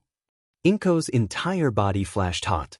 He kept surprising her with things she hadn't admitted to herself that she wanted. although on this count she might have been less embarrassed if he had asked her to move in. "Are you sure? I want to see what you can do." Tashinori shot her a small, quiet smile. "Believe it or not, I haven't had a good sparring partner in recent years either." The plan had not been for Inko or young Izuku to stay the night, but some journalists had figured out Tashinori was at home and set up a barricade around the lobby to question anyone who came out of his official elevator. It would take the police a while to clear them, and Inko was the one to realize that the trains would stop running long before it would be safe to exit the building. He snuck out using the launch pad.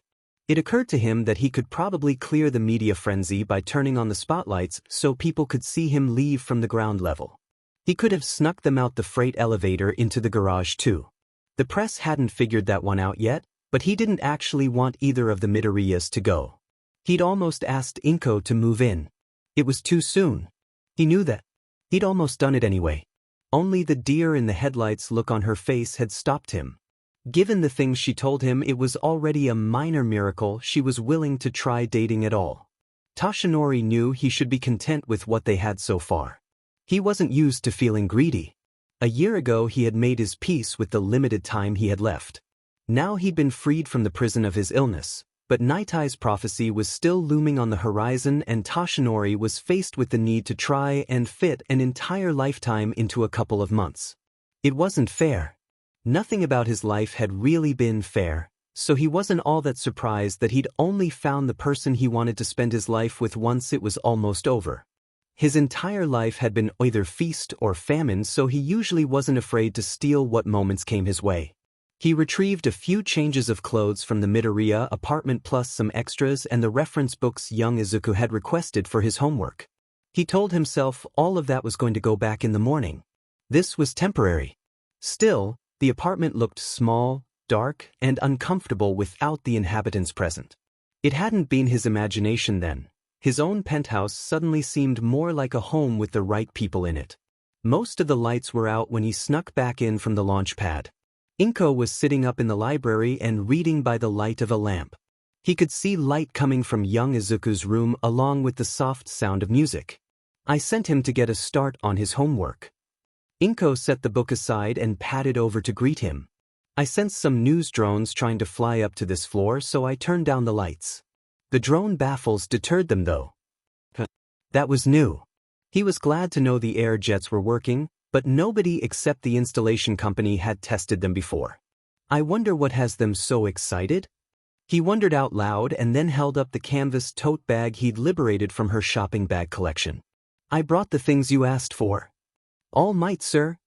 Izuku wandered out of his room and brightened when Tashinori pulled his reference books, thin laptop, and headphones out of the bag. There was also a fresh uniform shirt, his prescription face wash, and some lounge clothes for sleeping in, none of which the boy had thought to ask for.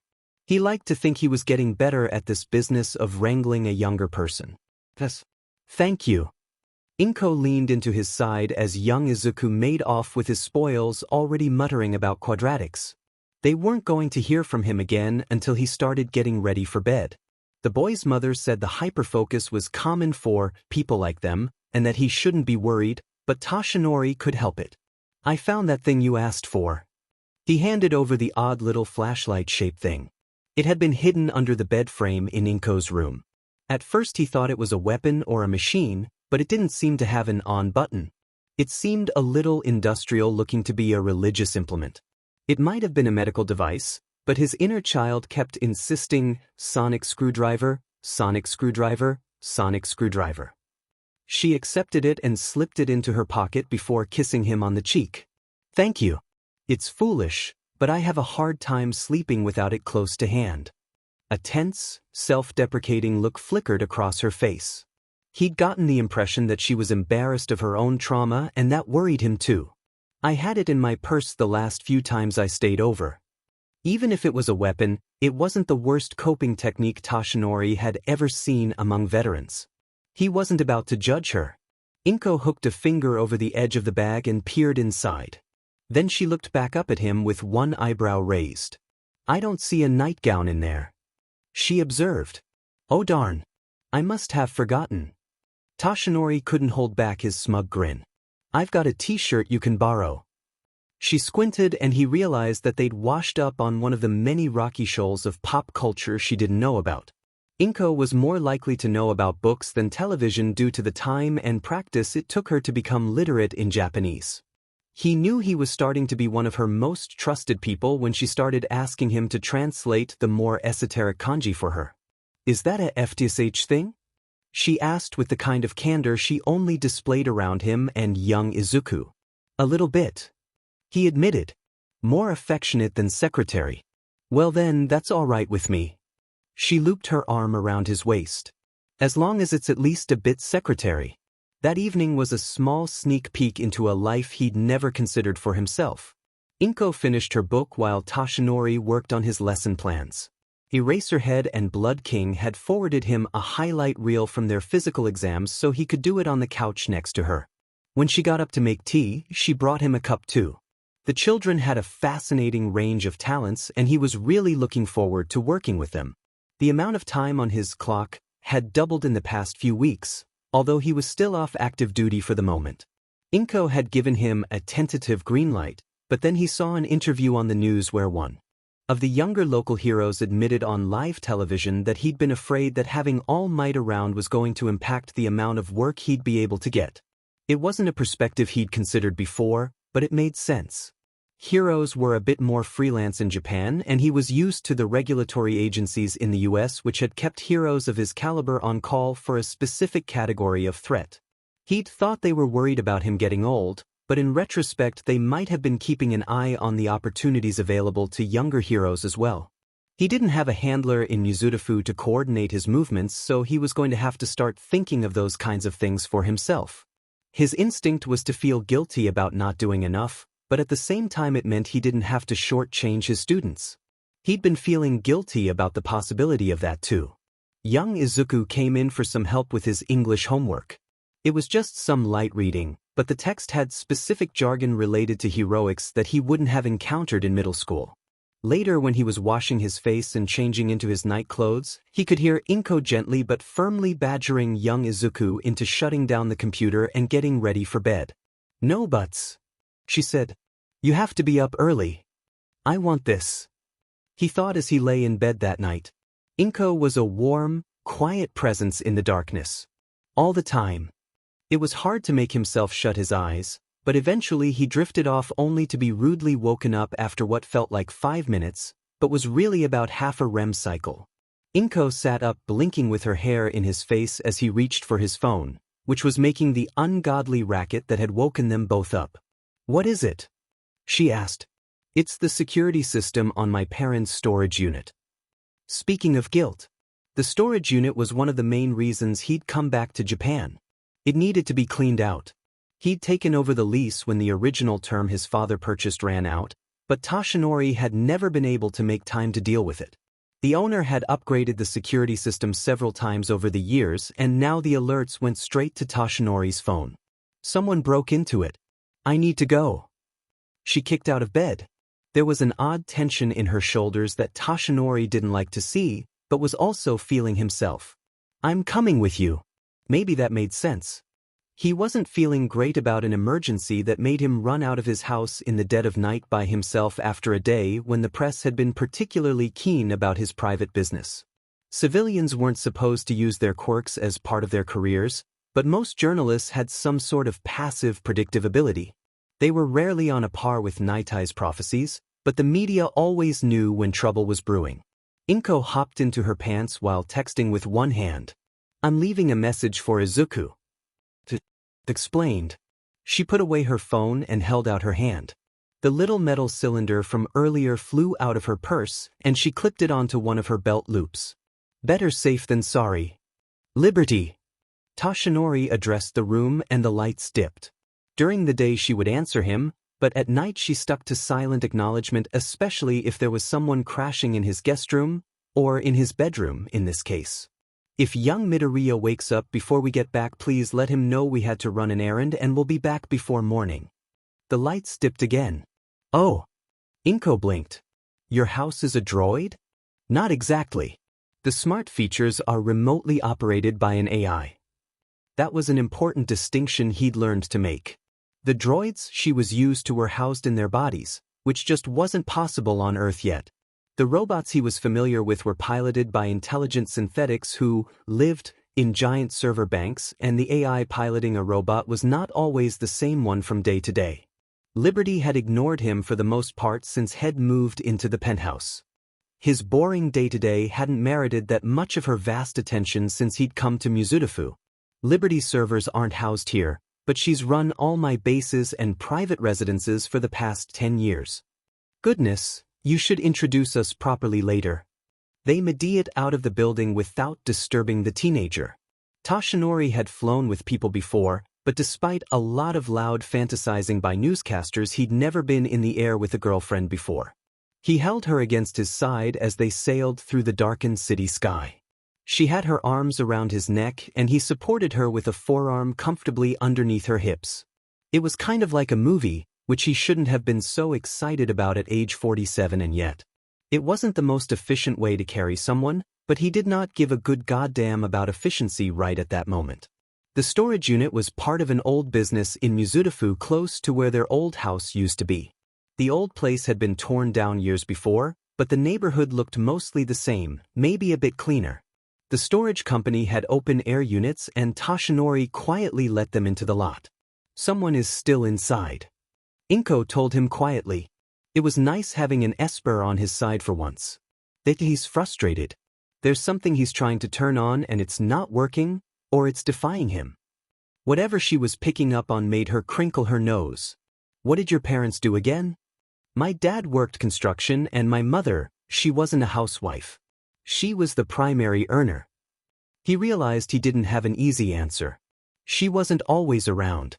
Sometimes she left and then came back. His dad had never seemed worried about it, but he was always glad when she returned. Still, they never discussed it around him, and with the usual self-centeredness of childhood, he'd never thought to ask. Not sure what she did. We'll go in. What do you need in terms of space to work? If he's armed and shooting, then a fair bit, otherwise I can work in close quarters. A look of eerie tranquility settled over her face. It was the same expression she'd worn to beat the stuffing out Aizawa, like she wasn't only inhabiting her body. Toshinori could hear someone talking low as they approached the sectional door. It had the terse plosive sounds of profanity, but it wasn't any language Toshinori recognized, except he sort of did. The words were familiar and wanted to make sense. Toshi, I want you to let me take the lead on this. Inko's voice was low and strained. Her face was pale when he looked her way. Whatever the intruder was saying, she understood it. That was not a good sign. No matter what he says, let me handle it. He wasn't actually looking forward to fighting amongst his parents' heirlooms. There was a point where strong became too strong. Most of his trademarked attacks were based around mitigating his power, but he was still hell on his surroundings. Inko was small and precise. Even if there wasn't something weird about the intruder, he'd been glad that she'd tagged along. All right. He slunk back. Inko rolled the door up with a short gesture, and a man sprang to his feet inside. He turned, and in his free hands was a gun. Toshinori barked it out on instinct. Tyanad's ogre? He shook his head, annoyed. Harchuk, who's there? Stand down and you won't be harmed. Inko slid into his line of sight. The little metal cylinder was held loosely in her dominant hand. Jetty! The man hissed and fired 2 shots. Toshinori reflexes were superior, but they weren't intercept bullets good. The gun didn't fire bullets though. It was a laser gun, which was arguably worse. A dark shadow loomed up behind the intruder and knocked him over before he could fire a 3rd time. Inko spun the cylinder up like a baton, and 2 long stable beams of green light erupted from either end of it. The laser bolts splattered harmlessly against the barrier of her weapon. She reached out and the gun yanked itself out of his hands and into hers. Without saying anything, she flipped the pistol in one hand and shot him once in each knee. Kopainer ba try tugwaisi? She asked coolly once he got done screaming. No. The man groaned as his head fell backwards onto the concrete floor. What's a Jedi even doing here? This is the butt end of the galaxy. Don't you have a temple to go float rocks in? Inko and the man both flinched though when the giant thing that had knocked him over lumbered up to its feet. It was a quadruped of some kind with a tall peaked shoulder blades, and started making its way towards Toshinori. The watery streetlights revealed it to be a great big robot, taller than him even. It wasn't as big as the 0-point exambits, but it was on par with one of the 3-pointers. It resembled nothing he had a reference for except its behavior was kind of dog-like as it bumped up against him with one armored shoulder and made an inquiring warble.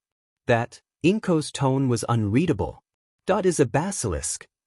"Great, it's already got a bonded rider." The man groaned. "I wasted my time and got shot for nothing. Why were you leaving it in a shed a hole?" "I didn't." Toshinori struggled to stay upright as it continued to nudge at him in what seemed to be a mute demand for attention. What had his parents been up to? That I didn't know it was in there? "Darling." The man on the floor looked up sharply in surprise when Inko started to speak and then at Toshinori with something approaching respect. "Do you perhaps favor one of your parents?" "My father, why do you ask?" Toshinori frowned as the man's hand started to creep towards something on his belt. His voice dropped 2 fearsome octaves as he said, "I wouldn't if I were you." The man raised his hands and both eyebrows. "That's some impressive menace there, friend. You look like a heavy worlder." He cocked his head. "You're what?" "Clan Ordo." "I believe." Inko did something that made the gun whine and redirected the man's attention back towards her. "You want to tell us about why you broke into this shed?" The man's expression slackened and he actually smiled a little. "I want to tell you why I broke into this shed." He parroted. Toshinori added another magical space power to the list he was keeping in the back of his head: telekinesis, telepathy, healing, and now mind control. Quirk evolution was seeming less freakish with every passing revelation. "I'm on a mission to recover any war droids that survived disarmament. There's records of a small community of defectors settling here. They were retrieved for the draft under the orders of Mandalore the Ultimate, but their belongings were left behind. Just my luck, there was a straggler." Inko snapped her fingers, looking alarmed, and the man passed out on the spot before he could say anything else distressing. It was too late. Toshinori had heard enough. "Defector?" Toshinori had to right himself as the basilisk butted into him again. "It could sure pack a punch." "Oh, how's this?" He stroked its back and it made a dissatisfied noise. "Bang it a little on the side." Inko swallowed and stepped over their downed opponent. The basilisk nosed at her, but didn't seem to feel aggressive. It was a bad moment for Toshinori to realize its head was made entirely out of guns though. "I saw their riders do that in the war sometimes." Toshinori was trying not to think about that gruesome war she'd barely survived or the intruder who'd mentioned a draft. His parents had both vanished one day while he was at school. It wasn't that uncommon for them to go on a long errand without telling him. They'd raised him to be pretty self-sufficient, so it was a day or so before he even thought to get scared. Even then, he'd known to go to one of their neighbors who in turn called the police. Eventually he ended up in foster care. No one could ever find evidence about what happened to his parents, although they did try. The police had backtraced their movements for a little while via the public security network. A pair of unidentified people showed up at his house in the middle of the day.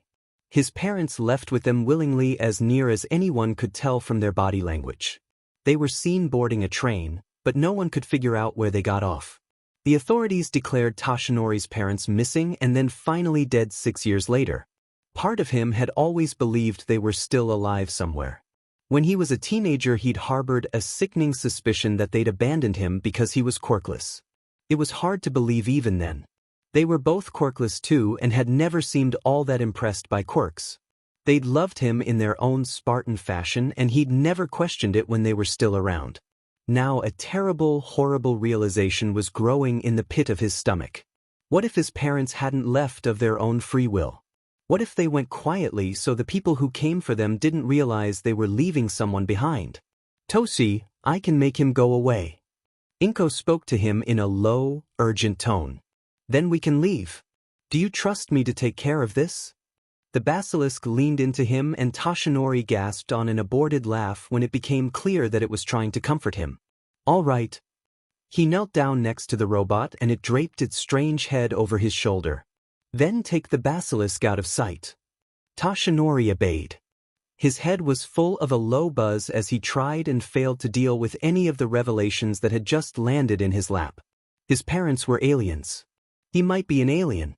The more words he heard in that foreign, but not foreign, language, the more he started to remember his mother and father speaking like that with him and each other.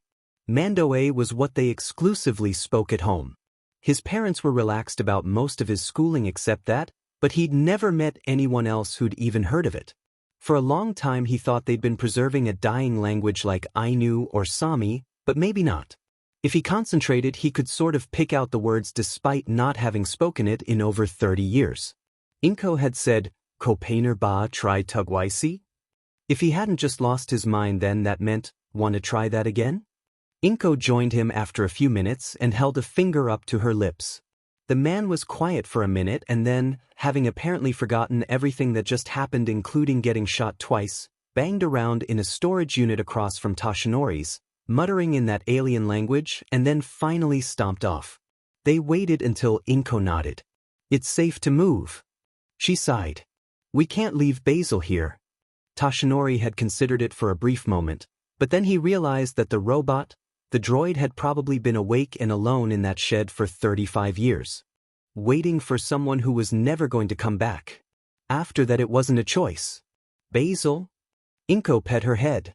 Ah, Basil ask. It would probably go looking for you. They're not fully sentient, but they bond tightly with their riders.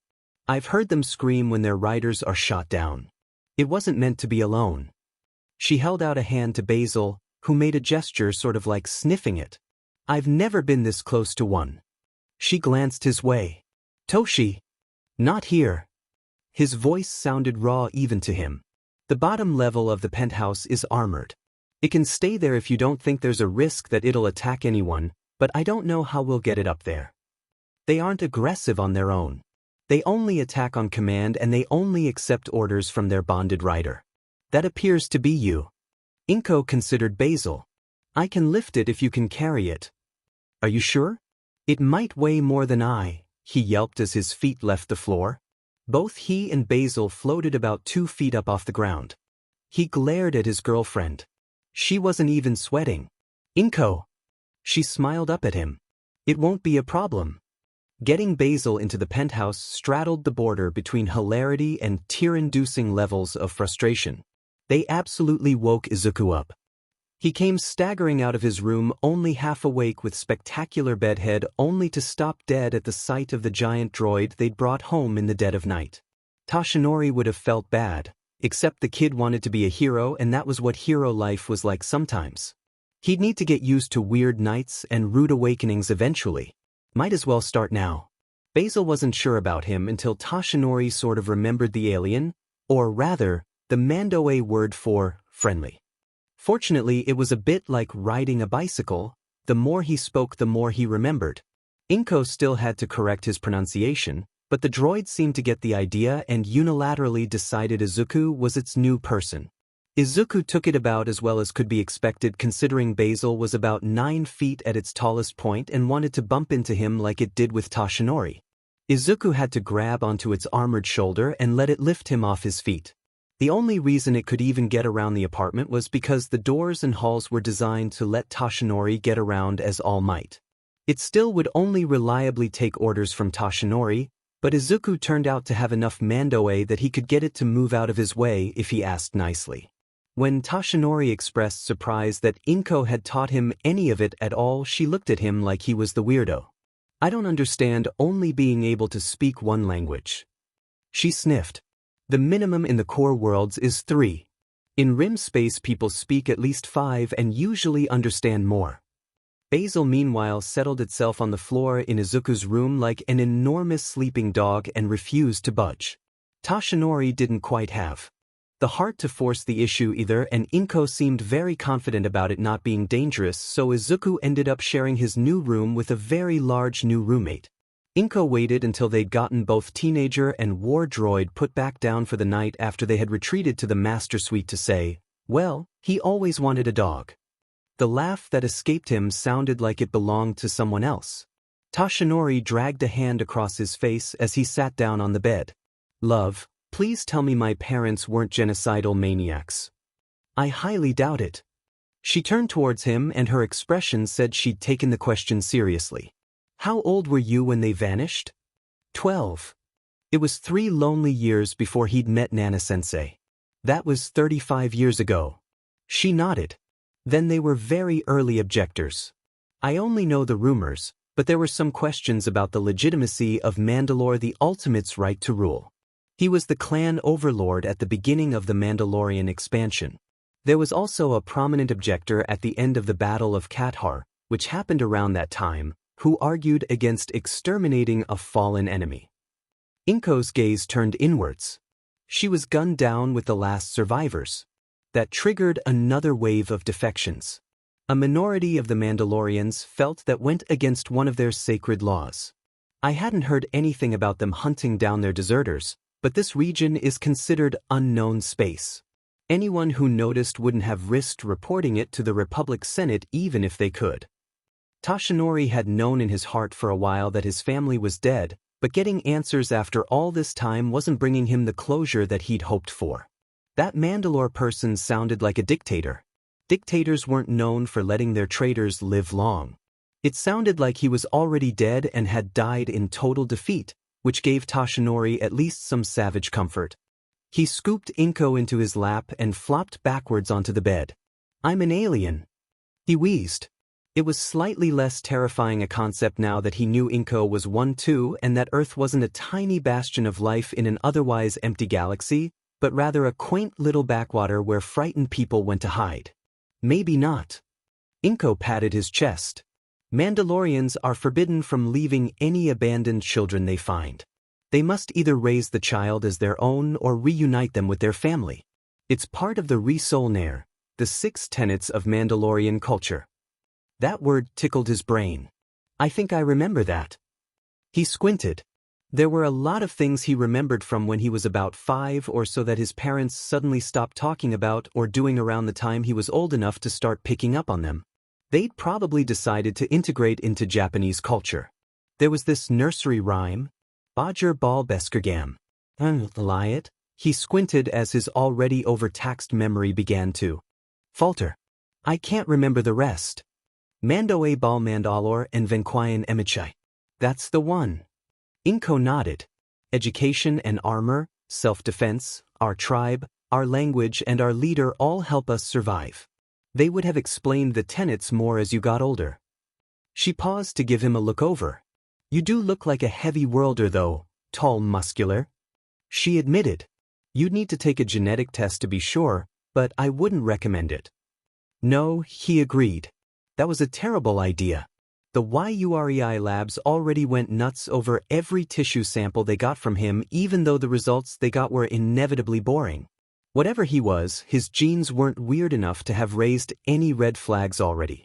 He wasn't sure illegally adopted by aliens was better than being an alien himself, but he'd grown into a carbon copy of his father only taller so he doubted it. He had other things on his mind anyway. The more they talked about it the more things he remembered. One connection led to another and another. How strict was that find their parents thing? Because one time my dad brought home this kid and introduced him as my new brother. My mom just about killed him when she found out and I had to take the little boy to the police station while they fought about it. Some were better than others. From what I understand, having a big family was desirable. She started tracing a circle on his chest and cleared her throat. We should probably be more careful about birth control. Izuku was something of a miracle baby, but... Toshinori's ears caught fire as he followed that train of thought. So, in theory we could. She nodded, squeezing her eyes shut as her face went pink. It'd be much easier than if I tried again with a person native to Earth. Izuku was a rough PR Jinin CY. If I wasn't a healer then he might not have made it. That said, I'm not really interested in more children at this point in my life. She added that last one with a pained smile. He felt the same way. Even disregarding the prophecy, he was a bit old to be considering babies and he only had so much time left with his heir. Young Izuku is a full-time job. I love my work. She agreed, smiling. That smile faded as they looked at each other. There anything else you'd like to ask me about?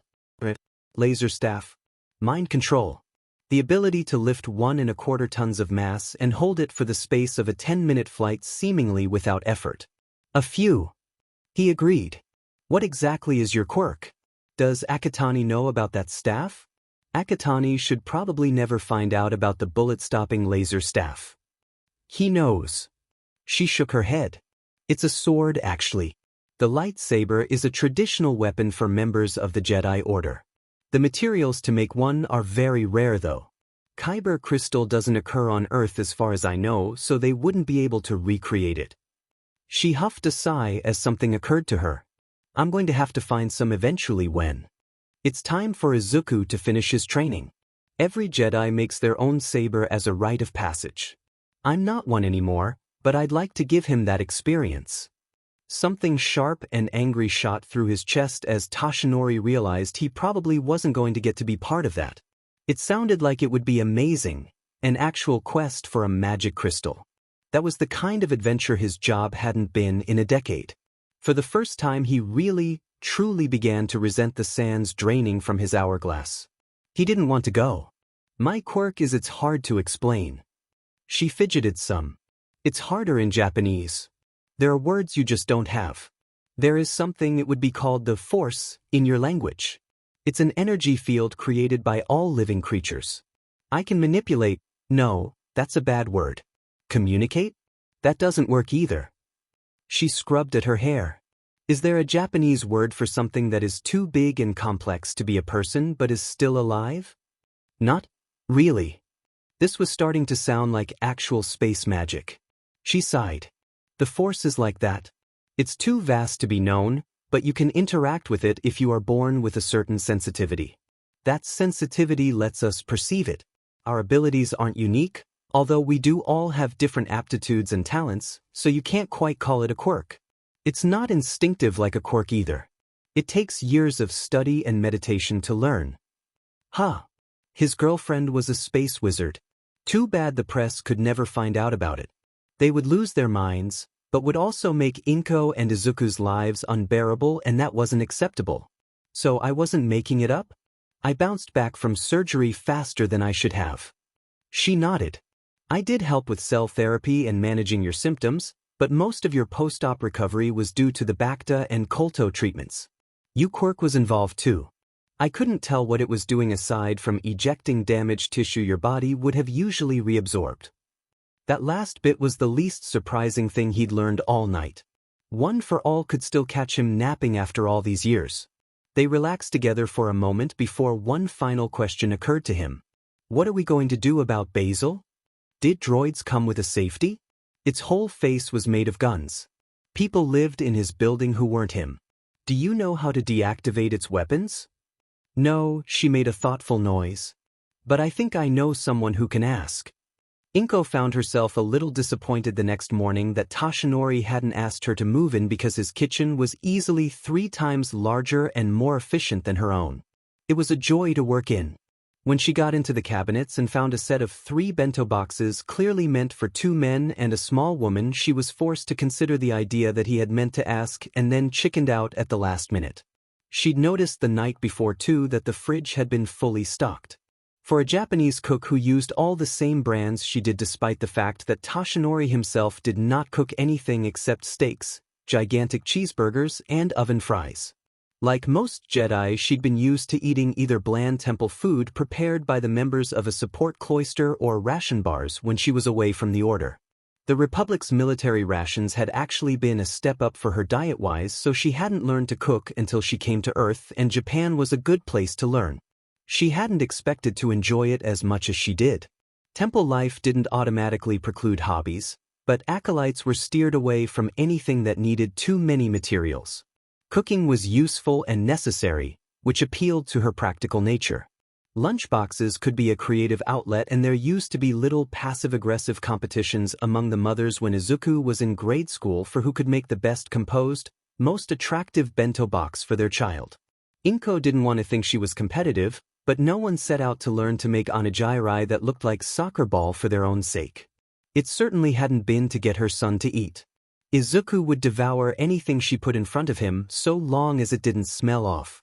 She'd bought Izuku a meal plan due to his new caloric demands, but also sent him off with a snack as big as a full-sized meal to get him through the long stretch between lunch and the end of the day, otherwise he came home crabby and nauseous. Toshinori meanwhile was still eating small, but frequent meals as he and his new stomach got accustomed to each other. He didn't need a lunchbox because he still had the meal prep service he'd hired to fuel his recovery diet, but his mind all but glowed with shy pleasure whenever she gave him one, especially if it was cute, so it had gotten to be routine whenever they started the day under the same roof. She'd started her morning by sending an email inviting D5 and 6 to come mediate with the basilisk. It might not understand much Japanese, but droid speak was universal. D5 had replied with an instant affirmative and promised to be by as soon as it could arrange for transport. Toshinori had added it to the security whitelist before going back to sleep for a bit, so Inko was not surprised to hear the elevator, which led out directly into the living room, ping while she was standing on the counter with her head in an overhead cupboard looking for plastic wrap. There were too many things in the deep cupboards and a cloud of it was floating around her head as she searched. She was distracted and not particularly sensing any imminent danger, which was to say she wasn't paying attention and thus did not notice that it was a living person and not a droid right away. "I'm glad you could find a ride so fast." She heard footsteps approach her and caught a glimpse of a tall, narrow person shape in the periphery of her vision. She held down the roll of plastic wrap to them and concentrated on returning all the bric-a-brac floating around her head. "Could you hold that for me, please? I'll be down in a moment." The person accepted it. "Thank you." It was no trouble. They replied in a deeply skeptical tone that did not belong to D5. Inko yelped and the stuff she'd been holding up with her mind dropped a few inches before she caught it again. She turned to see a tall man with green hair streaked with yellow and pale gold eyes that didn't seem to have any pupils. He was dressed in a plain suit with a red polka dot tie as the only touch of whimsy about his dour person. He had long, sharp features to go with his long limbs and large hands, one of which was holding the box of plastic wrap she'd just handed him. Inko squeaked as she remembered that she was wearing the lounge clothes Toshinori had brought back for her the night before. She hadn't given him any particular instructions because she'd wanted to amuse herself by seeing what he'd pick out on his own. That turned out to be a fluffy sweater and matching over-the-knee leg warmers with pink and white stripes and a pair of white shorts trimmed in lace with a kitten face on one hip that she hadn't worn in years. She'd been surprised that they even fit. They were definitely tighter than she wanted to be wearing in front of a stranger. She sent the boxes and containers she'd been holding up back into the cupboard, albeit not as neatly as she'd found them. "Pardon the intrusion." The man's voice was flat, but not wholly unfriendly. It was just mostly unfriendly.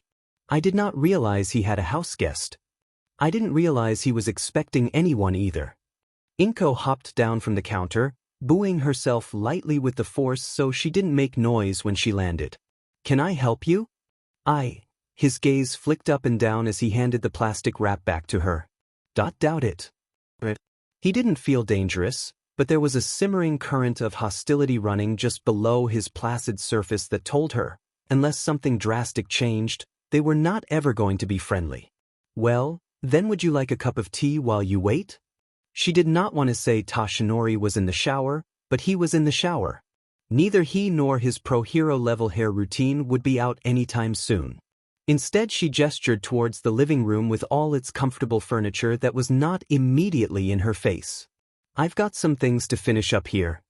He looked at the packed bentos and, damn it, her discarded phone that was still showing the pictures she just posted to Instagram of them. Normally, she didn't care about people making assumptions about her and in fact usually encouraged it, but this was different. It was personal and new. Having someone come to sneer at it was distressing. "No, thank you," he said and then went to go stand in front of the giant floor-to-ceiling windows off the launch pad.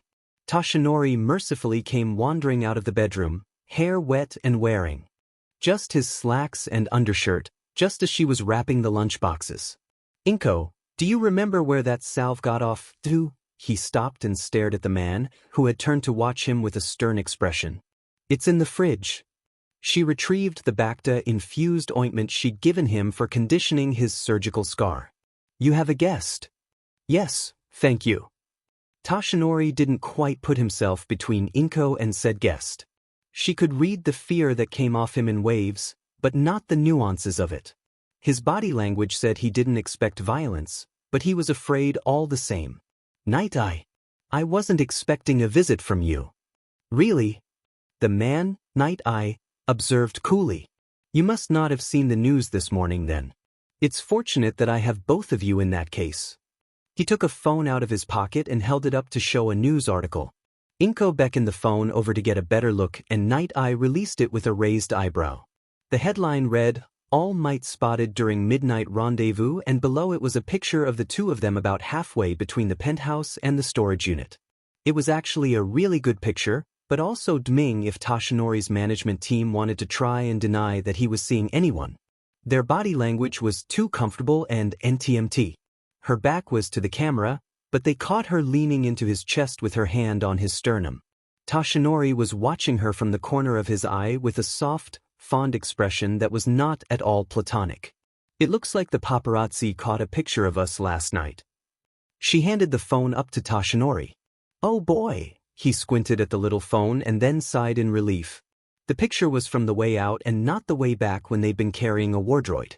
That would have made for a very different article. The one they got was not ideal, but better than it could have been. Well, that's not so bad. Liberty?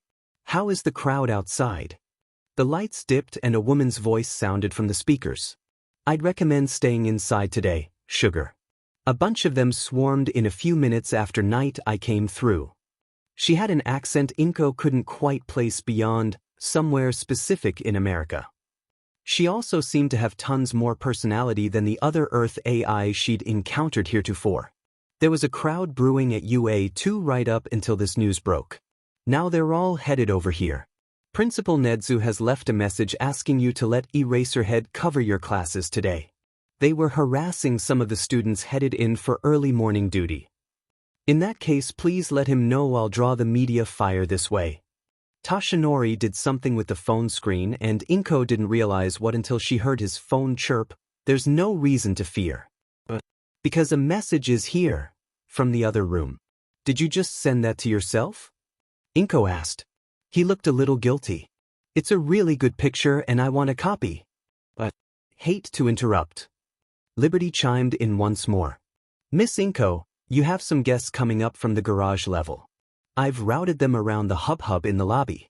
D5 and 6 is on the white list, but it seems to have brought 2 additional guests.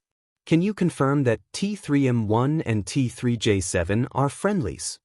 Oh, he brought the utility droids with him. Inko murmured to himself and then hurried to reassure the AI. Yes, they're quite friendly and won't cause any trouble. They've probably come to see if Basil needs specialist attention. That is what Mr. D5 promised me. I'll show them in now. The elevator doors opened to admit D5 and 6 and the 2 utility droids who had followed her after the Nike was decommissioned. They too had gotten new paint jobs, which was rather surprising for a utility droid since they rarely cared about their appearances and would tootle around in their factory paint job until it flaked off. Good morning, Mum. D5 and 6 shuffled in with its arms lifted in a very unique protocol droid gesture of enthusiasm and slightly ahead of the T3S, who booped their own more sedate greetings and added warning about the media scrum going on downstairs. It is a pleasure to see you again too, sir. Oh, excuse me. It drew up short at the sight of an unidentified person. The T3S scooted backwards and behind it. Please forgive my interruption. I am D5 and 6, Human-Cyborg Relations, and these are my companions, T3M1 and T3J7. May I know your name? Night Eye looked at the droids and then looked at Toshinori. What are you doing? He asked over D5's little huff of, How rude. Come with me and I'll get you introduced to Basil. Inko beckoned them over. Of course. D5 answered in Japanese and then switched to basic. I am really this close to losing my patience with these natives. How they are able to deny basic courtesy to someone they can clearly have a conversation with is beyond me. They are still a little backwards. She agreed in the same language and tapped on Izuku's door. Sweetheart, there's some visitors here for Basil. May we come in? Yes. Izuku sounded a little squished, and when she opened the door she found out why. Basil had him penned under the loft and was half wrapped around him like a protective bulldozer. It must have been able to hear the tension in Toshinori's voice. It got upset a few minutes ago. Oh, hello. He waved plaintively over Basil's back at the droids. Sorry, I didn't see you right away. D5, M1, J7, I would like to introduce you to my son, Izuku. Inko smiled as the T3S made an excited series of beeps and rocked on their tracks with excitement. Izuku, these are some old friends of mine. D5 and 6 was my XO aboard the Nike. T3M1 and T3J7 were part of our support crew. Basil lifted its great head and went over to examine the other droids. The T3S booped at it and it made a low series of deeper beeps and whistles in reply. The conversation was a bit fast for Inko to follow all the technical details, but she could tell the T3S had introduced themselves as friendly support droids and were asking for permission to run some diagnostics. There's an empty floor 2 levels below this one that Toshinori has agreed to let you use. Inko told them as D5 shuffled past her, very intent on Izuku. If you go to the back of the penthouse, Miss Liberty will take you down on the freight elevator. To her surprise, Basil followed the T3S without balking. Then again, it had gone 35 years without a tune-up. It was probably looking forward to some maintenance. Just a diagnostic for now. Inko called after the droids. Wait for Toshinori before you make any other decisions, please. She got back a chorus of beep boops that were the droid speak equivalent of, yes, Mum. My goodness gracious. D5 and 6 said softly, still focused on Izuku.